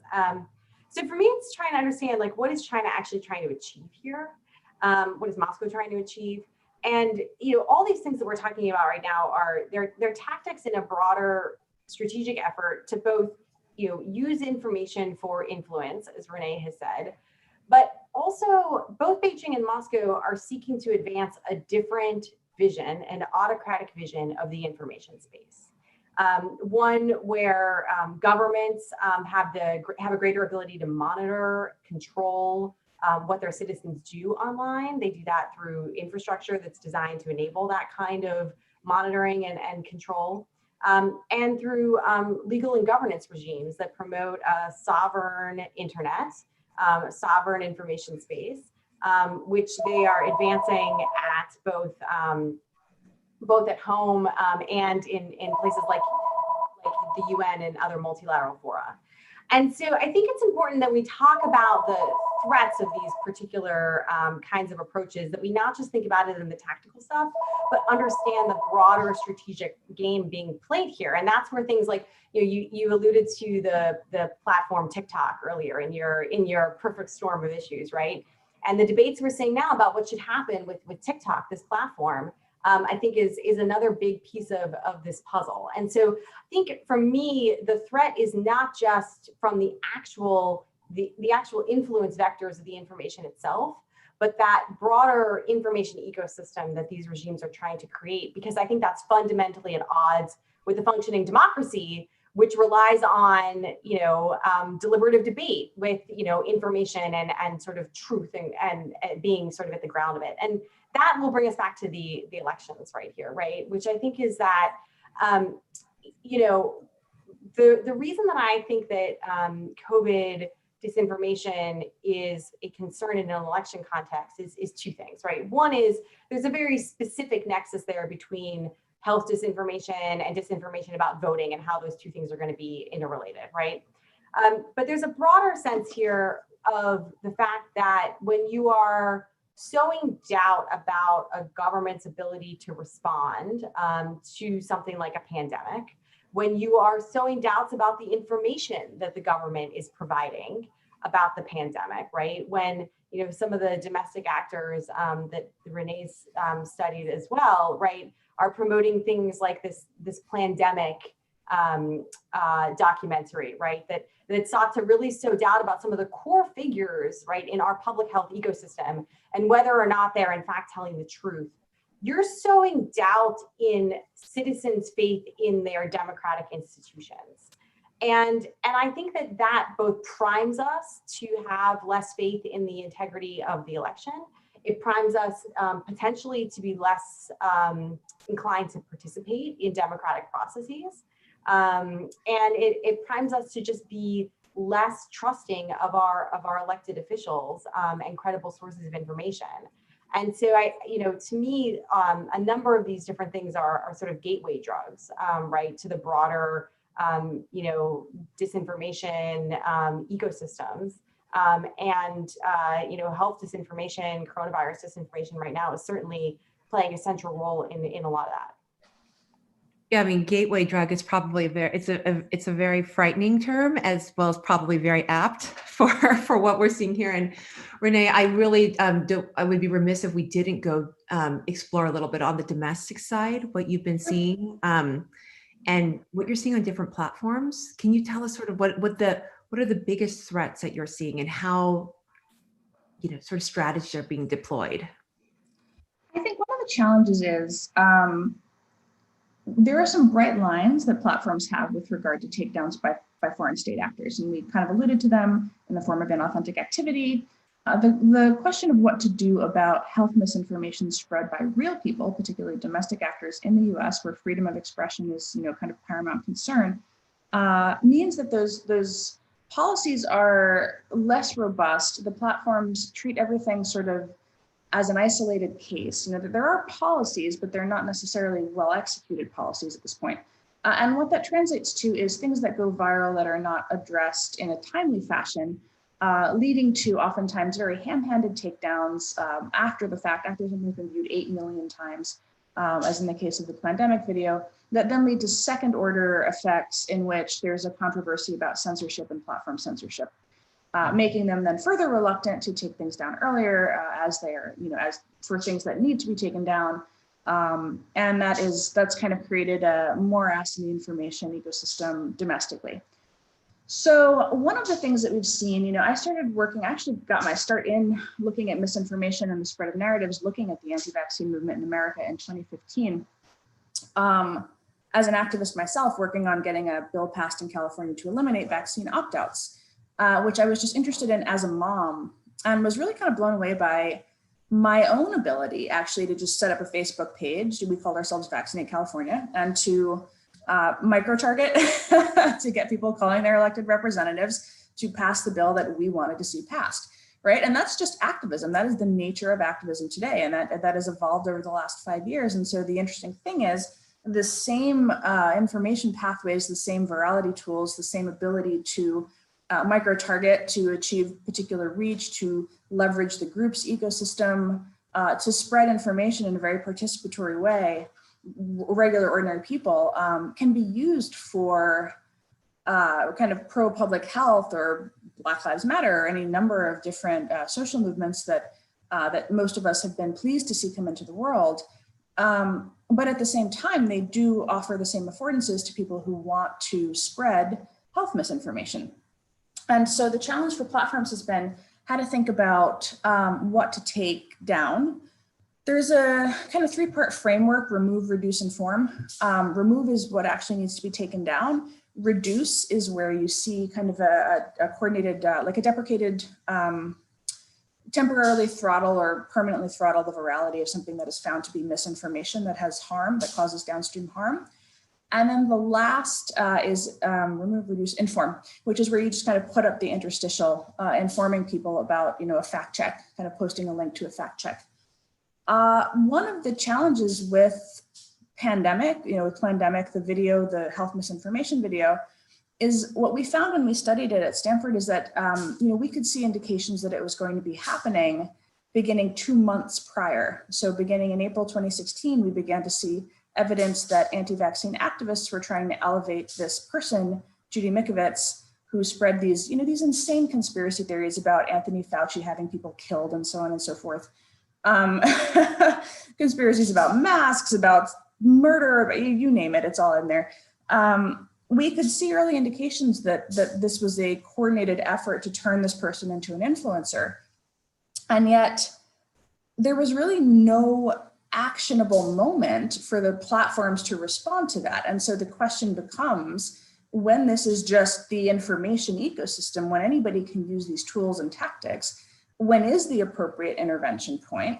And unfortunately with Plandemic, we had seen the initial post, looked at it, said this is going to be viral, and then sure enough, the next morning, I had, I think, 95 emails in my box with alerts and mentions and things. Just here it is, it happened. One of the challenges has been, after something's viewed 8 million times, what do you do with it? What we found was that it actually took about 2 days for the fact checks to start to come out. The New York Times did some, Science Magazine did some, a couple of YouTubers, very prominent YouTubers did them. But the challenge is when there's that 2-day lag between when the misinformation goes viral and then when the fact check comes out, that basically, seeds the space for the misinformation for such a sufficiently long period of time that then the fact check doesn't get the same attention because people have kind of moved on to the next thing. So one thing that we've been trying to do at SIO is develop a better understanding of the velocity and the volume at which this occurs, the specific pathways that things kind of jump through, in an attempt to develop a better understanding of how to detect signal of emerging virality or emerging velocity earlier, and then to think more about what's a more appropriate intervention. We don't want to see platforms taking things down constantly. That's not the kind of information environment that we want to operate in. But if you're going to use inform and put out a fact check, or if you're going to use reduce and throttle it, the time to use those two tools is not after 8 or 20 million people have seen something. And so the question is, how do we improve our understanding of, this is how information flows today. So what are the norms and the policies and potentially the regulations that we want to see around those dynamics? And can Laura and Renee, can the platform see as early as you're describing? I mean, you guys have, you definitely have a lens into it. Are they sufficiently looking ahead, like sort of around the corners? There's not even really a sharp corner to look around, right? When it comes to some of these trends. I think the question becomes focus. Where is your focus? Where's your attention? There's certainly people who are looking at it. One of the things that's challenging oftentimes, though, is these things happen across all platforms simultaneously, or they hop from one to the next, or they're coordinated to happen. It's not accidental, and so there's that question of monitoring the internet as system. I feel like Laura could probably respond to this in the context of Hamilton or some of the work that they do on that as well. Yeah. Yeah, I mean, I think Renee is exactly right that a lot of it is a question of focus. A lot of it is a question of like, where are you watching the signals come from, right? Renee talks about all the different signals that you can use in this context. And I think there's a lot of different directions that these signals come from. And so, one of the challenges, I think, is figuring out how do you have multiple different angles on one problem, right?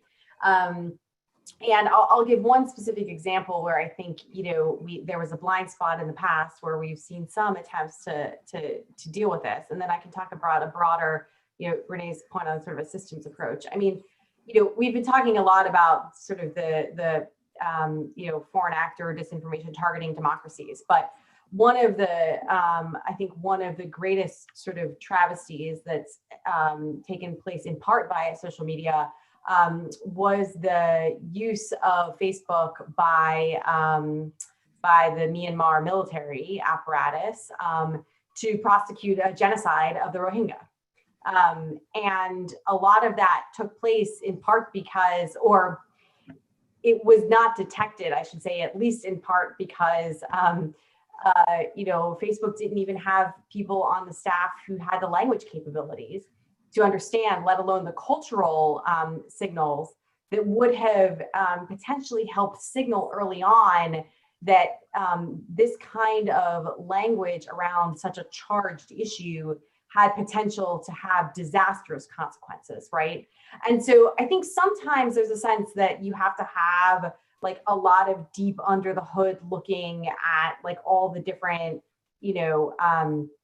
activity happening at a technical level. And there's a huge part of that, don't get me wrong, and Renee's team and others are fantastic at doing that kind of work. But there's also just the sort of broader, monitoring that of the ecosystem that needs to be happening with an understanding of like what's happening in said place at that time, right? What's happening in this country that we need to be aware of. And that's where I actually think that a real true systematic approach involves a significant amount of coordination and information sharing on sort of threat vectors and different signals between government actors, the platforms, and civil society actors or outside researchers. Because each of those different constituencies or entities has visibility into a certain kind of analysis, right? Or a certain kind of indicators. And each of them on their own can see pieces of this. It's the combination of that I think is where you can actually have a much more sort of powerful approach. And certainly some of the work that Renee does with, and SIO does with the platforms does that.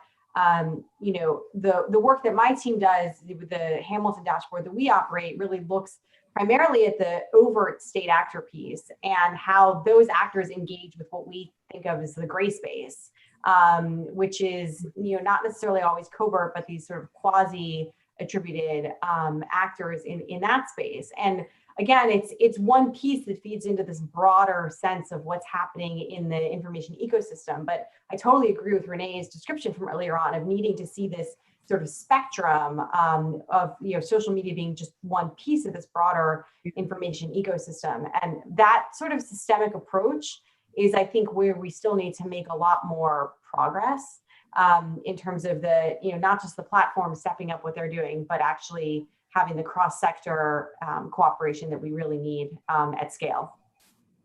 And I'm going to just remind people who are watching, the attendees, that you can submit a question now. We are taking Q&A, and I should have given you a warning a little bit earlier, so submit them right now so we can get them queued up. Okay, that is the Myanmar example is, I mean, Renee, you were talking about focus, and we're talking about looking around corners. That was just like right in your face. So like, that's probably an example that a very good example, because it is so egregious. One thing, I'm going to look and see how the questions are going. No questions yet, but oh, we do have some questions. I'm going to go ahead and launch right into it. I do want you to, at some point though, Laura, because you said something very chilling about how after the election, it's the day after that you're thinking about too.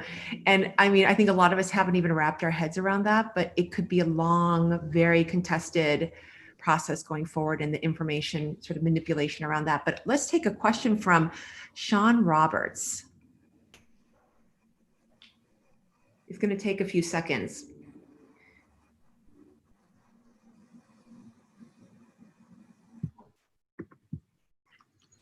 Here's Sean.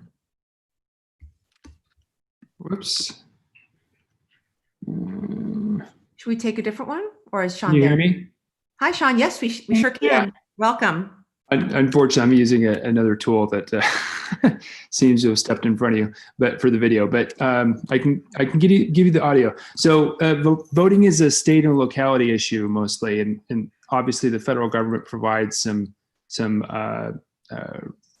standards recommendations, but it's really run by the states, and localities take that information and try to run with it.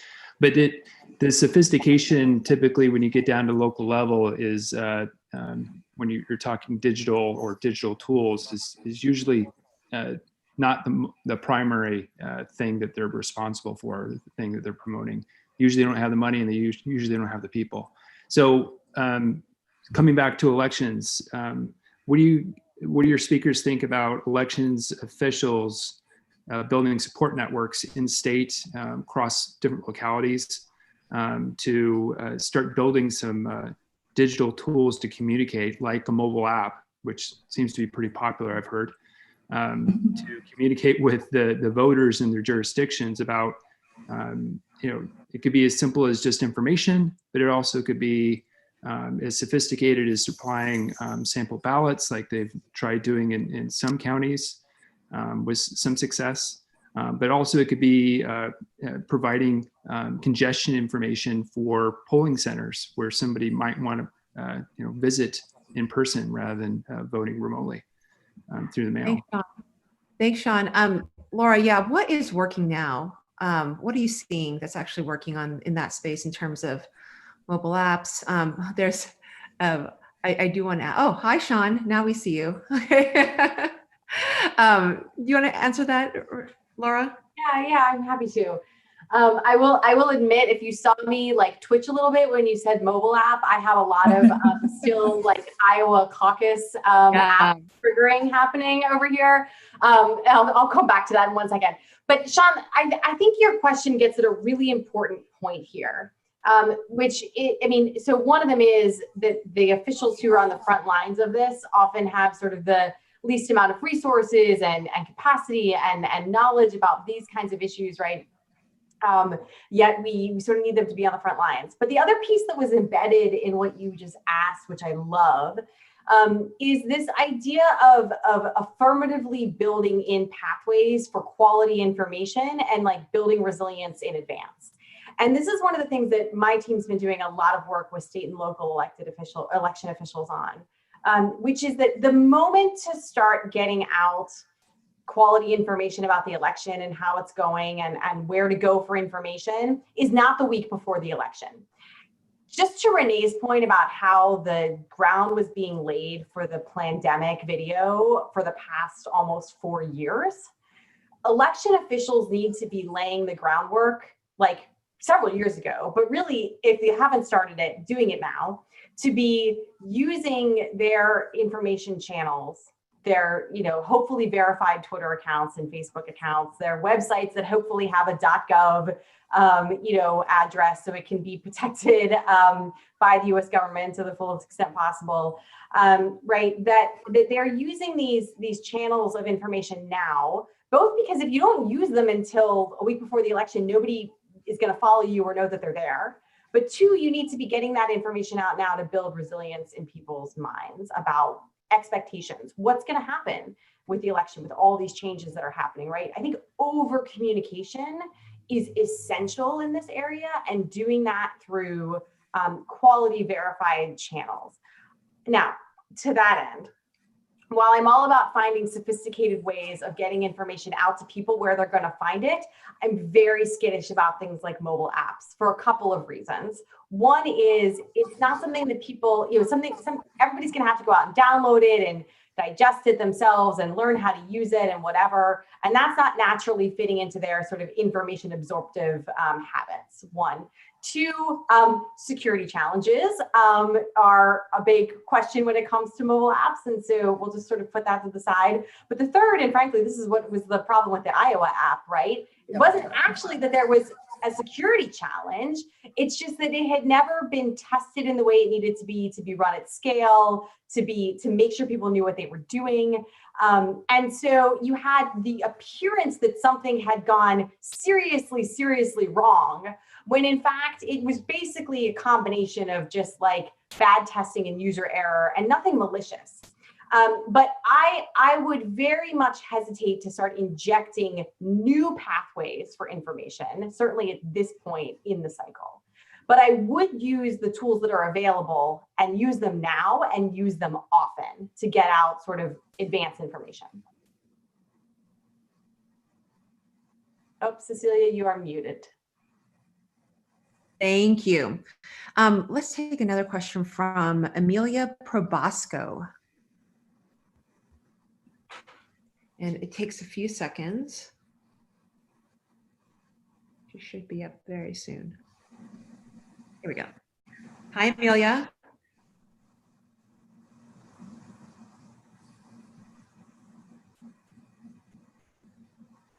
Can you hear me now? Yes, we sure can. Hi. Hi, sorry. Thanks so much. This is a great session. You had mentioned earlier about the needing to bring together the platforms and the government, and I was kind of curious as to your assessment of how that's going right now. What's working well in terms of the relationship between those two, and where could you see it going in the future? Great question. Renee, would you like to take that, or Laura? Who I can take a stab at that one. Sure. So there's a few different ways in which engagement happens, right? And I don't work at a platform, so I'm not going to speak to their policy teams or their integrity teams and their direct interfacing with government.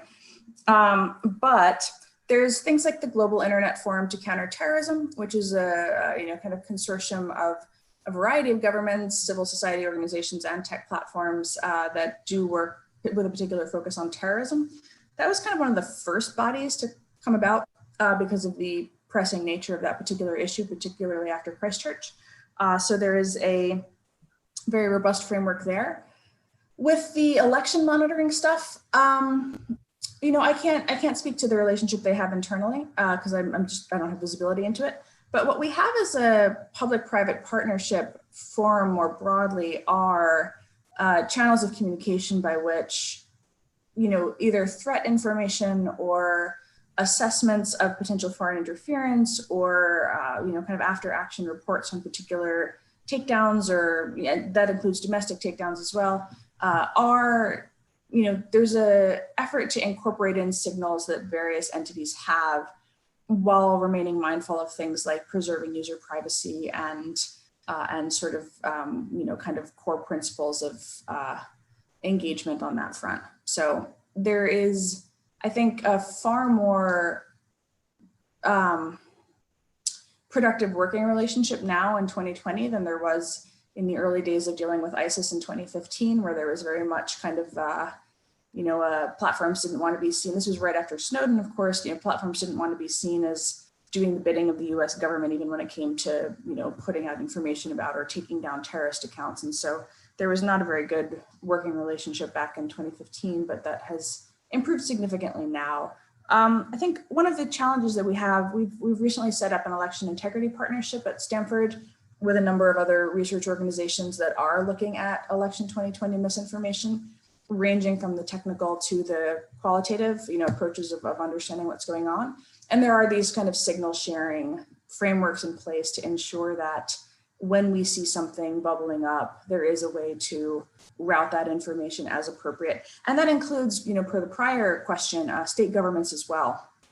There are a number of, we recognize that state secretaries of state and others don't necessarily have the technical capabilities within their teams to do assessments. And so when they see things like, hey, in my local Facebook group, this voter suppression narrative is happening, where is it coming from? What we don't want to see is the immediate default to it's the Russians, and so we do have kind of like these sort of triage processes that we're working towards to ensure that that research organizations, academics, civil society, some, even kind of technical providers with the capability to assess those emerging narratives have the ability to look and help and investigate, and that all of that signal is shared among the stakeholders who can then communicate effectively with their constituents or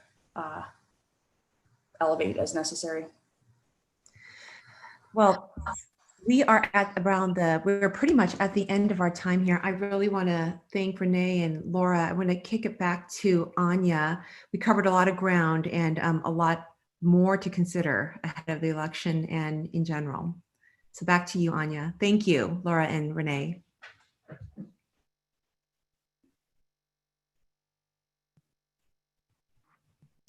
Thank you very much. I think they're having trouble starting my video, but I hope you can all hear me.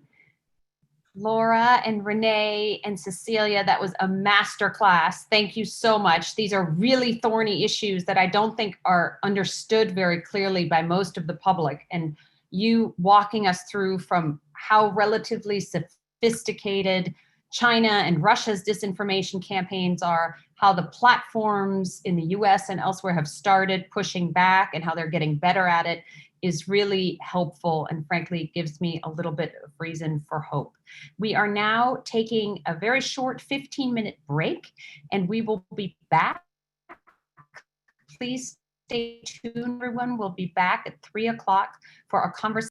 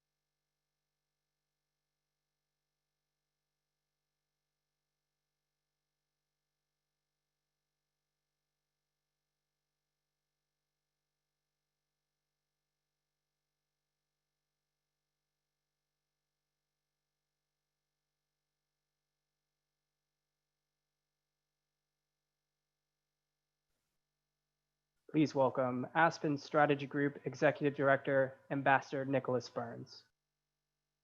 Good afternoon and welcome back, everybody. It's great to have you with us. This is the Aspen Security Forum. We are nonpartisan. We've been looking forward to engage all of you in debate and discussion on the big issues of our time. And we're starting now the culmination of our afternoon program. I'm going to be talking to my good friend Nick Kristof in just 1 minute. Following that, we'll have an interview with the Ambassador of China, Sui-Tong Kai, with NBC's Andrea Mitchell. NBC is our corporate strategic partner. And then 5:30, our last event, will be an interview with the Prime Minister of Australia, Scott Morrison. He'll be interviewed by Margaret Brennan of Face the Nation, CBS News. A word about my friend Nick Kristof. Maybe, team, we can bring Nick up on the screen so people can see him. Nick is a longtime friend, and he's a member of the Aspen Strategy Group. As all of you know, he writes a very important twice-weekly column for the New York Times. I've often thought, Nick, when I read your column, and I read it avidly, you put people first in that column. You don't put governments first. And you put human rights and human dignity first. And because of Nick's extraordinary reporting career, he's won 2 Pulitzer Prizes, one for reporting on China, the other for Darfur. He's just written a book with his wife, Cheryl Wu Dunn, Tightrope, Americans Reaching for Hope, which we'll talk about, which I think has deep meaning for Nick personally. He's had an extraordinary journalistic life. He's lived on 4 continents. He's traveled to 160 countries. And his biography says, quote, he has survived unpleasant encounters with mobs, malaria, and an African airplane crash. I'm sure we'll hear about that. Nick, before we get into our topic of hope and your recent book, I'm just curious. I've known you for a long time. I've never asked you, what got you interested in journalism as a young man? Well, my journalism career was born here in Yamhill, Oregon. I'm on the family farm right now in Yamhill. And in the 8th grade, there was an organizational meeting to organize a school newspaper. And I hadn't really thought of journalism. I didn't go to the meeting, but a bunch of people did, and they all wanted to be on a school paper, but none of them wanted the burden of editing it. And so they chose me as editor in absentia. And my journalism career was born, and I loved it. In high school, I began working for the local community newspaper, and I loved both the aesthetic pleasure of writing and also the sense of, this is an outlet, a way to bring about change. This was the aftermath of Woodward and Bernstein and Watergate. Right. And also when you're 16, there is no better way to impress other 16-year-old girls than to be writing for the local newspaper. And so I came to really love journalism. Well, the true motive comes out in that statement. And Nick, you and I have a very good mutual friend, David Sanger. Did you and David meet on the Harvard Crimson staff? We met at the beginning of fall freshman year. There was an organizational meeting for the competition to get on the Crimson, and there we were. And we've been good friends ever since. David was best man at my wedding. Very good. So, ladies and gentlemen, Nick and I decided that we wanted to have this session about hope, a conversation about hope. I was so intrigued when I read Nick's July 19th column in the New York Times about hope. And I think both of us believe in this radical notion that despite all the problems we're facing, the pandemic, the economic crisis, the racial crisis, the leadership crisis, there are hopeful global trend lines. And Nick knows that in my Great Powers class at Harvard Kennedy School, I have multinational classes, usually 16 to 20 different nationalities in one class of 50 or 60 students. I always poll the students at the end of the course. And the course is about the US-China rivalry and nuclear weapons and war in the Middle East. What are you hopeful about? Where are the analytical trend lines that would lead us to believe that we can actually improve the human condition? And my millennial students never fail to give me inspiration, Nick, that they believe they can cure cancer. They believe that they can create a carbon-free world. They say this by 2050. And so you wrote this marvelous column in the New York Times. And I'll just read everybody, and I've got it right here. We interrupt this gloom to offer hope. Nick, What led you to that column? So, I mean, it was a couple of things. I mean, one is really a sense that the U.S., I mean, a deep frustration over some time that the U.S. really for the last 50 years has taken a wrong path. That, we talk about American exceptionalism, but actually until the 1970s, the U.S. in many ways was fairly similar to Europe and Canada. Our life expectancy, our health metrics, were similar to those of your high school graduation rate was best in the world. And it was really since the 1970s that we began to underperform in healthcare, in education, in inequality. And this has weighed on me partly because this town that I come from, and I'm now in Yamhill, Oregon, has been indicative of that. It's a working class farming community. A quarter of the kids on my old school bus are now gone from these deaths of despair, drugs, alcohol, and suicide. And, I've often thought that if they had grown up in Canada or somewhere in Europe, they might well be alive today. And so I've been frustrated by, the fact that we have, it seems to me, taken a wrong path. And yet really just in the last year, I've begun to think that actually now maybe there is hope of really choosing a new and better path. And I think that COVID-19 has made it very apparent to people that when you don't have universal health care, there are real costs to everybody. It's in times of chronic disease, then only the disease sufferers pay the toll. At a time of infectious disease, we all suffer. Likewise, the fact that we're the only country in the advanced world that doesn't have paid sick leave. Again, at a time of infectious disease, the burdens of that are more apparent to everybody.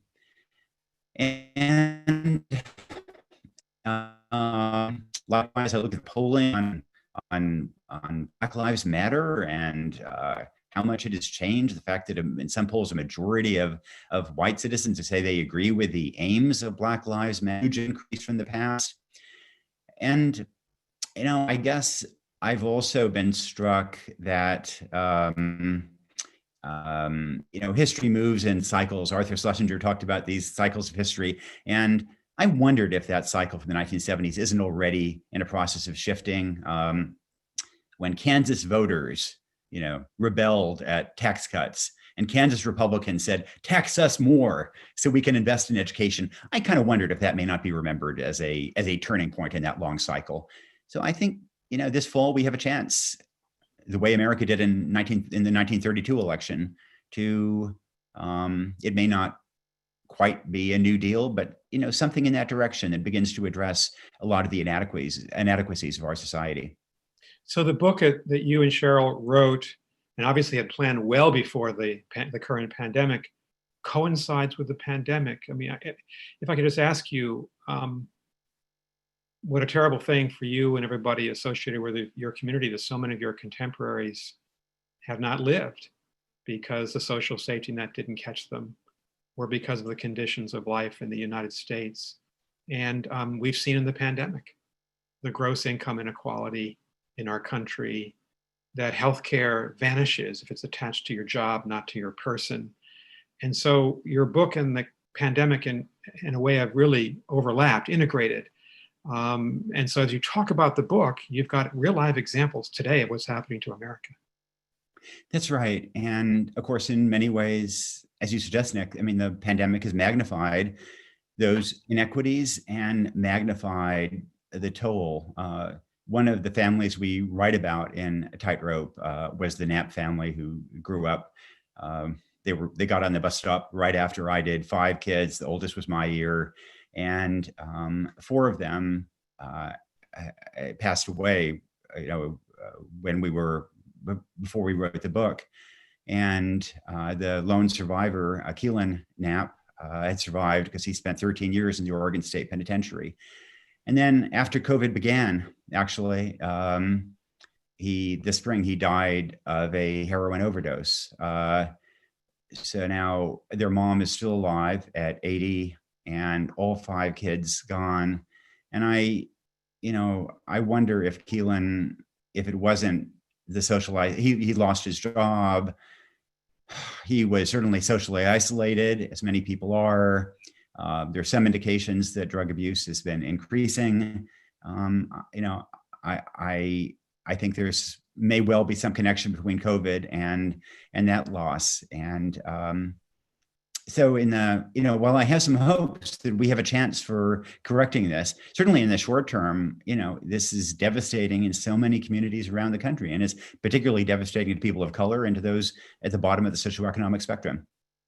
Right. In your column, you have this very interesting notion of comparing our time now in 2020 to 1932-33, the failure of Herbert Hoover, the triumph of Franklin D. Roosevelt. No one really could have predicted that Roosevelt would become, in a way, for his time, a radical reformer. You quote two people here about what could be possible in our time. Marian Wright Edelman. She says, Trump is the perfect opposition to have. Elizabeth Cohen, a mutual friend of ours, professor at Harvard. It is possible, she says, that the best thing that could have happened is the crass, self-interested, ineffective policies of Donald Trump. If the president is to be repudiated, and we don't know that yet on November 3rd, is there a possibility of a new progressive era, depending on what happens in the congressional elections? Could President Biden, lead us forward to really pay attention to some of these major fault lines in American society? So I think it's possible. I'd be reluctant to predict it. You and I both know Vice President Biden. He's not instinctively a revolutionary figure at all, but neither was Roosevelt. And at the end of the day, really what happened in 1932 was that Hoover had been such a disaster that he discredited his party. He discredited the entire one wing of the country. And it was because of that the Democrats in 1932 flipped the Senate. And not only did FDR win, but they flipped the Senate. And then Roosevelt, faced with this enormous challenge, approached governing not in an ideological way, but in a practical, we've got to solve this crisis kind of way. And he tried all kinds of things, and some worked and some didn't work. And of course, in the end, economically, he was helped by the mobilization that came with World War II. But I mean, Vice President Biden has been saying things to the effect that he understands that this may be a historic turning point.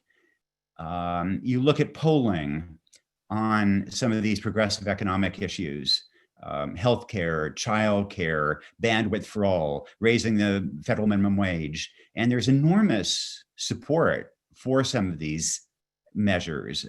I think more than 80% of the public believes that the taxes should rise on the wealthy to fund more social programs. 80% of Americans don't agree on anything. They don't agree the world is round. So to get that kind of consensus on some of these things makes me think that there's a fighting chance that we can correct this wrong turn of the last 50 years. So speaking historically, after America's first Gilded Age and the robber baron capitalism of the late 19th century, you have the muckrakers, journalists like you, exposing social inequalities. You had a great reformer in Theodore Roosevelt, and in a way at the beginning, Woodrow Wilson with the income tax of 1913. And then, of course, you have the failure of Hoover and largely the laissez-faire policies of the 1920s, the advent of a second progressive area, Franklin Delano Roosevelt. Are we at as a journalist, do you think, are we at such an inflection point? We've gone through a period of extraordinary prosperity for the upper limits of American society, the extremely wealthy people, but not for the middle class, certainly not for low-income Americans. Are we at such a point? I think that we may be, in the sense that so much of the path that we've been on has been completely discredited in the way that Hoover's laissez-faire policies were discredited at the time. There was a poll that I quoted in that Hope column that noted, I may misremember, it was something like only 16% of Americans said they felt proud of the US, in a country where, of course, patriotism and pride has always been something that has been central to this country's ideology. And in a strange way, in 2016, you saw both on left and right, you saw this support for Bernie Sanders and support for Trump, this sense that the system is not working, that we have to do new things. And I think that a lot of the country recognizes that something is profoundly wrong, that we have to try new policies. And I hope that we take advantage of this moment. I think it's entirely possible that, if the Senate doesn't go Democratic, then we'll just have paralysis for 4 years. There are all kinds of things that could go wrong. But do we have a chance, as the US had in 1932, 33? Boy, I think we just may, and it may be a better chance than we had in recent years. What do you think, Nick? I think you're right. I mean, you quote Vice President Biden, who said recently, "I do think we've reached a point, a real inflection in American history." I think a lot of us are trying to think back to earlier times when the American people rose up in a way and said, we want a stronger and better and more inclusive government. We want Social Security. We want, in the 1930s, we want civil rights, the Voting Rights Act and the Civil Rights Acts of the mid-1960s. We want health insurance that leads you to Barack Obama and Obamacare. So I do think, Nick, that there's something there. A lot of people saying, and here's my next question for you, Nick. A lot of people will say, but we're so divided, red, blue, north, south, urban, rural. How can we possibly get anything done? But you say something that Condi Rice echoed this morning. You said in your column, well, we may have been much more divided in the 1960s. You and I were both young boys, really, grammar school boys, elementary school boys. Martin Luther King killed, Robert Kennedy killed within 6 weeks of each other, the Vietnam War, the race riots, the incredible violence in American society, the weathermen from the left. Was that a more difficult time for us? So in 1968, I turned 9 years old, so I'm not a great commentator, but certainly in talking to the cohort that is just a little bit older than us, I'm struck by how toxic relations were between the boomers and their parents, and how many boomers thought that their parents were, vicious murderers who were supporting massacres in Vietnam and completely immoral. While the parents' generation thought that their kids were utterly immoral and going to destroy the United States. In a way, those divisions at the dinner table were toxic in a way that is not true now.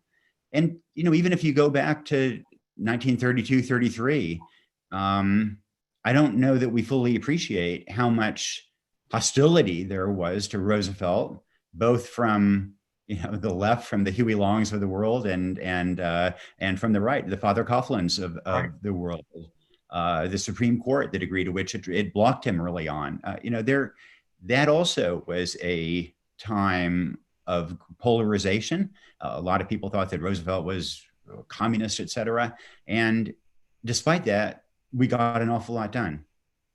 He certainly did. And I think most historians would say that Roosevelt is right up there with Lincoln and Washington, probably as our greatest president, because of what he did to help our parents' generation through the Great Depression and the Second World War.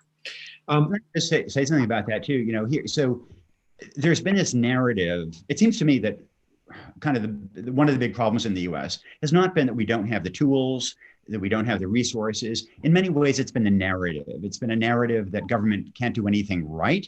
And it's been a narrative that it's all about personal responsibility, and that is fundamentally what determines outcomes.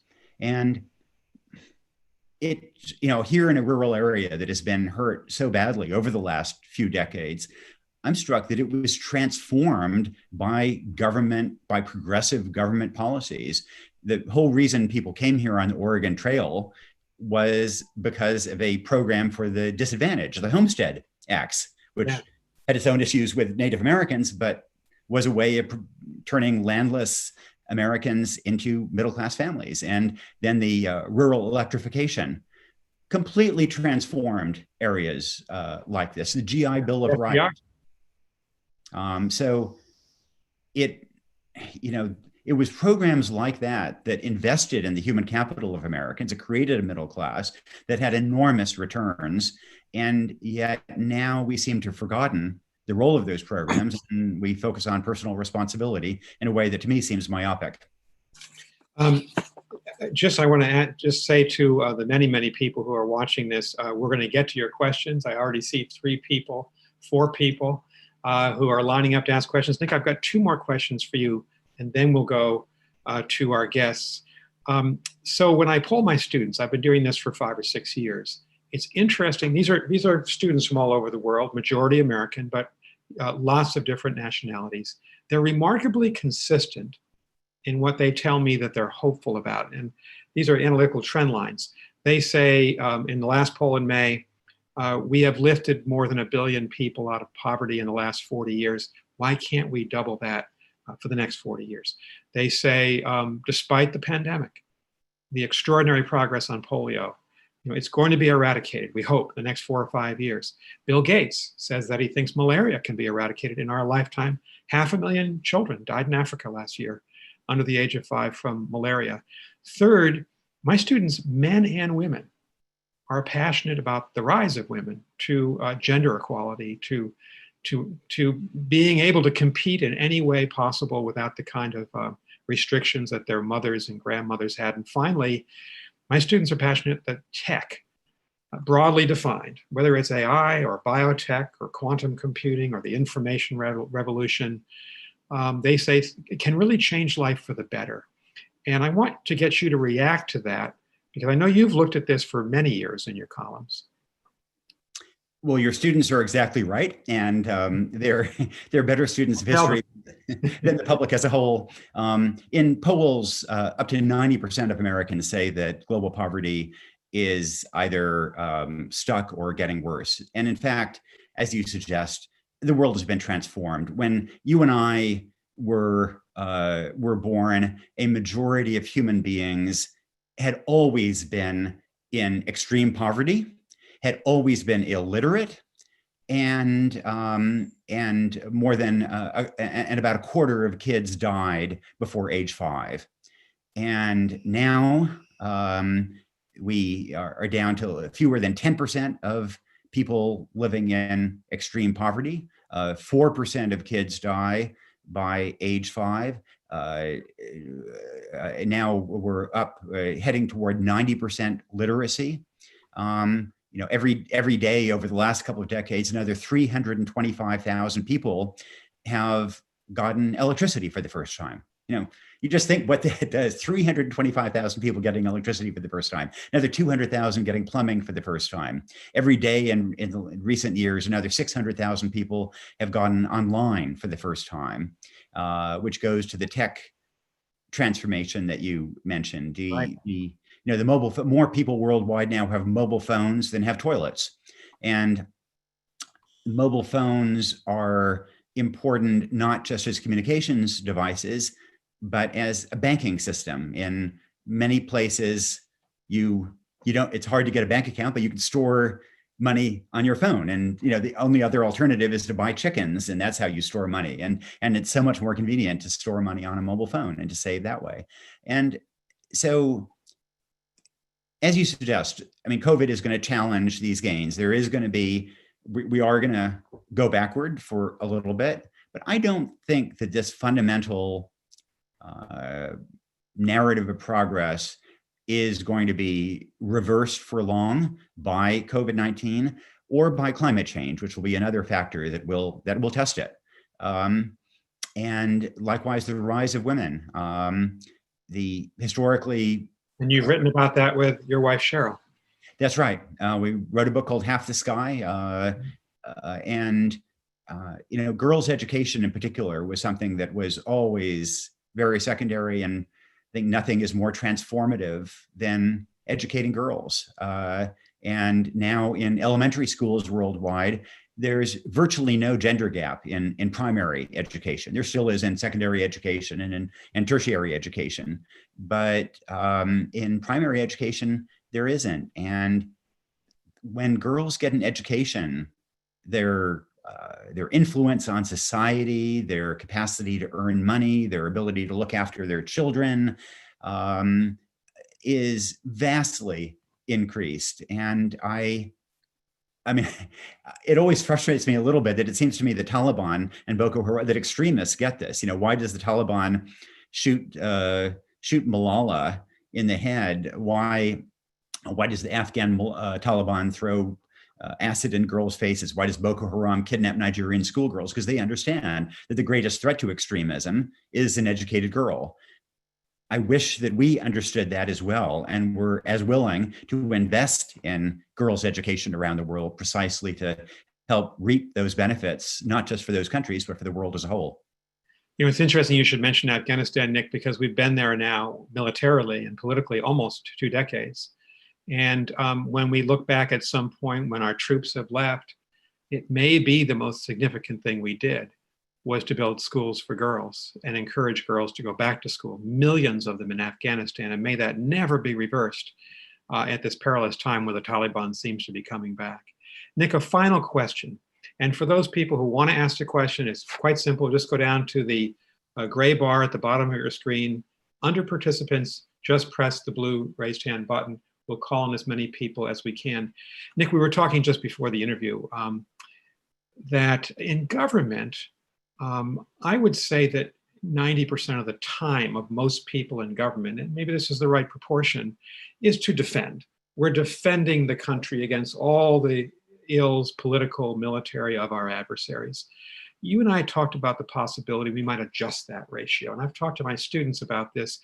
If there's tremendous possibility for women, for technology, for public health, for extreme poverty, to alleviate it, shouldn't we be devoting governments, nonprofits, attention by journalists in the New York Times, and you're one of them that does this, to push forward on these trend lines, to make the world better, more just? Isn't that a great opportunity for us?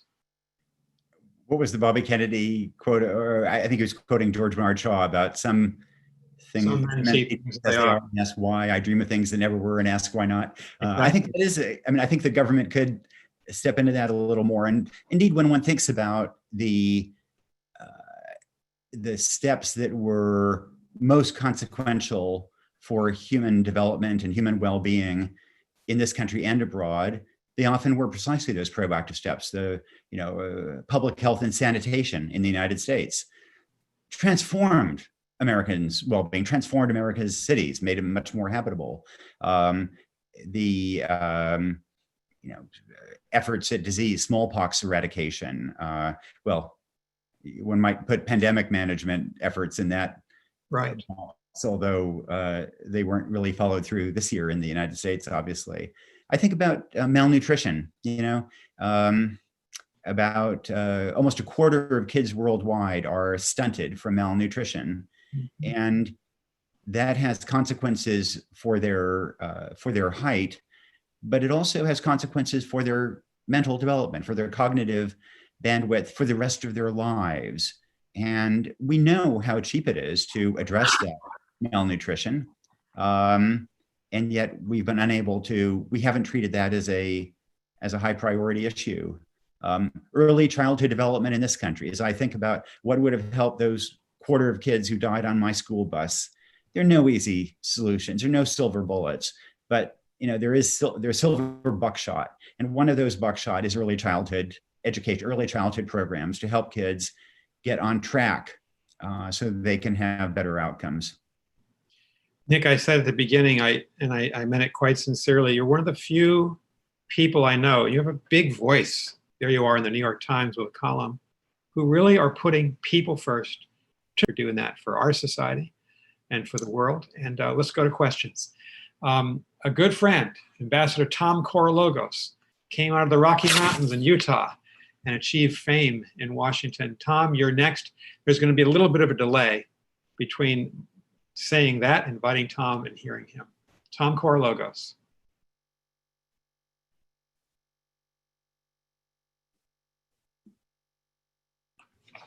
Ambassador, are you with us? I'm with you. Do you hear me? We sure do. You have. Hello, the two Nicholases. I'm my two of the leading experts in worldwide affairs and other issues. I'm enjoying what you're saying. Let me give a voice here to, yes, there is a chance for progressive inside the government. Yes, Biden could be a possible FDR, but let me give something else that bothers me. Turns out that the liberal community overplays its hand. Pack the Supreme Court, end the filibuster, new regulations, new Green New Deals, all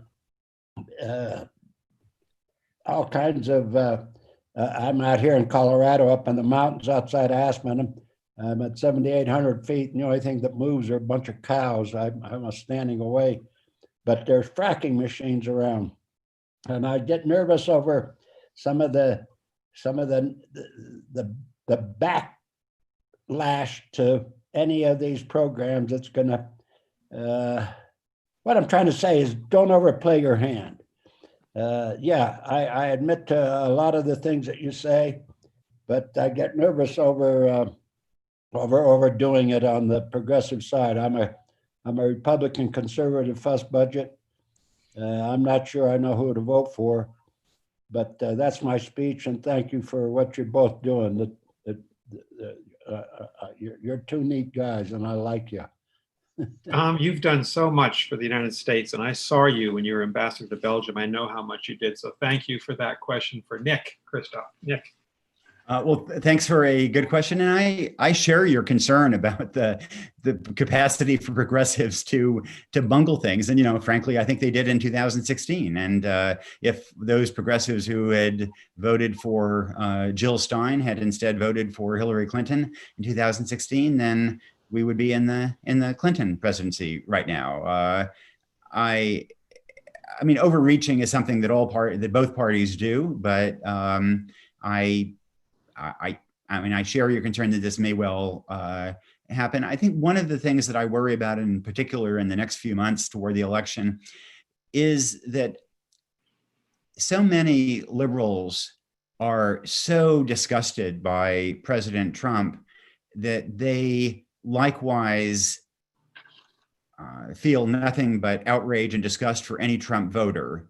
And they've tended to label them all as bigots and racists. And it is really hard to win votes from people whom you're denouncing as racist and bigots. And it's important to win some of those votes, not only for the president, but also for Senate seats. And you know, those 8 million people who had voted for President Obama in 2012 and then voted for Trump in 2016, it's important to win them back. And I hope that Democratic voters will fight for those votes rather than scorn them or condescend to them. Thank you, Nick. Thank you, Tom. Let's go to, and I hope I'm not mispronouncing your name, Vegan Jyoti.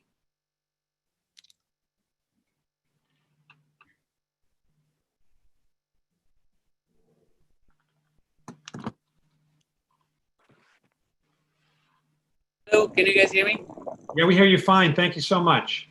Thank you, Mr. Christoph, for your work in social justice and for emphasizing personal responsibility in your awesome book title. Thanks also for encouraging local, sustainable eating as part of Christoph Farms. I appreciate you speaking about chicken abuse in your 2015 New York Times article. So given the current pandemic, which came from animal slaughter, and several people who are now forced to work in these animal slaughterhouses due to Defense Production Act, should we promote compassionate plant-based lifestyle to folks to eat healthy, address malnutrition, reduce their disease burden, and lower their greenhouse footprint and support social justice? Again, thank you for your work. I'm afraid you were a little garbled there, and I caught bits of it, but Nick, did you get the overall thrust of that? I missed the same parts that you did. I know he asked about the virtues of plant-based right agriculture and food and diet. Yeah, Well, it might. plant-based lifestyle to eat healthy and reduce disease burden and reduce the greenhouse footprint. Okay. There you go. Thank you, Bigan. Thank you. Thank you. Yeah, I mean, as a kid who grew up on a farm, I think that the industrial agriculture has been extraordinarily successful at some things, like reducing the cost of food, but it has been extraordinarily costly in terms of the treatment of animals, in terms of the use of toxic chemicals that have ripple effects throughout the environment. And I wish that we put in place more regulatory systems to limit that. I would also, though, say that I think consumers are way ahead of the government in this. And you look at the public and the degree to which it has passed animal rights measures in many states regarding cage-free chickens, for example, or veal calves being treated better, farrowing crates for hogs, and so on. So I think that these issues, that the public does seem willing to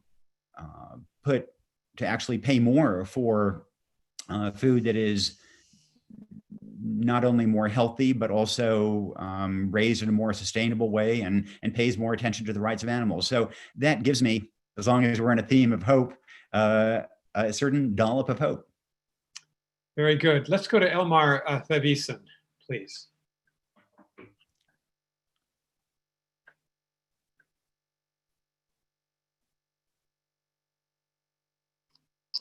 Okay, can you hear me? Yes, we can. Thank you very much. Wonderful. Thank you, Nick and Nick, for sharing your thoughts with us. Elmar Thavisen with ZDF German TV. I really share your hope a lot because traveling through the country, talking to people, having reported on the Better Angels Foundation, for example, where they try to bring together the red and the blue. We met people who really are longing for change, for reforms, for finding solutions and finding the better angels or being the better angels for the others. But being German, I have a question which somehow is more pessimistic. What happens if Trump wins a second term? Or what happens if Biden, if he wins the presidency, cannot deliver within 4 years? Because another disappointment for many people might have a huge impact on the political scenery in the United States. Nick, I'll just tell Elmar that this morning when John Bolton interviewed for the Aspen Security Forum, he said he thought, and I think he said he feared, that if President Trump was reelected, he might actually take us out of NATO. And as a former ambassador to NATO, and Elmar, I'm a great, great admirer of Germany and Chancellor Angela Merkel, what a disaster that would be for the United States. It would be an historical blunder of historic proportions. There's no question about it. So Nick, to you, how would you answer that question?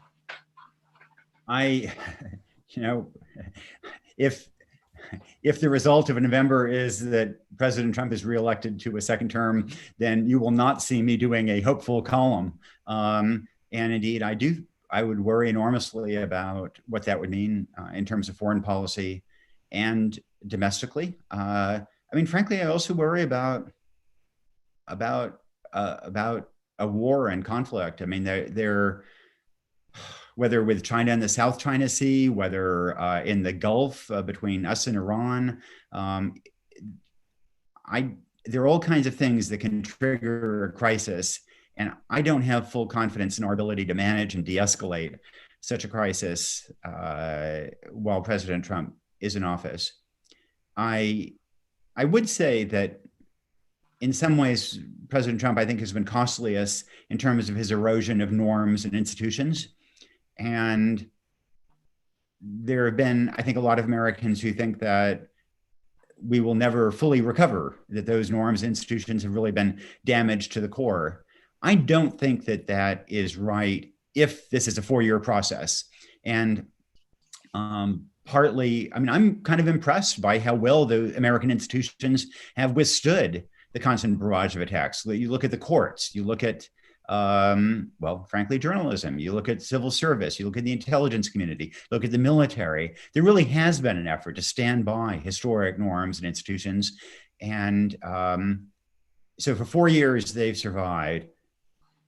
8 years, I think, would be a much deeper challenge. And I think that would be a catastrophe.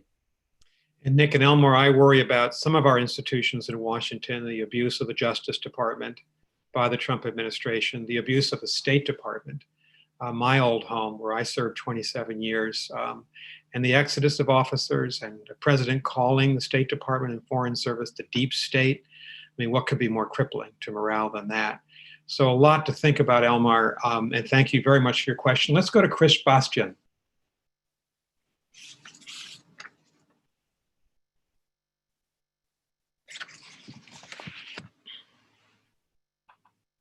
Unmute. Hello.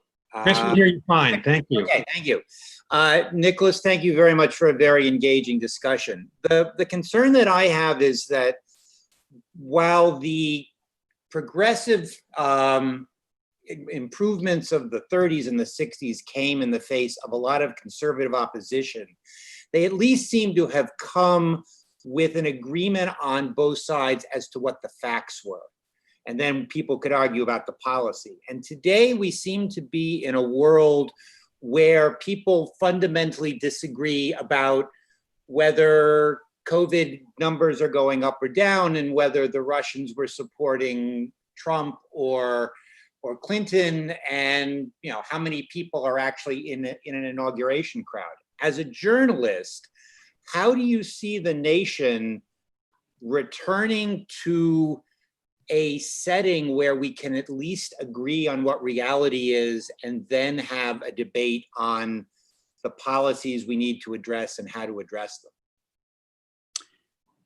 So, Chris, I think that's a good question. I share your concern on that issue, but I would note that although we tend to think of the past as a time when we did have a shared set of facts, sometimes that shared set of facts was completely wrong, or indeed it wasn't shared. You think of in the run up to World War II, when there was a pretty broad agreement that isolationism was the best approach to take, or certainly in the 1960s, I don't think there was that shared set of facts about either civil rights issues or about Vietnam, or indeed about social policy more broadly. But having said that, I think you're certainly for my adult life, there has been a world that sort of followed the Moynihan prescription that you're entitled to your views, but not to your own facts. And years ago, the MIT media thinker Nicholas Negroponte, this is got to mention another Nicholas here, another Nick here. That Nicholas Negroponte said that with the internet, we would develop a platform that he called the Daily Me, and everybody would get information that tended to reinforce their own prejudices. And I think that has in fact come to pass, and that we all do get a form of the Daily Me in some way. And we also tend to be more segregated by politics these days than we were a generation ago. Clearly that is a huge obstacle to policy formation, both domestically and abroad. I go back and forth about whether that is permanent because of the way we consume news, or whether there's a chance to get over it. Europe historically had something of the same problem. And so leftists would read leftist newspapers and conservatives would read conservative newspapers, and never the twain shall meet. And in fact, Europe tended to evolve past that and develop more of a common set of understanding of reality. Maybe there is some hope that we can as well, but I'm just not sure. I think it's a really interesting question, Chris. So we have time, maybe, Nick, for one more question and a brief answer. And Jeannie Nguyen has been waiting, so let's try to get her in.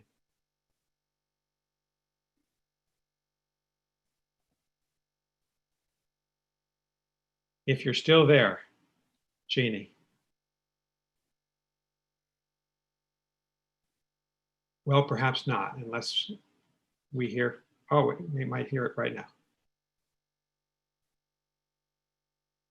Okay, Nick, I think maybe we've lost her. So let me, I have another question. I had a final question ready. Our greatest presidents, I think as we look back at them, are the people who faced significant national challenges and yet gave people the hope that we could surmount them. Certainly Lincoln in 1860 to 1865, certainly FDR. In a way, despite the tragedy of Vietnam, Lyndon Johnson on civil rights. In a very palpable way, George W. Bush, in the week or two after 9/11, he united the United States, and he was courageous in doing so. You called up for your column on July 19th, President Jimmy Carter. He's 95 years old, and he said to you, "I know we will see a better future." That really impressed me, because I admire him. Tell us about that conversation, and maybe just sum up your own innate belief that we can, that the American people can rebound from our present troubles and see a better future. Yeah, I mean, Carter is a good person to end on because he is, you know, such a optimist. My sterling memory of Jimmy Carter is, oh, it's been more than 10 years ago. I got a call from his staff that he was going to make his last big foreign trip to Ghana and Ethiopia, and did I want to tag along to see his work on river blindness and guinea worm? And so I thought, President Carter's last big foreign trip, yeah, I want to be there. And so I flew in, we met up in southern Ethiopia. We're sitting by a stream where river blindness is a huge problem. And I said, my first question is, so Mr. President, I understand that this is your last big foreign trip. And he looked at me and he got all steely. And he said, "What would ever give you that idea?"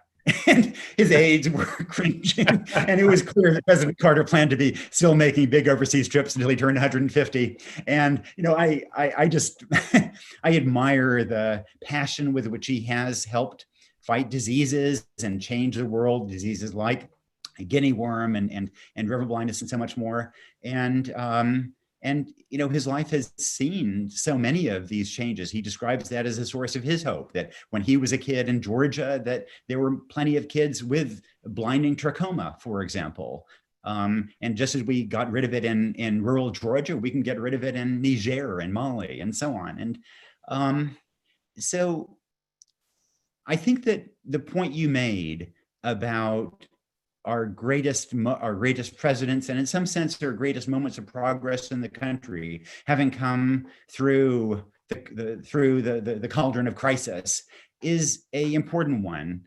And look, there's no doubt that right now we are in a mess as a country. We're in a mess because of COVID. We're in a mess for many other reasons as well.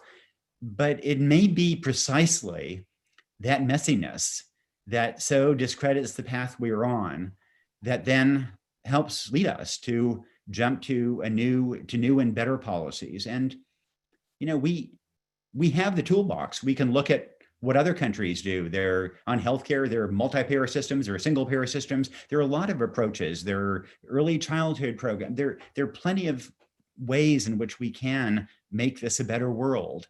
And so at the end of the day, I don't want to have a blind Panglossian optimism that things inevitably will work out, but do we have a fighting chance to make this a better country, to make this a better world? Absolutely. Nick, you have fulfilled all of our expectations. We wanted, at this very difficult time in American history, we wanted you to talk about why we might also be hopeful that the end is not near, that the American story continues, and hopefully a better America. You've given us that hope. Thanks so much, Nick. Thanks for all you do, Nick. Have a great hiking expedition with your family too. I'll do that. Thanks, Nick. Ladies and gentlemen, we'll be back in 10 minutes with Sui Tong Kai, the ambassador of the People's Republic of China to the United States, and our good friend, Andrea Mitchell, for a fascinating conversation on U.S.-China relations. We'll see you at the hour. Thank you very much.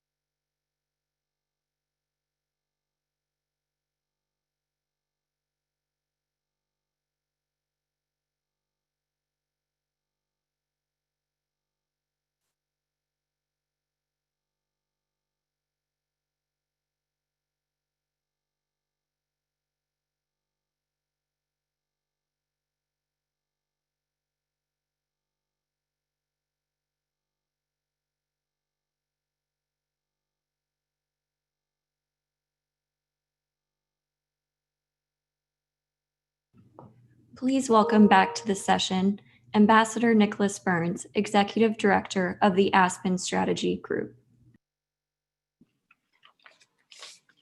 Good afternoon, everybody, and welcome back to the Aspen Security Forum. We had a great conversation with Nick Kristof just now, and we're about to begin a conversation between Andrea Mitchell, Chief Foreign Affairs Correspondent of NBC News, with the Ambassador of the People's Republic of China, Sui Chongkai.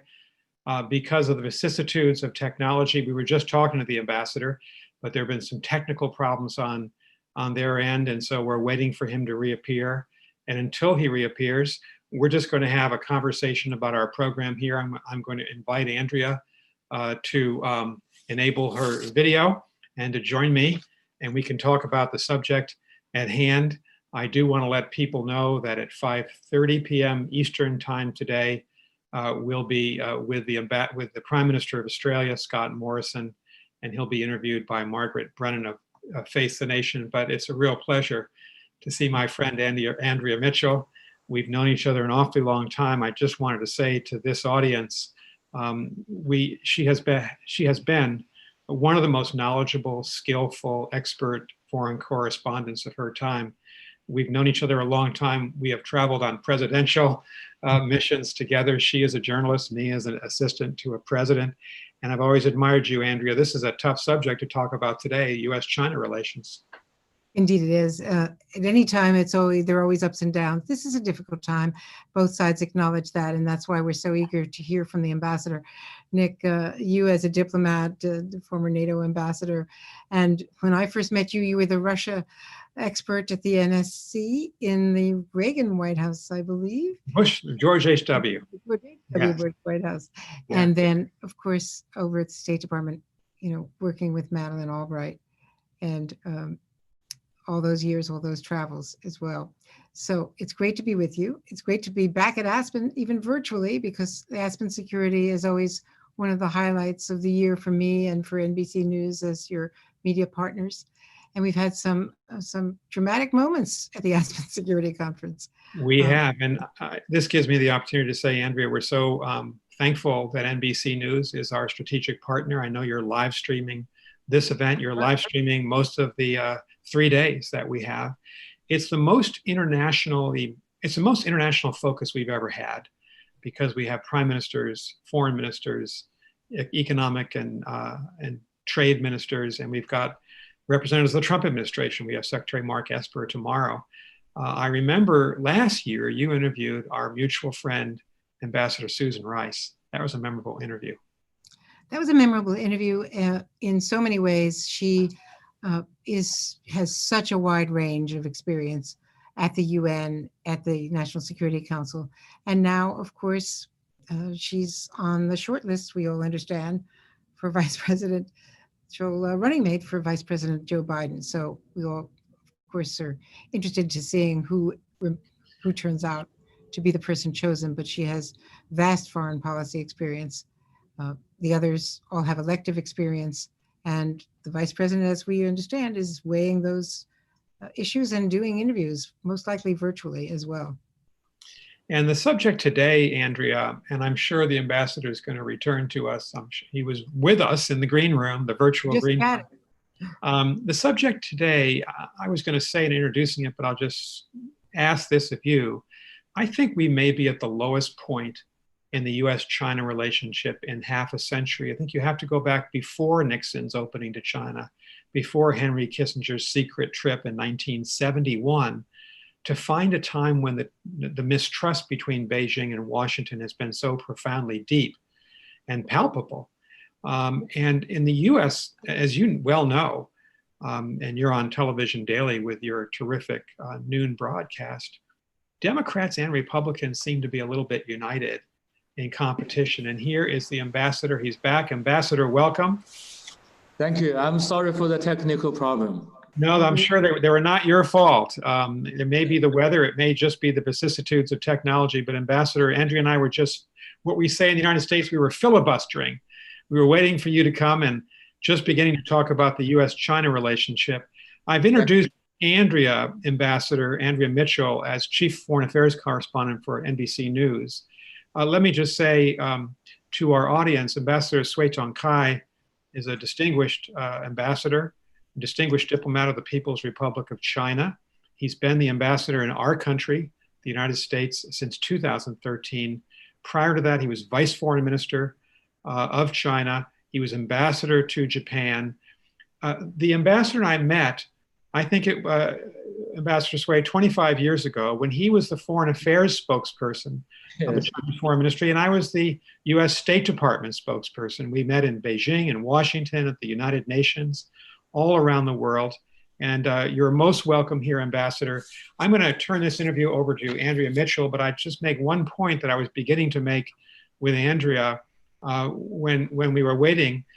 Ambassador, I think that US-China relations may be at their lowest point.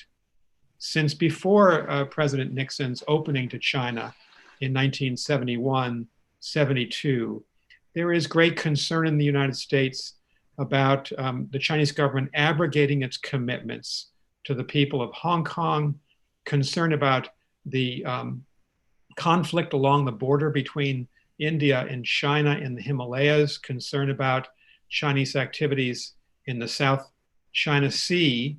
And you and I have been part of this relationship from a government perspective for many, many decades. It seems to me that we're turning away from the cooperation, the large-scale cooperation of the last 40 years, decidedly towards competition in the military sense, over economic issues on 5G.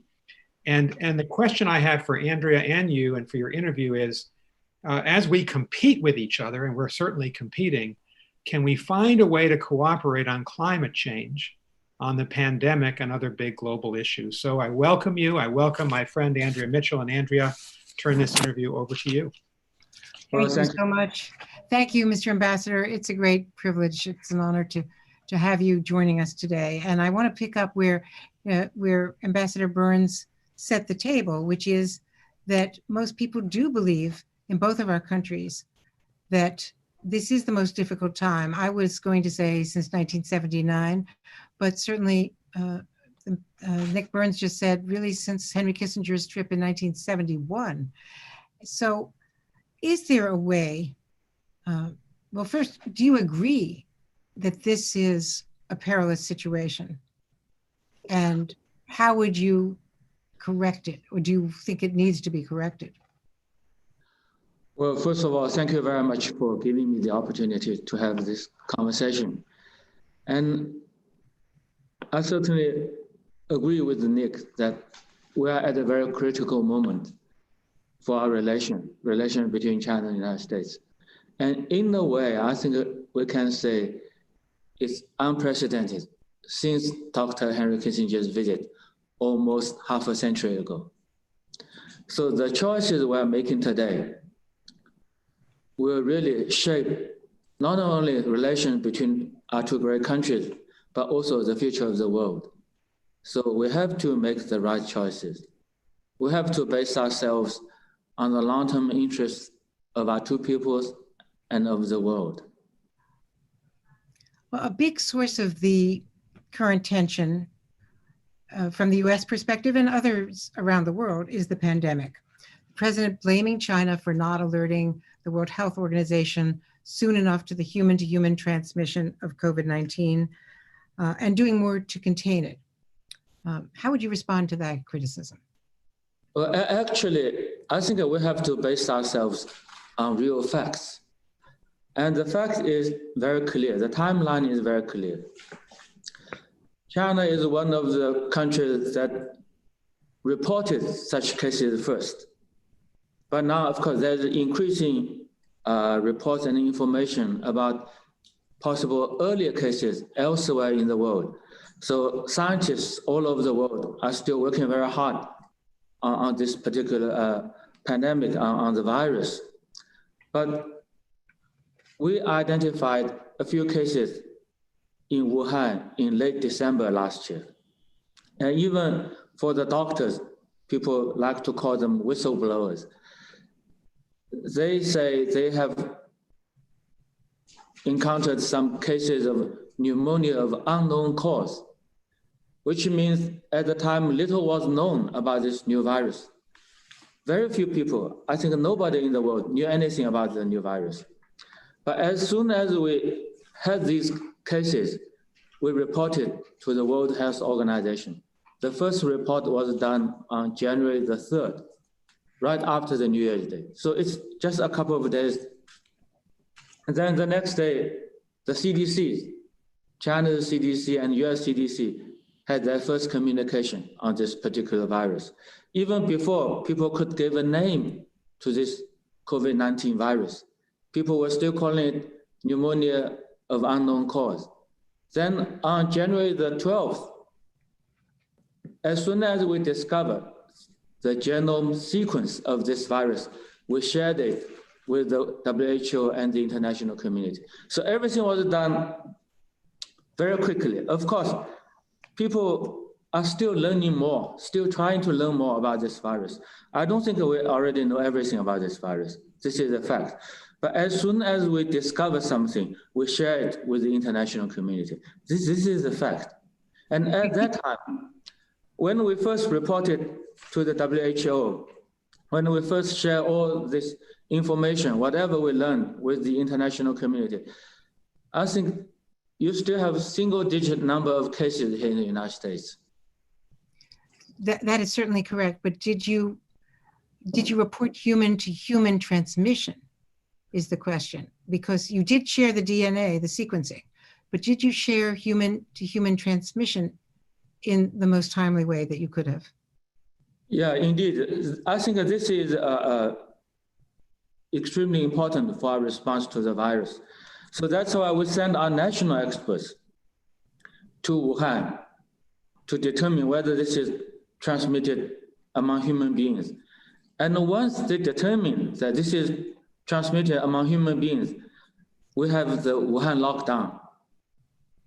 Within a couple of days, we locked the whole city of about 12 million people. So everybody knew that this is transmittable among human beings. And within 2 or 3 days, United States evacuated its consulate from Wuhan. So everybody knew this is very dangerous. I mean, just a few months ago when this all started, President Trump was praising President Xi's response. Now it's very different. Are they communicating at all? Well, actually, I think that they have had a couple of phone calls in the last few months. And also people at the lower level, lower than the president level, have also had their communication. And of course, the two economic teams has been in touch more frequently. And what is even more important is that I think the scientists of our two countries are working together. Some of the American experts, very well-known professors or public health specialists, they went to China in very early days. And they also joined the team sent by WHO to China in February. So I think it's very fortunate. Our scientists are still working together. Now, more recently, the US has filed charges against a number of researchers and academics for, it says, trying to steal COVID vaccine information from US technology companies or universities. And they say it's part of a broader pattern of intellectual theft. Can you respond to that? I think that the problem nowadays is that very often allegations are made without giving any hard evidence. I think actually international community should really cooperate with each other to develop as soon as possible an effective vaccine, and which should be shared by the entire world. That's why President Xi Jinping declared at the special conference of the WHO that if China could develop this vaccine first, we will make it global public good. Now, although Moderna, one of the leading research companies that is testing vaccines in phase 3, has said that the Chinese government linked hackers have targeted them to steal data.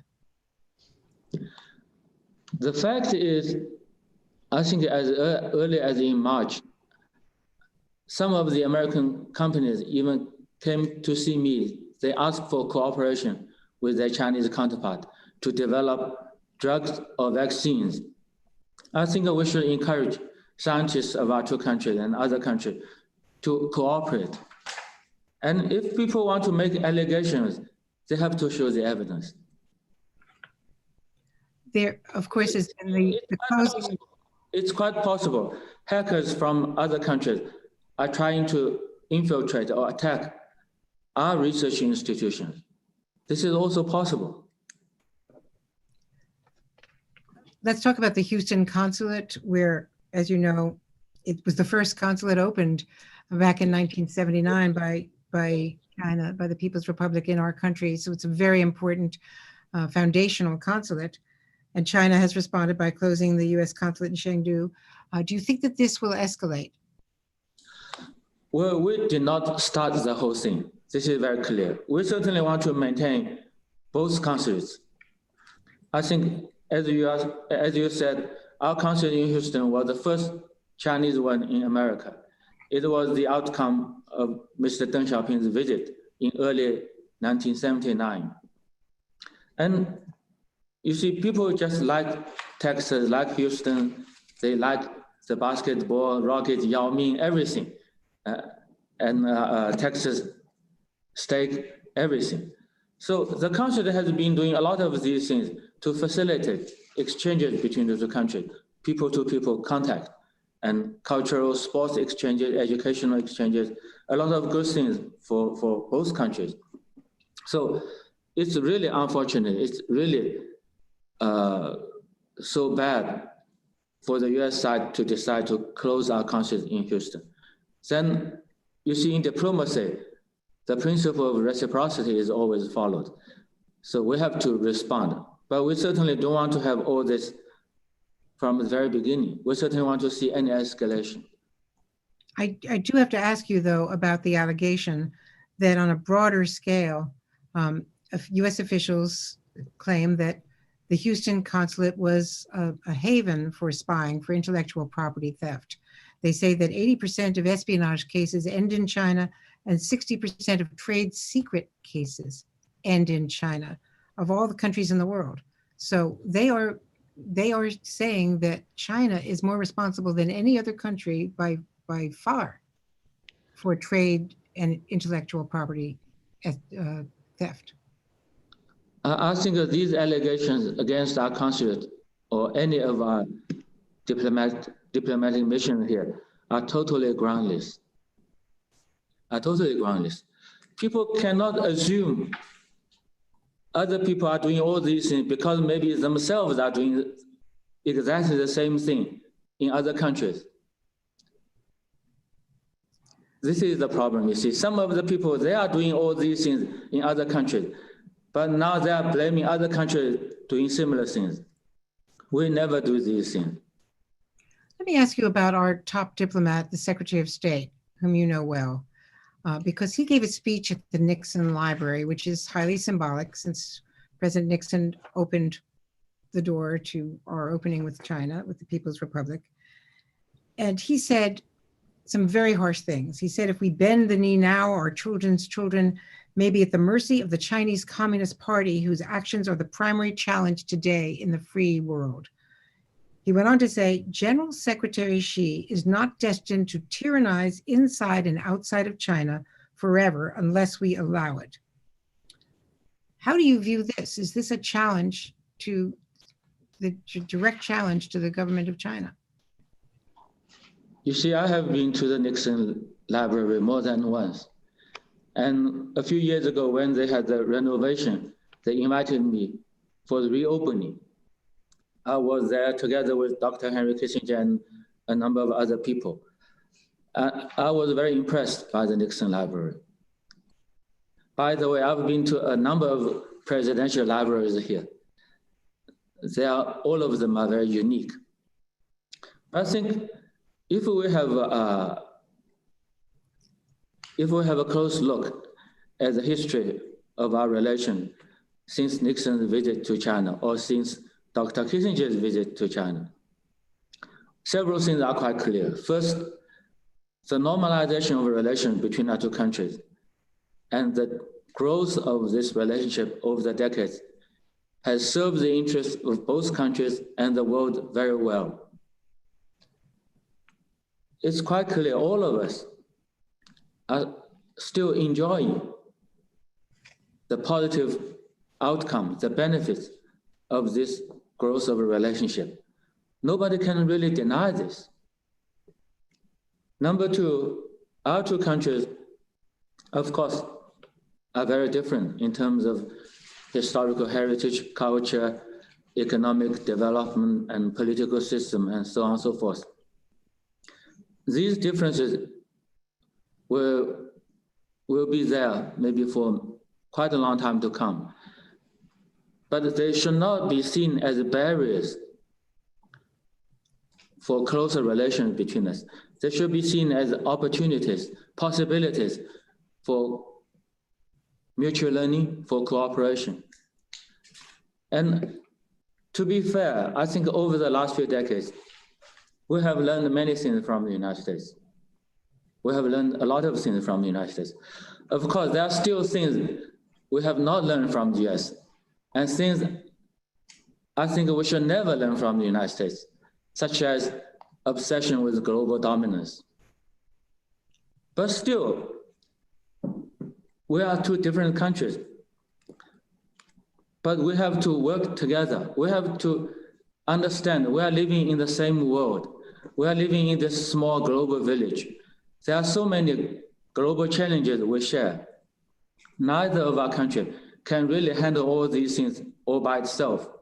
Nick just mentioned climate change and also terrorism and so many natural disasters.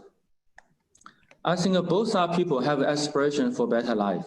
If our two countries can cooperate with each other, it will enable us to meet our people's needs even better. So this is a choice we have to make, cooperation rather than confrontation.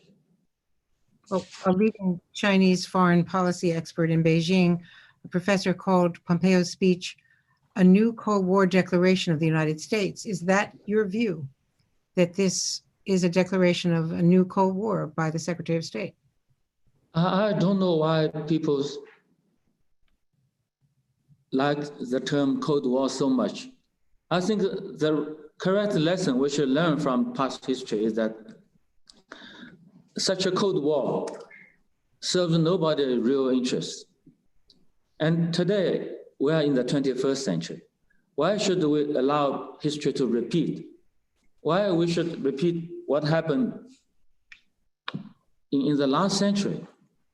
When we are faced with so many new challenges, emerging and global challenges, I don't think a new Cold War would serve anybody's interest. It will give us any solution to the problems.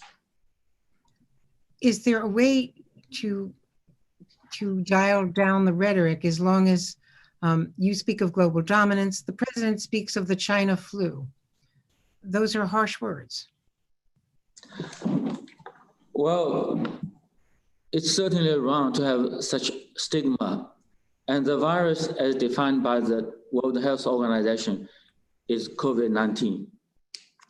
And the WHO has ruled that the name of any such virus should not be linked with any particular place, people, or ethnic group, or even particular animal. This is an international rule I think all of us should follow.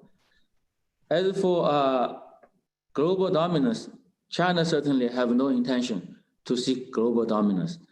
But people here in this country talk about it so often. It seems to me there's such an obsession with it. How do you interpret global dominance?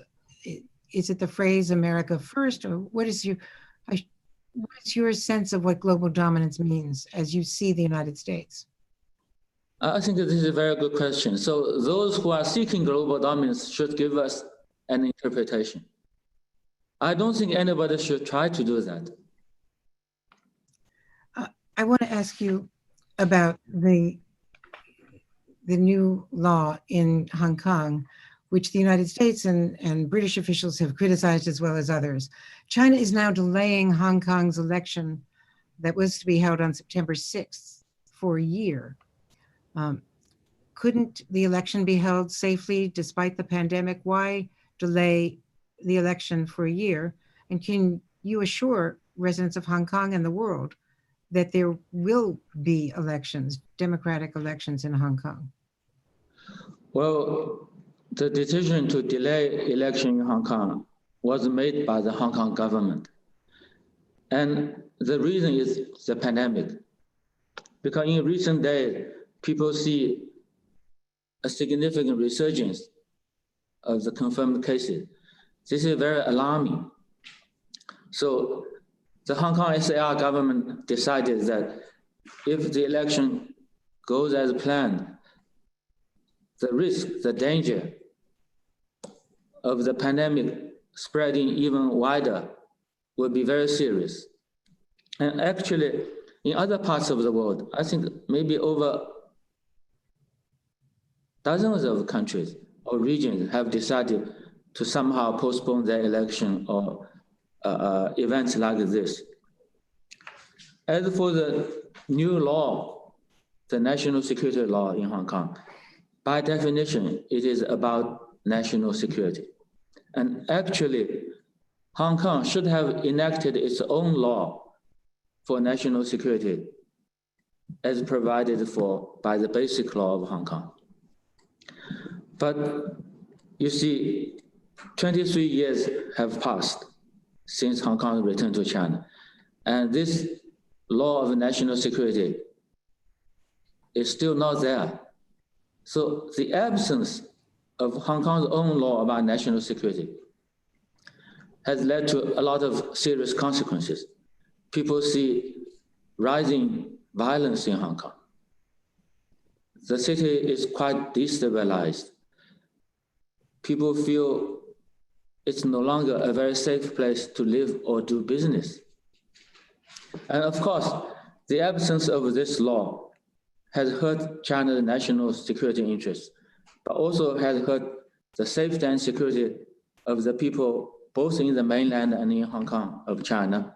And it is also hurting the interests of Hong Kong's international economic partners.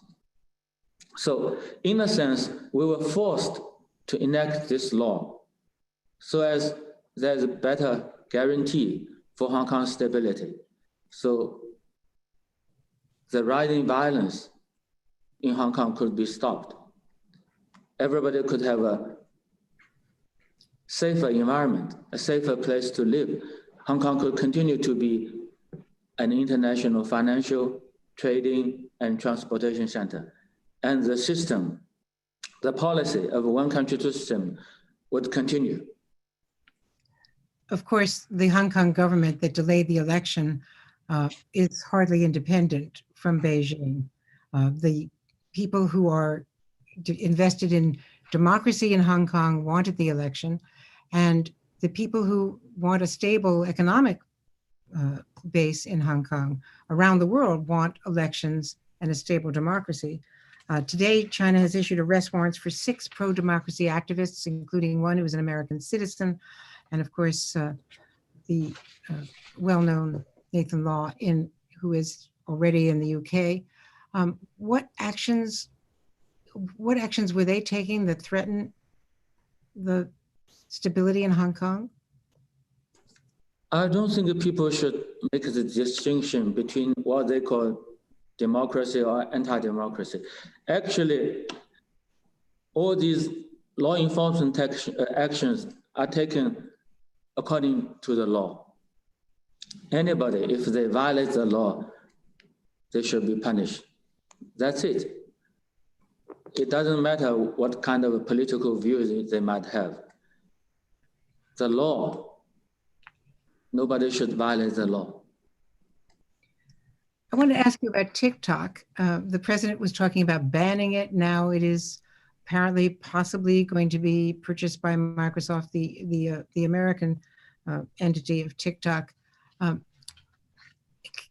Given China's law and China's ability, Beijing's ability to demand that Chinese corporations can retrieve data from any of these companies, can you understand why President Trump and the US government wants to make sure that if TikTok operates here in the US, that Beijing will not be able to reach in and get any data from US citizens? I don't think there's any evidence that any company is giving such information to the Chinese government. People make these allegations, but they never show us any evidence. And very often we hear complaints here that we don't give a level playing field to American companies. But more and more, I believe we should complain. Chinese companies are not having a level playing field here. There is such a degree of political intervention, government intervention into the market. There's such a discrimination against Chinese companies. And these companies are just private companies. So I think it's not fair to make such allegations without giving any evidence. And to accuse China of not giving American companies a level playing field, while at the same time, they themselves are denying Chinese companies such a level playing field. This is extremely unfair. Despite all of these tensions, you alluded to the fact that there are still conversations at lower levels on economic issues. Is the trade deal going to go forward? Do you still see that as in China's interests? And obviously, we have to see whether it is still in the US interest, or do you think that is now also in peril? Yeah, you see, we signed this, what they call a phase one trade deal in January. And as far as I know, the two economic teams has been in contact with each other at various levels, of course. And we are making good progress. For instance, what China committed to do in the first 4 months for the implementation of this trade agreement, we agreed to do 50 items. We have done all of them in the last 4 months. And we are still purchasing American products, including agricultural products. Of course, the pandemic is hindering the normal trade flows. This is also a reality. But I think we are doing our best to overcome the current difficulty, to keep the trade flow, and to implement this trade agreement as effectively as possible. And I want to ask you about military tensions. The US says China is being aggressive about claiming areas in the South China Sea that are international waters. Do you see the US and China moving more closely to some kind of a military confrontation? You see, there's a long history behind the situation in South China Sea. Before the 1970s or 1960s, actually there was no territorial dispute in the region. And some of the claimant countries put forward their claims starting from late 1960s or 1970s. We have our historical claims, and we have strong historic and legal support for our claims. But still, we are ready to negotiate with other countries concerned for a peaceful solution to the disputes. That's why we are working with the ASEAN countries. Over the years, I myself worked for quite a few years with the ASEAN countries on drawing up a declaration of conduct for the parties concerned. Now we are working on the code of conduct. I mean, China and the ASEAN countries, and we are making good progress. And we always believe that any territorial disputes should be resolved through negotiations by the parties directly concerned. And we certainly aim to have a diplomatic solution, a negotiated solution. This is our commitment, it's not changing. And in the meantime, we should really work together to maintain stability of the region. And all these sea lanes, they're extremely important for the Chinese economy. A large portion of our imports and exports have to go through these sea lanes. So we really have high stakes in the safety and security of navigation So if these things are left to the country concerned to work out, I think the situation would be much better. The problem is the intensifying US military activities in the region. The US is sending more and more warships, military airplanes, and more frequently to the region. This is really raising the risk of any conflict or confrontation. The president and Secretary Pompeo talk about trying to engage China in a trilateral arms control agreement with Russia and the United States. It's one of the reasons they say they withdrew from the INF treaty, that Russia was cheating and that it was more important to negotiate with China as well. Is there any sense that China would be interested in negotiating missile limits in an agreement with Russia and the United States? I think there are now very important negotiations between US and Russia on some of the existing treaties between the two countries. And these treaties are extremely important for international strategic stability. We hope these treaties could continue.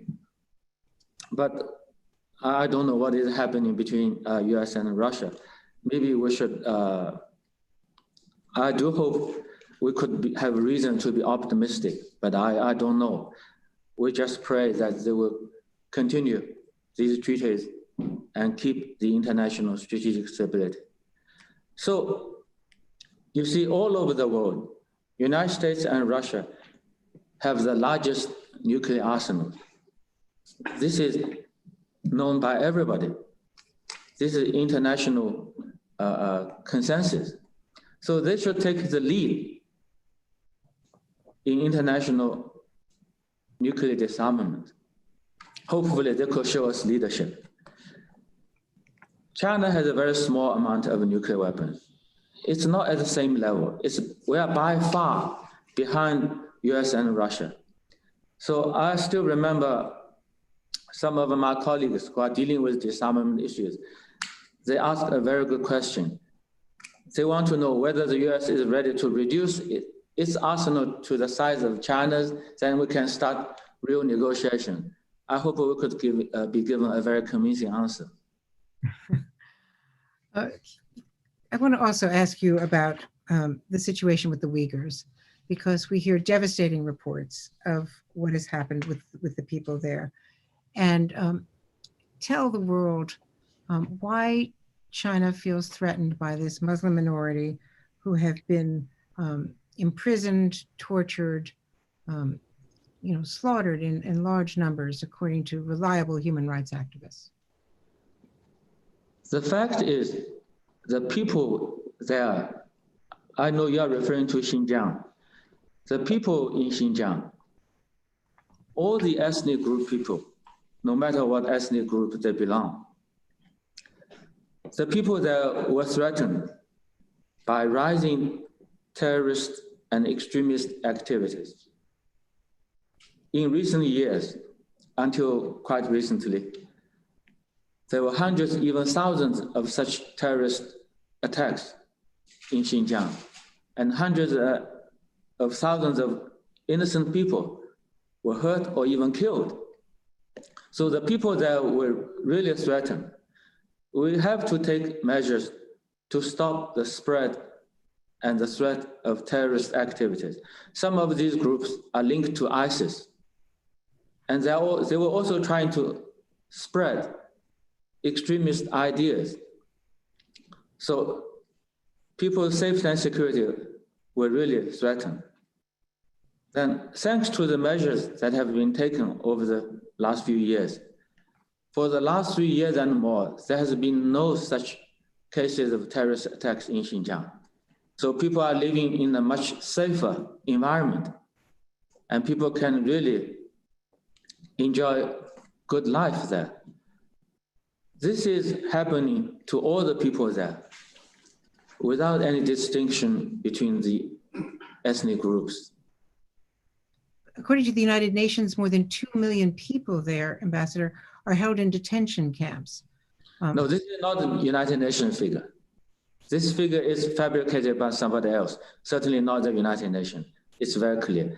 We have invited, over the last few years, we have invited UN officials, foreign diplomats, journalists, many of them from Muslim countries, and none of them supported such claims.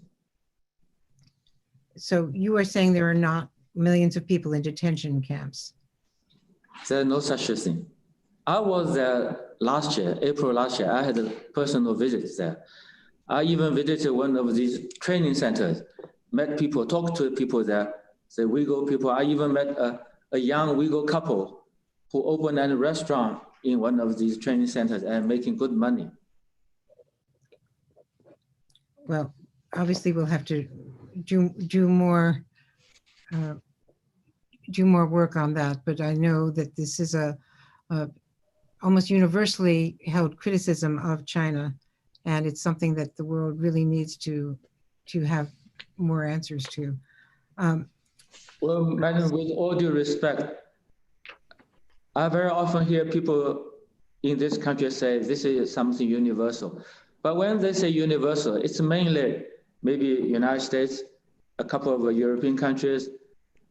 If you talk about anything universal, you have to consider China itself has 20% of the global population. If you count in countries like India, Africa, Latin American countries, the majority of the global population is very often not included in this universality. I want to get back to the relationship between President Trump and President Xi, because we saw them at Mar-a-Lago. We saw the president's grandchildren singing in Mandarin to him back in 2017. It's a relationship that even through January and February of this year, the president was praising President Xi. How did we get to the point of him talking, with racial epithets like Kung flu and also talking about the China flu? Why do you think he is blaming all of this on China? Well, I don't think this is something for me to explain, but I can tell you, I have been present at most of their meetings, Mar-a-Lago, and you see Beijing, and Argentina, Buenos Aires, and Osaka last year. I think the meetings between the presidents has provided important guidance to the overall relations. There have been, all these meetings were quite positive. I will certainly look forward to more interaction like this, an effective working relationship between the two governments, between the two leaders. Is there any chance of an overture? Would there be any outreach from China to Washington, or should Washington reach out to China? Who will take the first step at the head of state level? Well, I think that this is a job we diplomats really have to do. My good friend, Ambassador Branstad in Beijing, I myself here in Washington, we will continue to do our best.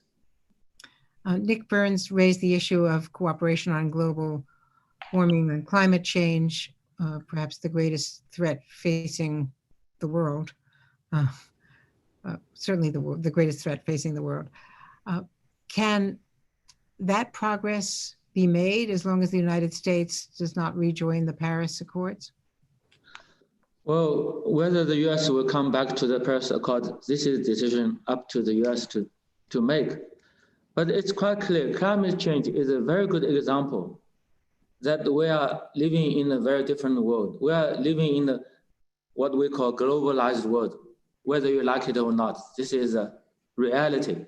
And we have to work together to respond to all these global challenges. No country can handle all these things all by itself. We have to work together.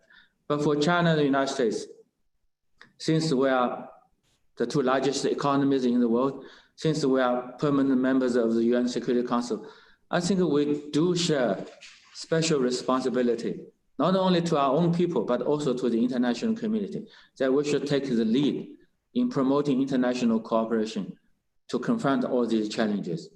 We are certainly willing and ready to do all this. Returning to Hong Kong for a moment, I just wanted to ask you, will you commit to holding an election in Hong Kong a year from now?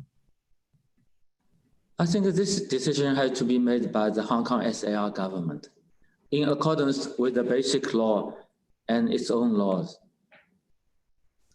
It's not up for me to say. Are they really able to make that decision without Beijing's approval? You see, Hong Kong has high degree of autonomy. Well, it did, but it no longer does, according to most people in I the think world. people have to be careful. High degree of autonomy is different from total independence. Hong Kong is not a sovereign country. It's part of China. It's a special administrative region of China. So Hong Kong's governance is based on, first of all, the Constitution of China, then also on the basic law of Hong Kong.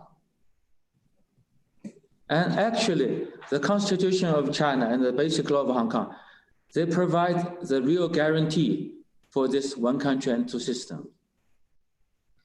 But under one country, two systems, which we understand, can the Hong Kong government go ahead and hold an election if it does not have independence, if Beijing does not want it to? No, I think the decision to delay it was based on the assessment of the situation of the pandemic. This is the only reason. They cannot take the risk that more and more people would be affected and things could get out of control. The risk is just too high for them. Well, I know that there are a lot of people who want to ask questions as well of you, and I don't want to take all of your time, Ambassador. You've been very, very generous with your time with us today. I think the first person who has raised his hand in the chat room is Stephen Shapiro. Mm-hmm.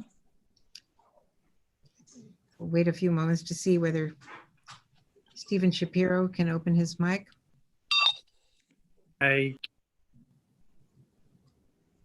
Oh. Stephen, you need to unmute, please. Yeah. I did click that. Okay. Thank you very much, Nick, and thank you, Ms. Mitchell and Mr. Ambassador. Unrelated to the discussion so far, I'd like to talk to you about the Arctic. And I'd like to ask you about China's interest in the Arctic, such that China has felt the need to declare itself, without an Arctic border, to declare itself a near Arctic power. So my question for you is, what is the impetus for this great interest in the Arctic? Is it mineral acquisition? Is it transportation ease? Is it strategic with respect to the movement of potential military assets? Is it to keep up with your friends, the Russians, or even with us? So I put this to you as an open question. Thank you very much. Well, I have to say at the beginning, I'm not expert on these issues, but you see, China is the second largest economy in the world. We certainly have a lot of interest in the world, and we certainly want to make contributions to the preservation and utilization of any part of the Arctic. And we want to make our contribution. We want to work with other countries. We have no military intentions for these places. We want to contribute to peaceful use and preservation of the environment there. And we are ready to talk with other countries. We know United States and countries like Russia, you also have very strong interest. Then we should all talk to each other and should work together to make sure nothing wrong is done to that part of the globe.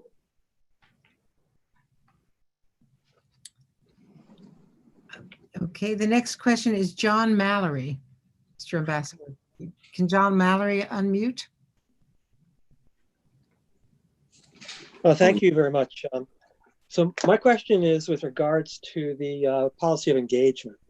So the discussion in the United States, holds essentially that engagement is dying.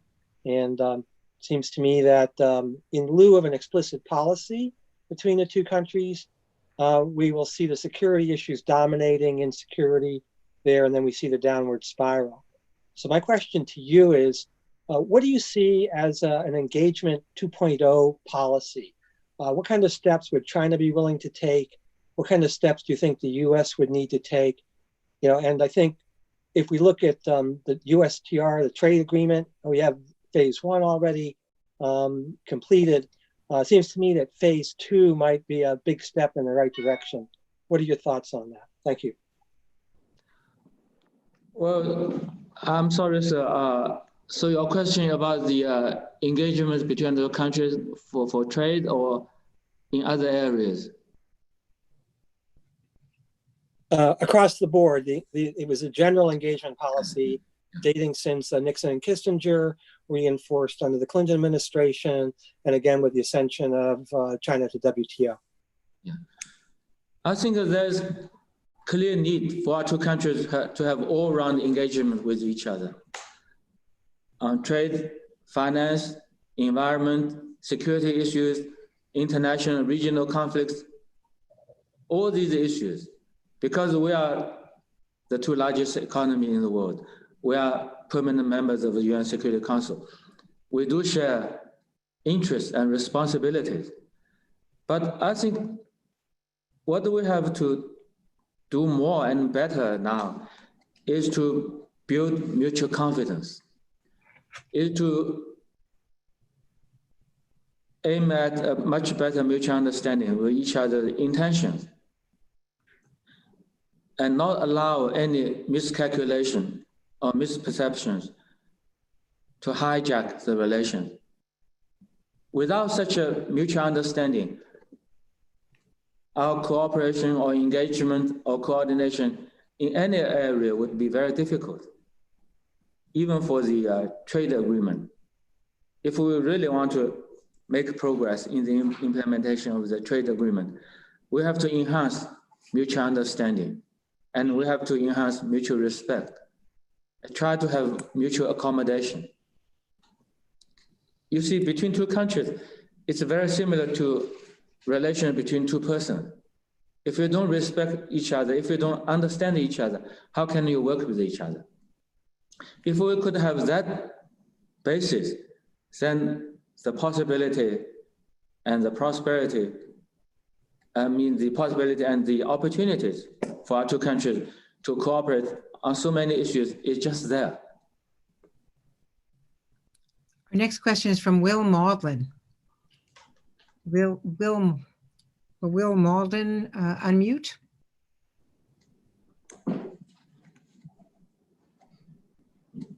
Just follow up a little bit on the previous question.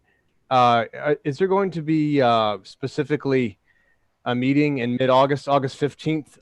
My colleagues are reporting at the Wall Street Journal to reevaluate the trade agreement. And if so, what is China's position on that? Thank you very much. Well, thank you for your question. Yes, the original plan was for the two teams to meet 6 months from the starting of the implementation of this phase one trade agreement. I think that the two teams are still talking to each other, but probably they will not be able to have a face-to-face meeting.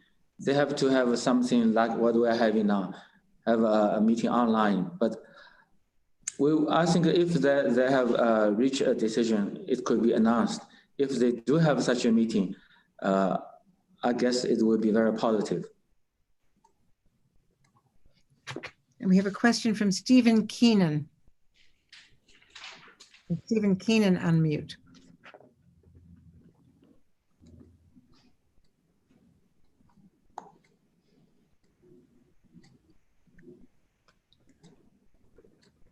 I want to give him another minute.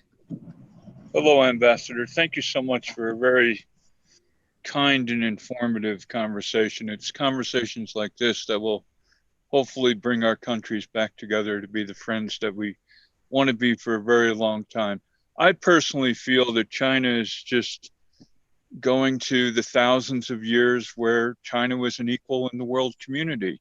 What do you feel the symbolic things America and China could be doing to get our relationship back to where it was not too long ago? And let's remember, during our 2008 financial crisis, it was China that spent an enormous amount of money that helped the entire world financially. What do you feel that we should be doing to help right the ship of good relations with the two most powerful countries in the world? Thank you. Well, thank you very much, sir. Thank you for your very encouraging words. And I do share your hope. I totally share your hope. And you are right.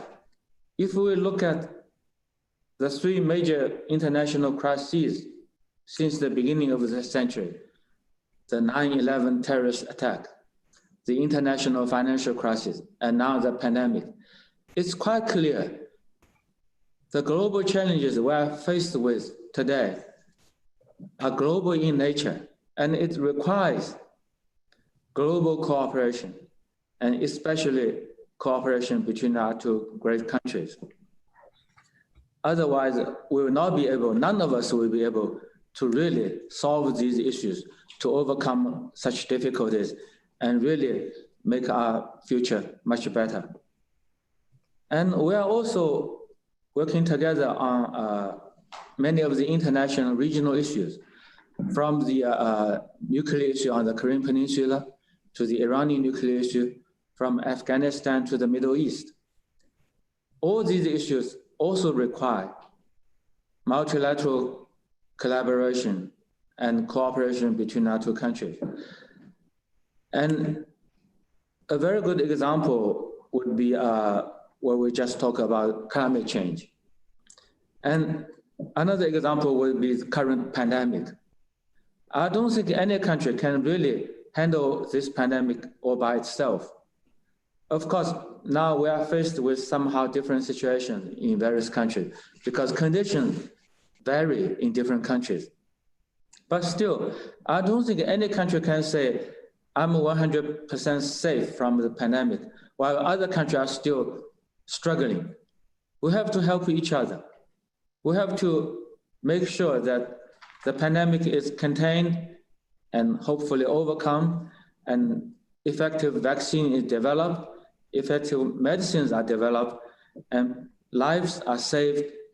People can have a better assurance for their health.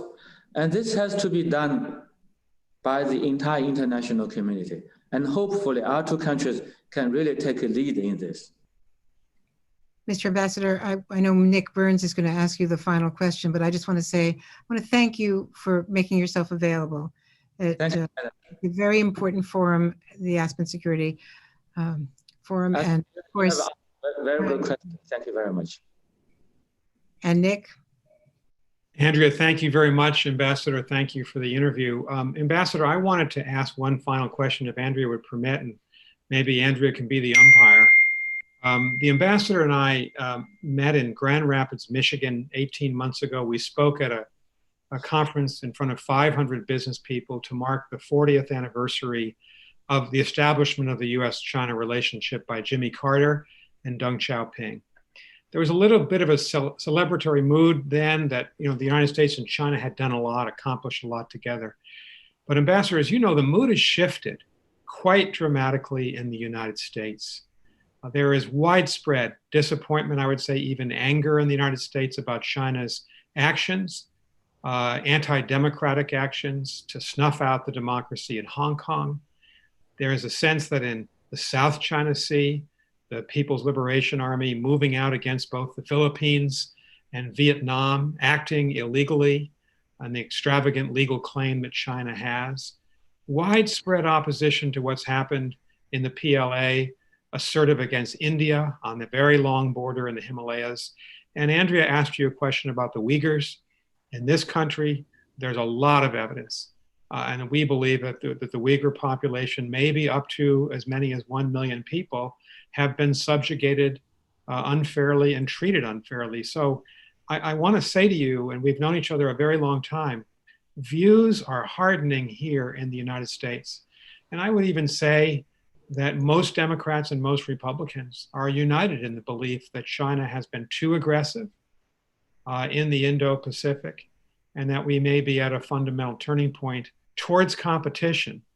So my question to you is there a recognition in Beijing of the very tough-minded attitudes here, negative attitudes here in the United States towards China, towards the government in Beijing, by both of our political parties and nearly all of our leaders? And what can Beijing do to allay that concern? Because this is part of what diplomacy is. And right now, we're not seeing much conciliation at all from the Chinese government. Well, Nick, when you were talking, I somehow thought you were still spokesperson for the State Department. You see, Andrea and I, we touched upon many of the issues you just mentioned. I know we have limited time. I don't want to repeat everything. But let me say this to you. People in China, the Chinese people, they are also very much shocked, and they feel very disappointed by what is happening in this country towards China. There's a rising anger among the Chinese public. I think people have to be aware of this. You are asking us what we can do to make the relations better. And people in China are asking what the United States can do to make the relations better. And for many of the issues, sometimes I just don't understand why such misperceptions could continue and even spread. You see, I myself was personally involved in dealing with many of the issues in Asia. And I know China and all our neighbors just want to have normal, stable, and friendly, mutually beneficial relations. We do have disputes, like the border disputes with India and some territorial disputes in South China Sea. But on the whole, all the countries in our region want to develop mutually beneficial relations. I don't think any one of them want to see any escalation of tension. This is also the reality. So I have full confidence that between China and our neighbors, we'll be able to solve any problem through friendly and peaceful negotiations without external interference, without external attempt to escalate the situation. For instance, China is surrounded on the land by 14 other countries. That means we have land borders with 14 countries. And out of the 14 countries, we have already solved the border issue. We have concluded treaties with 12 of them. India and Bhutan are the only two left. Maybe we are not able to solve the border issue in the short while, but I don't think this issue should dominate relation between China and India. And I don't think this is the view of our Indian friends. So hopefully our American friends could have a really better understanding of the realities in our region, could really understand our concerns, our perceptions, and what we need, what the people in the region really need, and could refrain from taking any action to try to take advantage of any disputes in the region or even escalate the situation. I think the real problem for America, I want to be very honest and frank with all of you. The real question for America is that, is the United States ready to live with another country with a different history, different culture, maybe different system, but with no intention to compete for global dominance with the United States? Are you ready to live with us in peace? This is the fundamental question. Hopefully, politicians and diplomats, journalists, scholars here could think about this really seriously.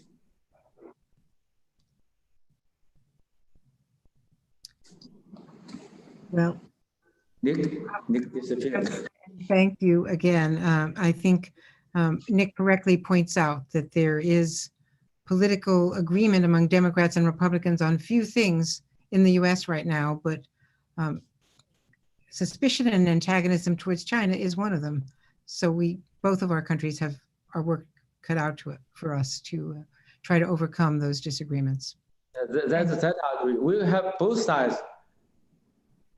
Both of us have to work harder to overcome the current difficulty, to try to solve, to dispel such suspicion, doubts, or even fear.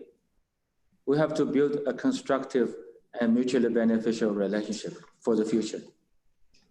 We can all agree with that aspiration. Thank you so much. Thank you. Thank you. Ambassador Burns.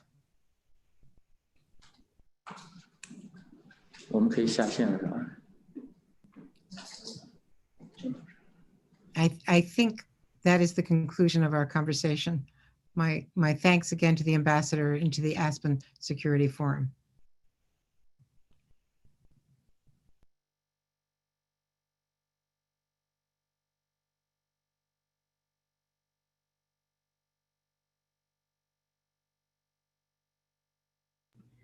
Thank you for your patience.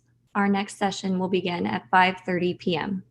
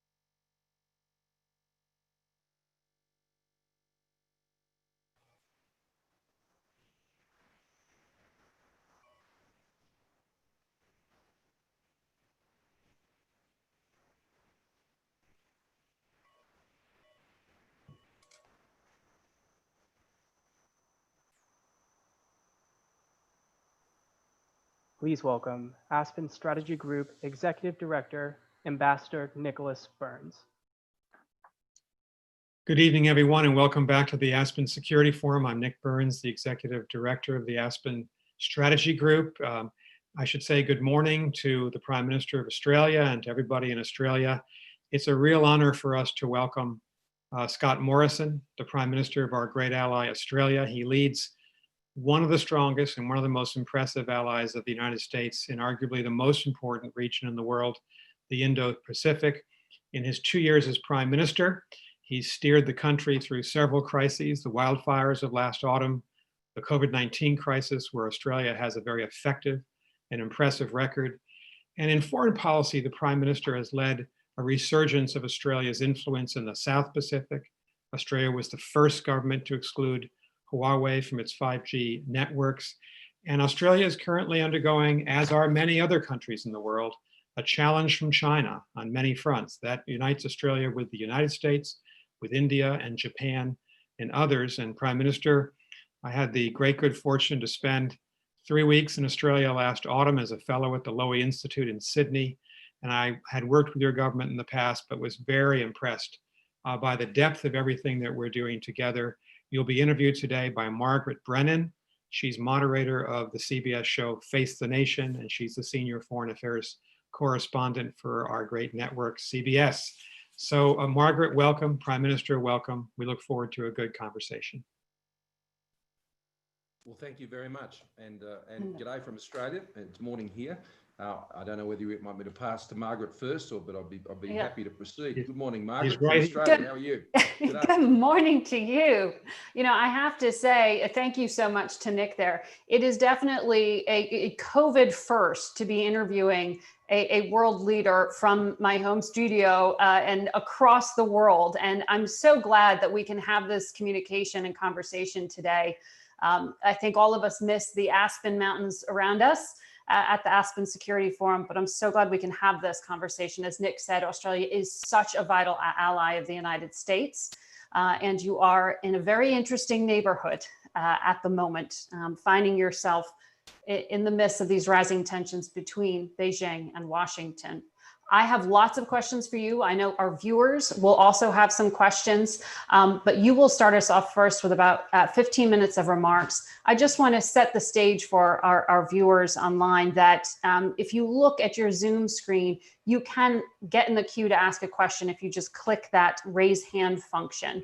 And then the folks at Aspen will unmute you and you will pop up on the screen to ask your question when we're about 15 minutes out from the conclusion.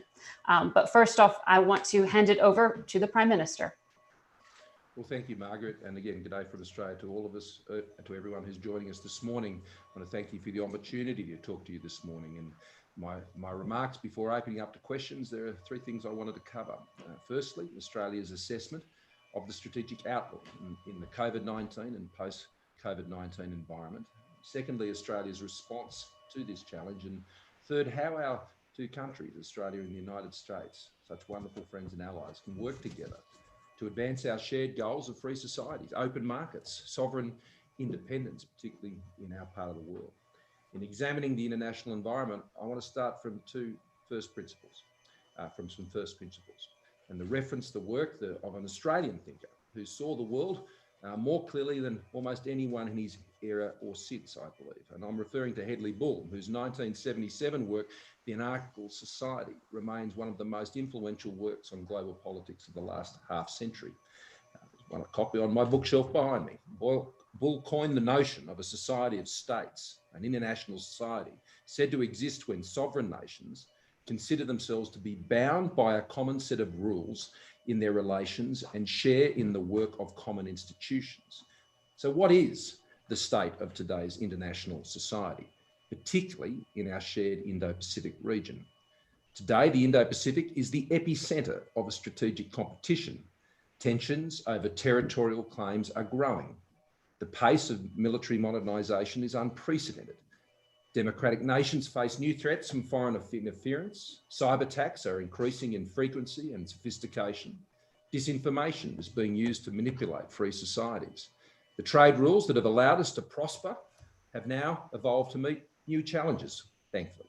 and economic coercion is increasingly employed as a tool of statecraft. It is fair to say that in 2020, our international society is under strain. The reaction of some has been to fret about the weakening of rules-based international order. Fair enough. We want to see international engagement framed by agreed rules and norms, not crude economic or political coercion. But nor do we practically think longing for the past amounts for a strategy. The configuration of power in global politics has changed, and we have to deal with the world as it is, not as we'd like it to be. The liberal rules and norms of what has been known as the American century are under assault. The jungle is growing back, as Robert Kagan has observed, and we need to tend to the gardening. A critical priority is to build a durable strategic balance in the Indo-Pacific for more like-minded nations to act cohesively, more consistently, more often, to align. And I assure you that Australia is not being passive. We're acting to shape that tomorrow, right now. Australia's approach is summed up by a quote in the Aspen Institute publication, A Struggle for Power, launched early in the year. And it was a chapter contributed by Robert Blackwood.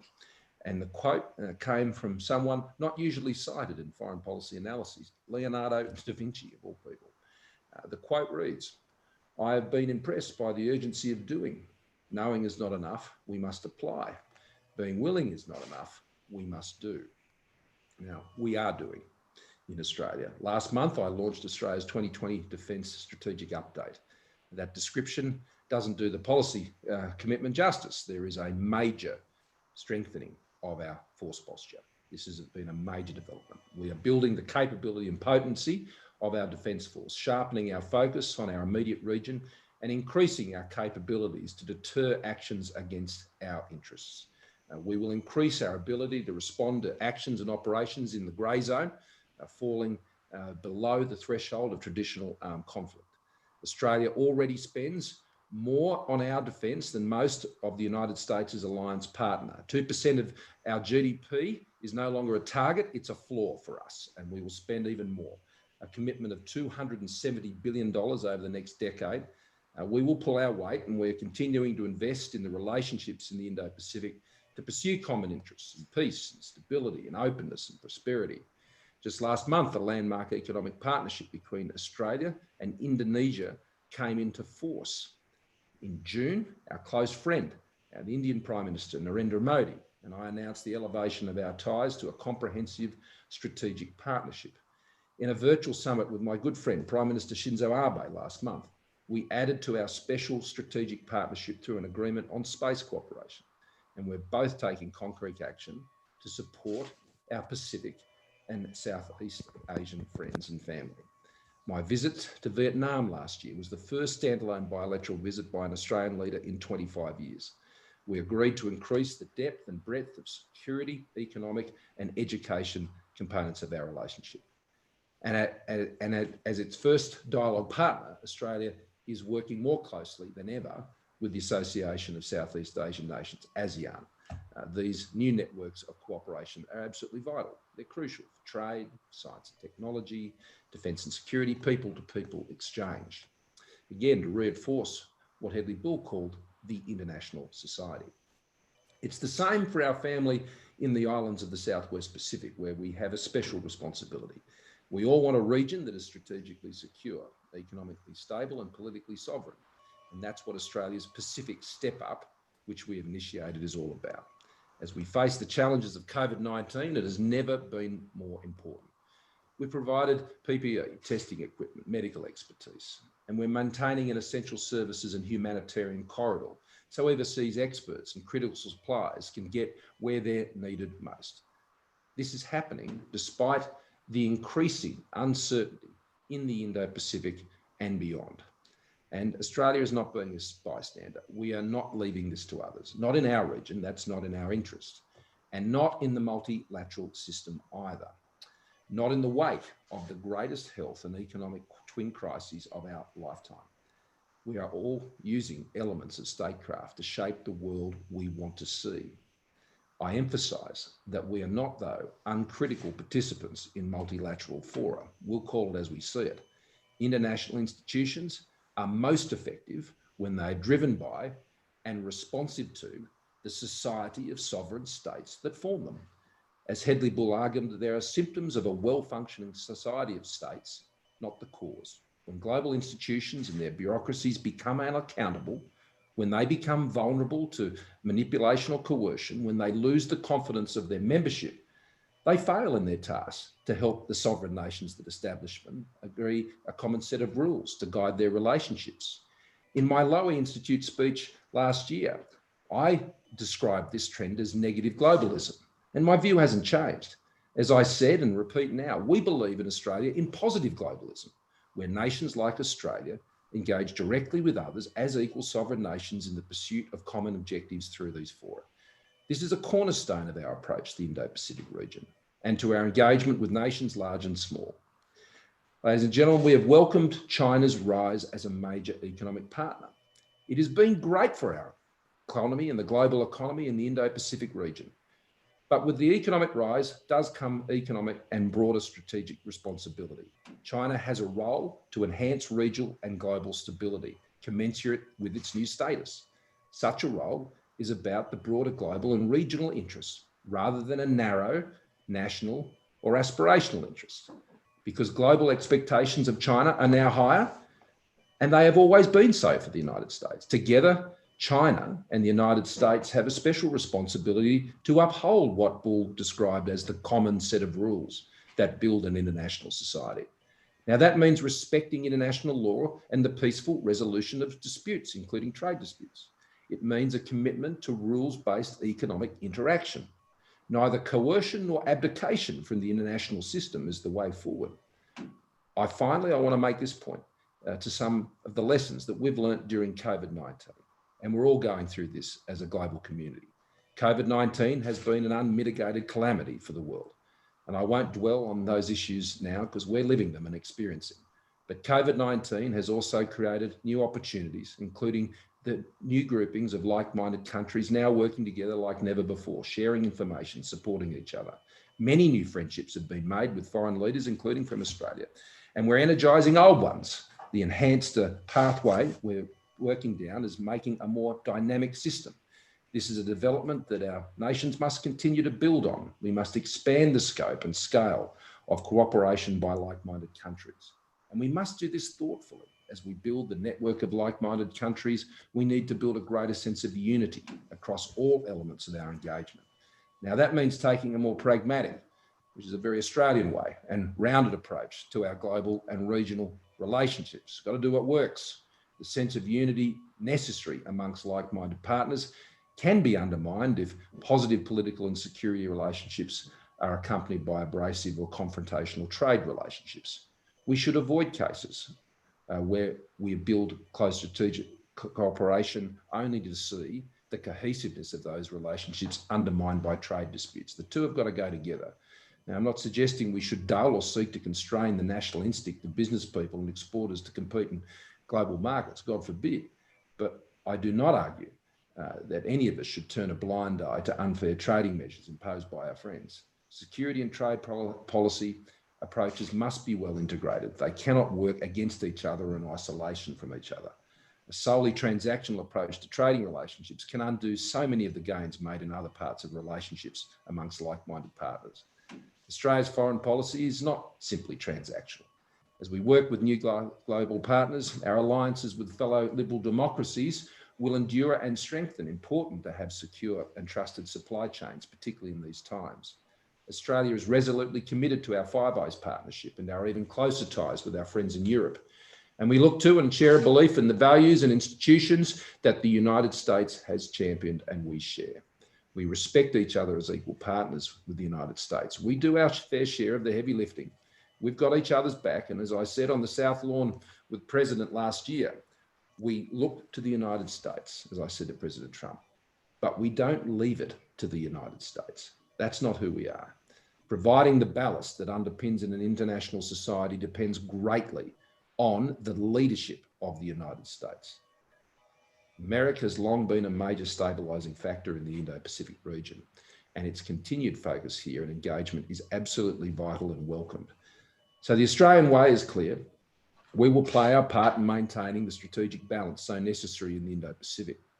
We will invest in regional relationships because we all have a stake in the future, and we will strengthen our ties with federal liberal democracies and like-mindeds, working with all partners in the region as well. Ladies and gentlemen, this month marks 75 years since victory in the Pacific. 1945 was a defining year in human history, the year the Second World War ended, the year the United Nations was founded, the year that a Chicago businessman visited Colorado and decided to found the Aspen Institute. It was a year of doing, actions that built new friendships, including with old enemies, actions that laid the foundation for unprecedented peace and prosperity over recent generations, actions that sought to ensure a global strategic balance. Today's task is no different. We must tend that garden. We must rebuild Bull's international society anew. Thanks for your attention. Happy to take questions. All right. Thank you very much, Mr. Prime Minister, and I will dive right in. You called COVID-19 an unmitigated calamity. Today we heard from the World Health Organization that their investigators have begun conversations in Wuhan, China, about the origins of COVID-19. Australia was the first country to come out and really press the World Health Organization to open such a probe. Do you know when the world will find out its conclusions? Will there be Australian investigators included in any part of this team? And what do you plan to do with the information you receive? Well, I'm pleased that it's underway, and we're not naive to the challenges of these types of reviews and inquiries conducted by such organisations. It will be challenging. We do welcome, though, the appointment, particularly of former New Zealand Prime Minister Helen Clark. We also welcome Ellen Sirleaf's appointment to these roles of co-conveners of this panel. Helen Clark is well known to us here down under with our cousins across the ditch in New Zealand, and she will understand, I think, very acutely of what the expectations are of this inquiry and how much is at stake for the WHO in getting to the answers that are necessary. Answers that are simply necessary, which was the sole motivation of our call for such an inquiry, that we understand what happened so we can ensure it doesn't happen again. I mean, we live in a part of the world where these types of viruses can spawn from any number of different locations. These can happen in many countries around the world. And so it's important we just simply learn the lessons. It is a practical task, and it should not be seen in any political lens whatsoever. And any suggestion it is, I think, is very unhelpful. This is an honest and practical request by sovereign nations through an important multilateral fora to find out what happened and how we can prevent it going again. So that's our aspiration, that's our ambition. Whether the task being pursued by those who are now running it can meet that aspiration and ambition is really a matter for them. Now, Australia will support that in every which way we can. We've made suggestions and in response to nominations, and we'll follow that through. But whether we're formally part of the process or not is really not our concern. We just want to make sure it's a success. But I do welcome the appointments of the panel co-chairs. They're very respected individuals, and I'm sure they'll both do a great job.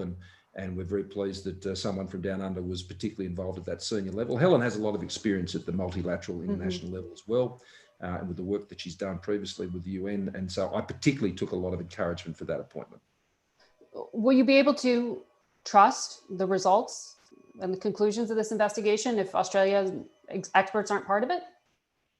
Well, we are part of the international system that has produced this. And so we have no choice but to. And that's why there's such a heavy burden, I think, that falls on those who are driving it.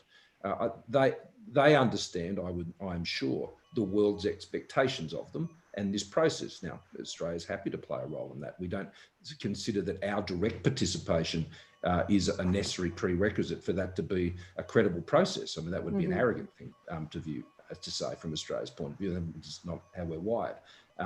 But we welcome how it started. But whether it achieves its job, well, that'll be determined by the job it does. I want to talk about how you have handled the pandemic within your own borders. Australia had some real initial success with some strong actions at the beginning, with establishing this emergency cabinet for the states to make decisions, focusing on a unified message there. Schools in parts of your country have reopened. We're debating whether or not to do that in this country. Why do you think your country had that initial success? Well, firstly, we moved very quickly. I mean, we call it a pandemic weeks before the WHO. We were acting in early January. We moved at the start of February on shutting down our borders, particularly for mainland China. As the virus came out of Wuhan, came out of China, we had a very large flow of people between China and Australia, and those border changes were critical in preventing the first wave in Australia, and particularly our wonderful Chinese Australian community here, and we have over 1 million of a population of 25 million of people of Chinese heritage. And as they came back home after the Chinese New Year, the discipline they showed in self-isolation in their communities was outstanding.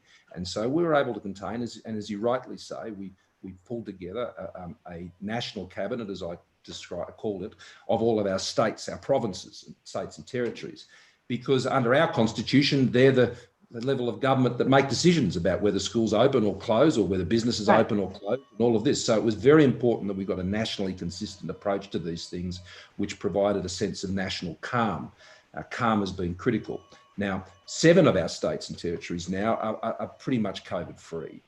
There is some cases that have occasionally come. We have strong quarantine arrangements for Australians returning, but we have and are experiencing right now a very serious community outbreak in our southern state, Victoria, particularly in Melbourne, which would be known to all, I'm sure. Many would have contacts in Melbourne. Today, we actually go into a further stage of lockdown in Melbourne that will run for the next 6 weeks, which means schools in Melbourne will be shut and all of those facilities. The other part of our response has been the economic response. Our health response has been very strong. We don't have concerns about emergency centres being overrun or anything like that. We built up our ICU capacity, respirator capacity in the first wave very significantly. And so we're in a good place there.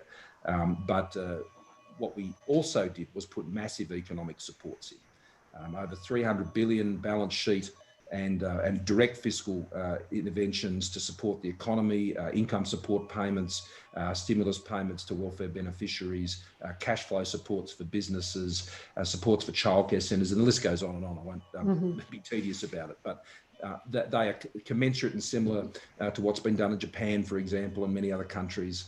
That's necessary because I've said from the outset on the first G20 call, and Prime Minister Trudeau was kind enough to sort of acknowledge this as well, that we can't just see this as a health crisis. Of course it is. It's the worst pandemic we've seen in 100 years, but it is also the worst economic recession, possibly a lot worse, that the world has seen since the Great Depression. And these two things are happening at once. And these things are happening at the same time, at a time of quite considerable strategic competition. So you have the overlay of a strategic instability factor, particularly in our part of the world, which indeed makes these regrettably interesting times. And we're well aware of those very same debates here. There's been strategically some different decisions made. And I am curious as to, as a conservative, how you made those decisions to do things like expansion of unemployment benefits and childcare aid in particular. I mean, it's painful to have to spend like that, but you're saying in the midst of the crisis, you can't cut back on spending. Fundamentally, that's your conviction. Well, conservatives are practical.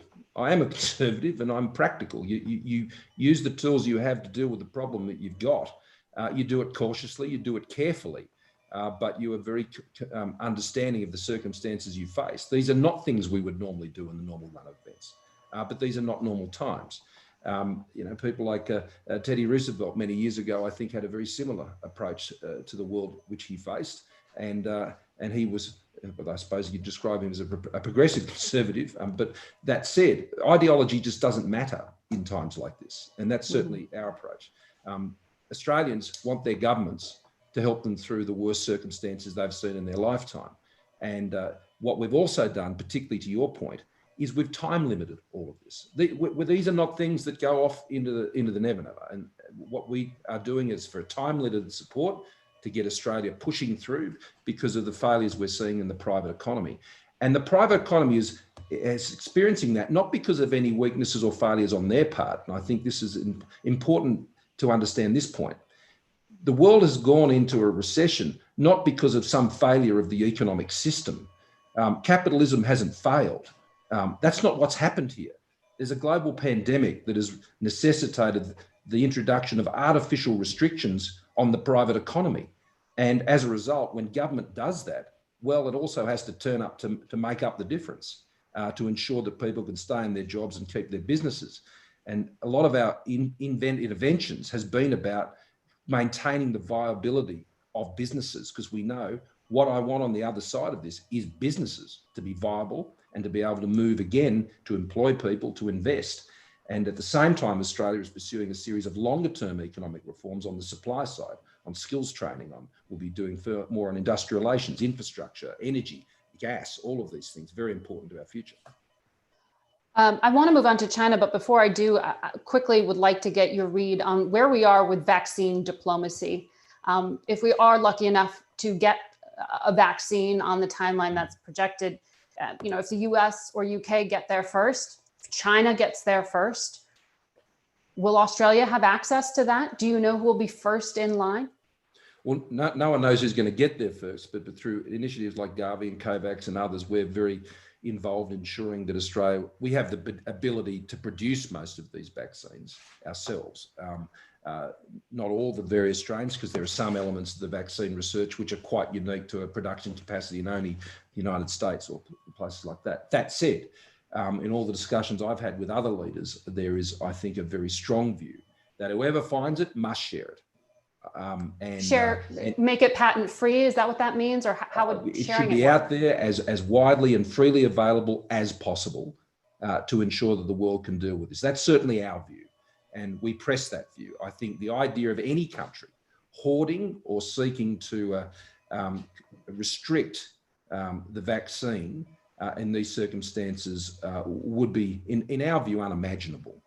And it's important. I mean, all countries, we're investing over 300 million in these initiatives. We're doing it through other multilateral agencies as well as here in Australia. And we're working cooperatively. And with like-minded countries, I would see no impediment to what I'm suggesting. And we've had outstanding discussions, whether it was France or the United Kingdom or the United States or others.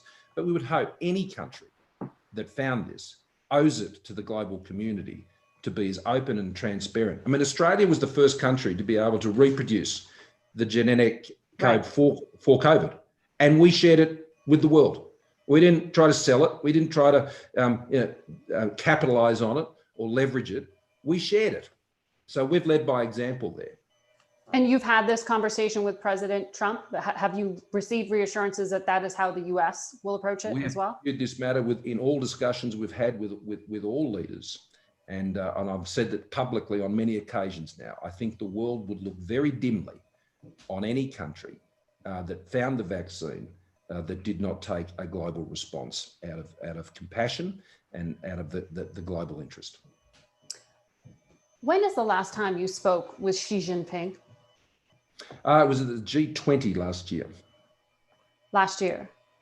You noted in your remarks there, and I've noted just in preparing for this conversation, how much Australia has been investing in trying to refurbish its military to counterbalance China's influence in that region. What is driving that? Do you think that Australia needs to be able to assert itself more independently from the United States, which remains a key ally? Why do you feel you need to do this right now? Well, it's not just now. We've been, since we came to government back in 2013, we've been building up again our defence spending to 2% of GDP. That was one of our core commitments when we came to government, and it's taken us a while to get there, and we're now there this year. And as I say, that's now a floor, not a target. So we have been building that capability for some time now. We have one of the largest capability investment plans, well, the largest since the Second World War. And we've been following through that, whether it's our submarine fleet, our joint strike fighter capability, or many other investments, our land-based capability with our carriers and so on. So this is a very big investment. The strategic update on our defence plan built the capacity to keep potential adversaries further away for longer. And this was an acknowledgement, I think, of the broader threats that we have to deal with going forward, and even in a shorter time frame possibly than we'd considered. These are all precautionary. These are all preventative steps. These are all steps that are taken with like-minded partners. I mean, we've been elevating the level of our Quad relationship with Japan and India, the United States and Australia for some time now. We work closely with ASEAN, the other Indo-Pacific nations. All of this is about achieving this strategic, I think, counterbalance within the region. What we want is peace and stability in the region. What we want is trade with China and all countries in our region to continue to grow and develop, and for that to be done in a stable, peaceful environment. That's what we want. And, right. and I would hope that all countries in our region would want that their own economic development doesn't lead to an opportunity to alter the strategic balance of the region. Well, Kevin Rudd, former Prime Minister of Australia, has an article this week talking about and predicting that he says for the first time, actual armed conflict between the US and China now appears possible. For the first time since the end of the Korean War, we are confronting the prospect of what he called not a new Cold War, but a hot one as well. Is this hyperbolic, or do you view what's happening in your backyard as what he's laying out? Well, our defence update expresses it differently and certainly not as dramatically as Kevin has. But in our own defence update, we've acknowledged that what was previously inconceivable and not considered even possible or likely in terms of those types of outcomes is not considered in those contexts anymore. So there has been a change. There has obviously been a change, and I don't think that's terribly remarkable. And as a result, I think the alignment, the activities of countries that share similar outlooks, and sometimes not even the same outlook. I mean, I mentioned in my remarks the tremendous relationship we have with Vietnam. Now, you couldn't have two systems more different to Australia's and Vietnam's. But that said, we totally share views on things like the South China Sea, on trading relationships within our region, and many other important issues. And I look forward to the time when I can go and join Prime Minister Phuc again. It was a very warm visit and a real high point in our relationship with Vietnam. So it's not just those with whom you'd say you have like-minded political outlooks in terms of how we structure our societies. It's also where we share outlooks about the future of our region. And in the Indo-Pacific, one thing I know for sure, regardless of what someone's political system is, they all want to be, quite rightly, independent, sovereign nations, free of any coercion or interference, and with the opportunity to develop and enhance their economies and their societies for the benefit of their people.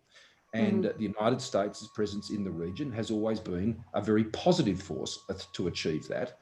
I would like to see, as China has grown as an economy, which we welcome, very much, and I suppose that's a bit of a different point of view from some of those views expressed in the United States. We welcome China's growth. It's been great for Australia. It's been great for our region. We just don't want to see that growth translate into any broader instability in the region, because we believe that will undermine prosperity in the region. And what do you mean instability? What are you thinking of when you use that phrase? Well, it's very important, I think, to look at this at two levels. There's strategic competition between the United States and China. And the great difficulty I think the rest of the nations face in the region is that every action taken by one of us is only seen through the lens of that strategic competition between those two very large states. And the truth is, we're all countries with our own agency. We're all countries with our own interests and our own participation. And we're not shy, particularly when we get around the East Asia Summit table or in the ASEAN Plus dialogues that take place, that it's an important opportunity, I think, for the United States and China to hear the views of the many other countries that live in this region. Mm-hmm. And China and the US both have a very strong role to play, which I think the United States has done benevolently now for a very long time. And I know that presence of the United States is very welcome because it provides that stability. We just simply want to see that these issues are managed in such a way and ambitions are managed in such a way so as not to undermine regional stability. And that's our national interest. It's the interests of so many countries in our region. And that's why I think we have such an excellent relationship with so many countries in our region. I take your point. particularly that Americans always think it's about us. But No. if you will indulge me, we're self-aware on that point. But we are right now in a very heated political climate and race in the United States. And I'm not going to ask you to talk about US politics, but I do want to frame it because right now, both candidates are trying to argue that they will be tougher on China than the other one. Joe Biden is saying that. He's called Xi Jinping a thug, and Donald Trump is campaigning and certainly has upped his rhetoric along with his administration in terms of the threat posed by China. So putting the race aside, just look at the few months ahead of you, and how concerned are you that in this environment that this is not going to be possible to dial back tension, and that there is a collision course that you are in the middle of? Well, firstly, just there's a political overlay that you've identified to a lot of the commentary that's running at present, and I believe that other nations, particularly in our region, are quite capable of understanding that and the context in which many comments are being made. There is an understanding of that dimension of if you like, the heat of some of these comments. That's not to say there aren't very real and genuine intent and meaning behind those statements, but language is dialed up and down. And I have no doubt that whether it's here in Australia or in Indonesia or China or Japan or anywhere else, we get there's politics and we get the context in which comments are being made. But directionally, it describes growing tension. Strategically, the approach may be different. The point I'd make about the United States and Australia is we have a different lens on the issue because our economic relationships with China are different. I mean, as the president has pointed out on many occasions, I mean, the US has a deficit with China. We have a surplus. And that changes the nature of the relationship, certainly the economic side of it. Now, that doesn't mean that makes us hostage to that economic relationship at all. The reason we have such a good trading relationship with China, despite all the talk of what is perceived to be tensions, our level of trade with China has never been stronger. Why? Because we make and sell things that they need, and they make and sell things that we need. And it's a mutually beneficial economic relationship. And it does go broader into a strategic partnership, but there is a reason, a mutual benefit. It is a two-way mutually beneficial relationship for Australia and China, and we want to see that preserved. But it can't be preserved in any imbalanced way. It is preserved by each partner respecting each other's interests and outlooks, and I believe that can be achieved. The United States has a different lens on this problem because of the nature of their relationship with China and what the nature of the trading relationship is. And there are many issues raised around intellectual property and the way joint ventures. We face that as well. The scale is just different. Because of the nature of what makes up our relationship, was predominantly resources and commodities in volume in both dollars and units. So, to assume Australia and the United States has an identical outlook on China would be false, because the circumstances are completely different. The geography is completely different.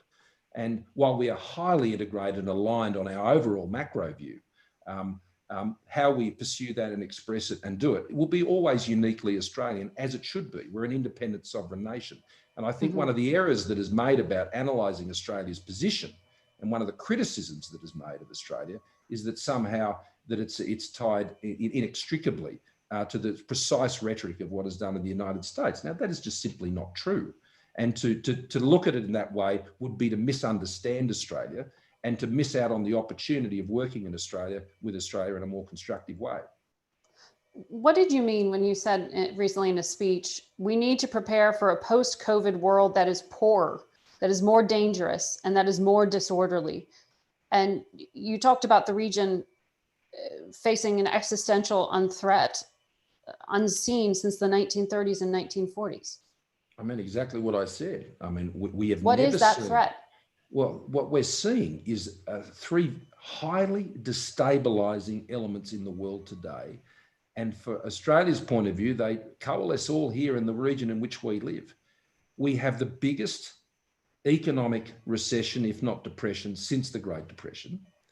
We have the largest health crisis the world has seen in 100 years.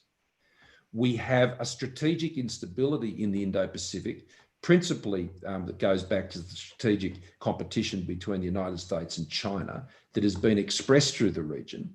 There are obviously strong ambitions that follow the economic rise of China that is putting a lot of pressure on the system. Now, while the precise circumstances aren't the same in what we saw in the 1930s, the combination of forces are very similar. Now, I'm more optimistic, way more optimistic, that the outcome of the 1930s doesn't need to be the same today. And that's why in the remarks I've made today is about ensuring that doesn't occur by the like-minded alignment, by the actions of independent sovereign states working together to avoid those outcomes and to create the necessary balances that are needed to keep the system working, to tend the garden, as I've been saying. I mean, multilateral fora, we support. Australia has been part of their inception. Australia has supported the continued funding of the WHO. Why? Because I know the work it does in our region, in Papua New Guinea and Indonesia and places like that. Sure, we've got our criticisms about what happens further up the tree, but on the ground, it makes a big difference, and we want to support that. We accept its, I'll rephrase that. We acknowledge its imperfections, and we think they should be fixed, and we'll call it out as we see it, but we remain constructively engaged. But multilateral fora, can't get ahead of themselves and think they can run around as institutions and bureaucracies telling the world how they should run their own countries. Sovereign states are still sovereign. And there needs to be, I think, a greater appreciation of that. And I think that's what's been behind some of the frustration with global institutions, that they feel they have a mandate that extends beyond what is given to them by sovereign states. And certainly, from my perspective on these things, that's been a view I've consistently put for many, many years. I have a few questions, but I just want to remind those listening and watching that they should get their questions ready for the Prime Minister shortly and get in that queue. The rest of the world watches, particularly what Australia decides to do on the technology front with an eye towards China. Last month, you said your government was looking very closely at TikTok, the social media company, and that you had directed your intelligence agencies to look at it. Just this past week, we had Microsoft announce that it was looking to buy not just the US company, but the Australian entity as well. Is that an acceptable solution to the risk that you saw posed by TikTok? Well, we have had a good look at this, and there is no evidence for us to suggest, having done that there is any misuse of any people's data that has occurred, at least from an Australian perspective, in relation to these applications. There's plenty of things that are on TikTok which are embarrassing enough in public. So it's that sort of a social media device. That said, I think our response is that Australians have to be very aware, and it's not just with TikTok and things like that. The same is true with Facebook and all these other social media platforms. Enormous amounts of information is being provided that goes back into systems. Now, it is true that with applications like TikTok, that information can be accessed at a sovereign state level. Now, that is not the case in relation to the applications that are coming out of the United States. But I think people should understand, and there's a sort of a buyer beware process. There's nothing at this point that would suggest to us that security interests are being compromised or Australian citizens are being compromised because of what's happening with those applications. But people should know that the line connects right back to China, and they should exercise their own judgment about whether they should participate in those things or not. There is a greater level of transparency, I would argue, about how applications like WhatsApp and things like that, if you go onto those, how their data is used and handled and managed, that's pretty upfront, relatively speaking, compared to TikTok and things like that. So look, I think letting the sunshine in on all of these things is the best way to handle them, and for consumers to be aware of what they're using. So to be clear, your intelligence agencies concluded that there was no security threat? There's no reason for us to restrict those applications at this point. We'll obviously keep watching them, but there's no evidence to suggest to us today that is a step that is necessary. But I would stress strongly to any Australians listening to this and those who are reporting on it, that people need to understand where the extension cord goes back to. Well, Australia was the first of the Five Eyes members to ban Huawei and ZTE, and the rest of the Western allies looked closely at that decision. How do you balance that, the decision to deal with all the economic realities that you laid out in terms of having to have good relations with China on that front, with your concerns about the potential risk and potential espionage? Well, 5G is different to 4G. I mean, the Internet of Things opens up a broad array of applications and uses for that technology well beyond what has gone previously. And so the integrity and security of Australia's sovereign systems, I think, has to be protected above all else. So this was a decision not directed necessarily at any one supplier, that just ensured that as Australia builds its 5G network, which is happening as we speak, it can be done in a sovereign way. And that is what is occurring using the technology that we believe can best support those objectives. So that's what we've done. We've done it in our own national interest. Well, as I said, we haven't said that others should do this. Others have made the same decision. We made the decision for Australia's interests, and we've followed through on that. But let me stress this, because the point often comes up with foreign investment. Australia has the most liberal foreign investment rules of any country in the Indo-Pacific. I mean, United States is our biggest investment partner, and countries like the United Kingdom also. I mean, China, while it has been a growing the fastest growing element of foreign investment in Australia, it doesn't come close to the level of foreign investment that has been in a direct sense out of the United States and the United Kingdom. But you can invest in Australia in things that Australians can't invest in many countries in our region, including China. Now, these aren't direct reciprocal arrangements that we have in place. We set our foreign investment rules, our technology rules, our foreign interference rules, our trade rules. We set all of these in Australia's interests. And that's what determines our judgment and nothing else. But we do have the most pro-trade, pro-investment set of policies, I'd argue, of any country in the Indo-Pacific. Did you do a review of Chinese diplomats, or do you think one needs to be done given the decision in this country to shut down the Houston consulate that the Trump administration carried out just a few weeks ago? They specifically in briefings pointed out that the consul general in that station had previously been posted in Australia and talked about Houston as a hub for espionage. How should we understand that? And was there something you shared? Well, you wouldn't expect me to go into any of these details. I'd understand why you'd ask, but obviously Australia doesn't go into how we manage our security affairs in a public forum, and never do. We obviously have the intelligence relationships that we have through the Five Eyes partnerships, which are well known. But I can assure you that Australia is very, very conscientious about protecting Australia from foreign interference, and so that our citizens can live freely and without coercion. We are a big multicultural society, Australia. I would argue that we are the most successful immigration country in the world, and clearly so. That means we bring people from all over the world, from many different languages and cultures, and it works here in Australia. We are a very successul multicultural society, and we want to protect all of our citizens. Right, but this is specifically people accredited as diplomats. Yeah, no, I understand that, but I'm not going to be drawn on how we undertake our security operations in Australia and how we work with partners. As I say, I'm sure you would want to know, but that's a reasonable question to ask, but it's also appropriate for me to not give a detailed response. Okay. Well, we do have questions from our viewers who will be unmuted in the queue as they are called on. And the first I see here is from Siddhartha Sarma. Siddhartha, can you make sure you're unmuted?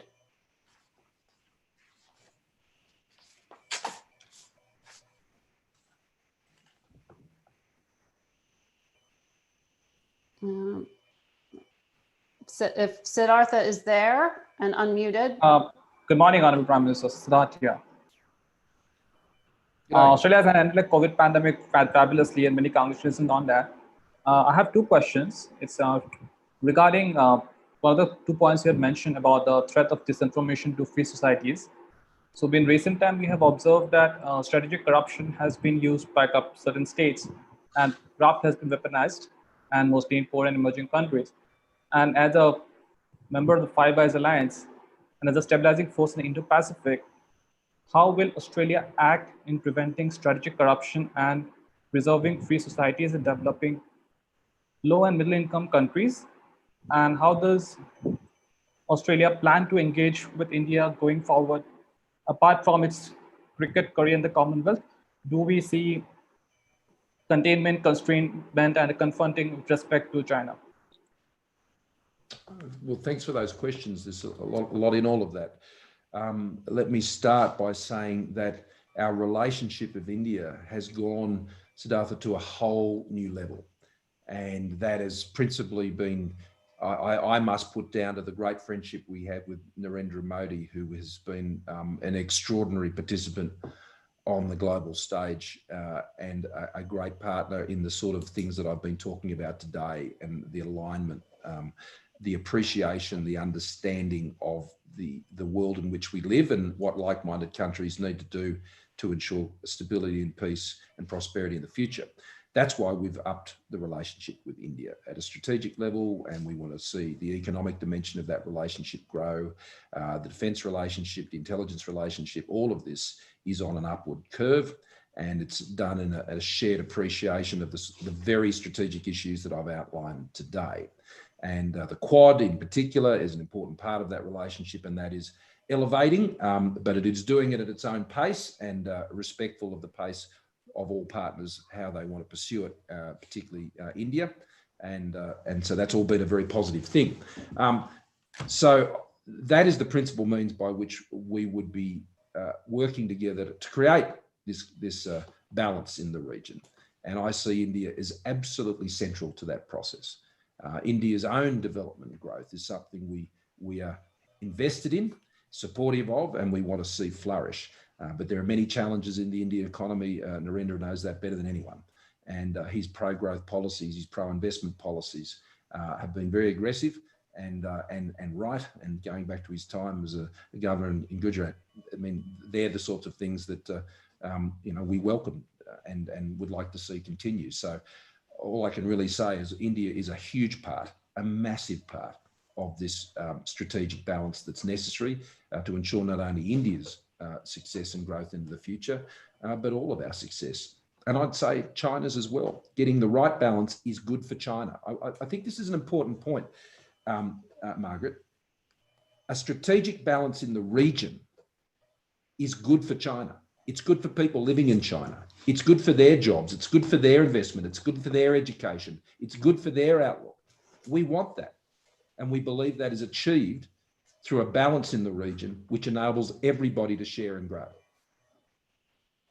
The next question we have in the queue is from Edward Luce. Edward, please unmute yourself.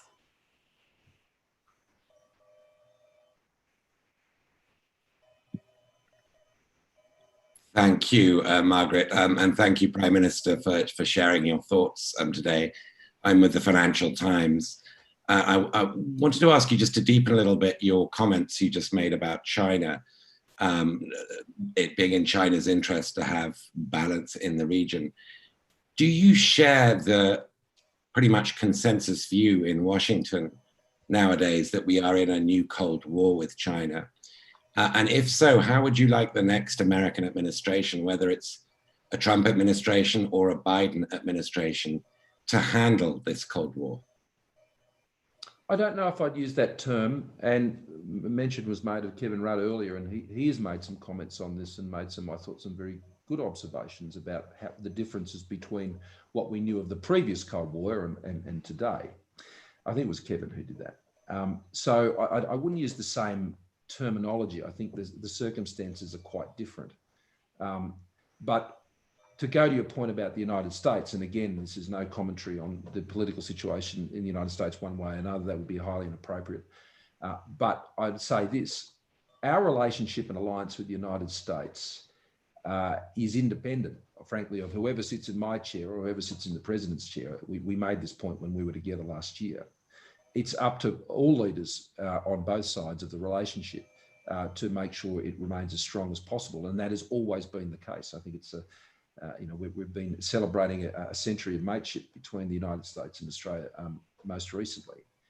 And the United States' focus on our region and its understanding of the priority of that focus is very important to us. And I think it's important to all countries in the Indo-Pacific. And so that is, I think, the key issue. This is the defence position that the United States is able to fulfil within the world, and its deployment and its interest in the Indo-Pacific is obviously a very important issue that contributes to the stability that is here in our region. So, without commentating on the specific views of the Republicans or the Democrats going into this election, that commitment to that relationship, that commitment to the capability that is necessary from the United States into the future to support global stability is highly important. And obviously we'd be keen to see that mark be met. And we have time for an additional question from Nick Burns, who will be hopping on shortly as well to wrap us up. But I want to piggyback on that and ask you, Mr. Prime Minister, as I hand it off to Nick, why you haven't spoken to Xi Jinping since last year. Nick? Well, there hasn't been an opportunity to do so, but the welcome and the invitation for such a discussion is always there from our perspective. I spoke to Premier Li Keqiang. We had our last leaders dialogue under the Comprehensive Strategic Partnership. That was late last year in Bangkok, alongside the East Asia Summit, and we welcomed that. And I've been having those discussions with him annually. So there's been a continuation of the Comprehensive Strategic Partnership leadership dialogues over this period. And and so that's important. But look, I don't get hung up on these things, to be honest, Margaret. The phone's there, it works. Obviously, I mean, we've been engaging with countries quite considerably. We have the engagements through our embassies. Those sorts of things are of less concern to me. What matters is that the trading relationship, the economic relationship is able to be pursued. That is occurring. It has its frustrations from time to time. But I'm simply just trying to say that global stability, particularly regional stability in the Indo-Pacific, is in everyone's interest. That's Australia's objective. How we express that will differ from time to time with the way the United States does. But I believe that's the absolute objective of the United States as well. The strategic competition issues between the United States and China are different to our relationship with China, and that would explain many and most of the differences that you might see. But we welcome greatly the involvement of the United States in the region for that end. Nick? Prime Minister, thank you very much for the interview. Margaret, thank you for being such a great moderator. Prime Minister, there's a lot of faith here in Australia. I think in both of our political parties, as we face a real threat from China, I think that's how most people here perceive it. And we're bullish on the alliance with you and your government, as well as with the Quad, with the Indians and Japanese. And I just wondered if you had any final thoughts on how we should be handling this big push for power as we look at the Indian border, the Uyghurs, Hong Kong, South China Sea by the Chinese military.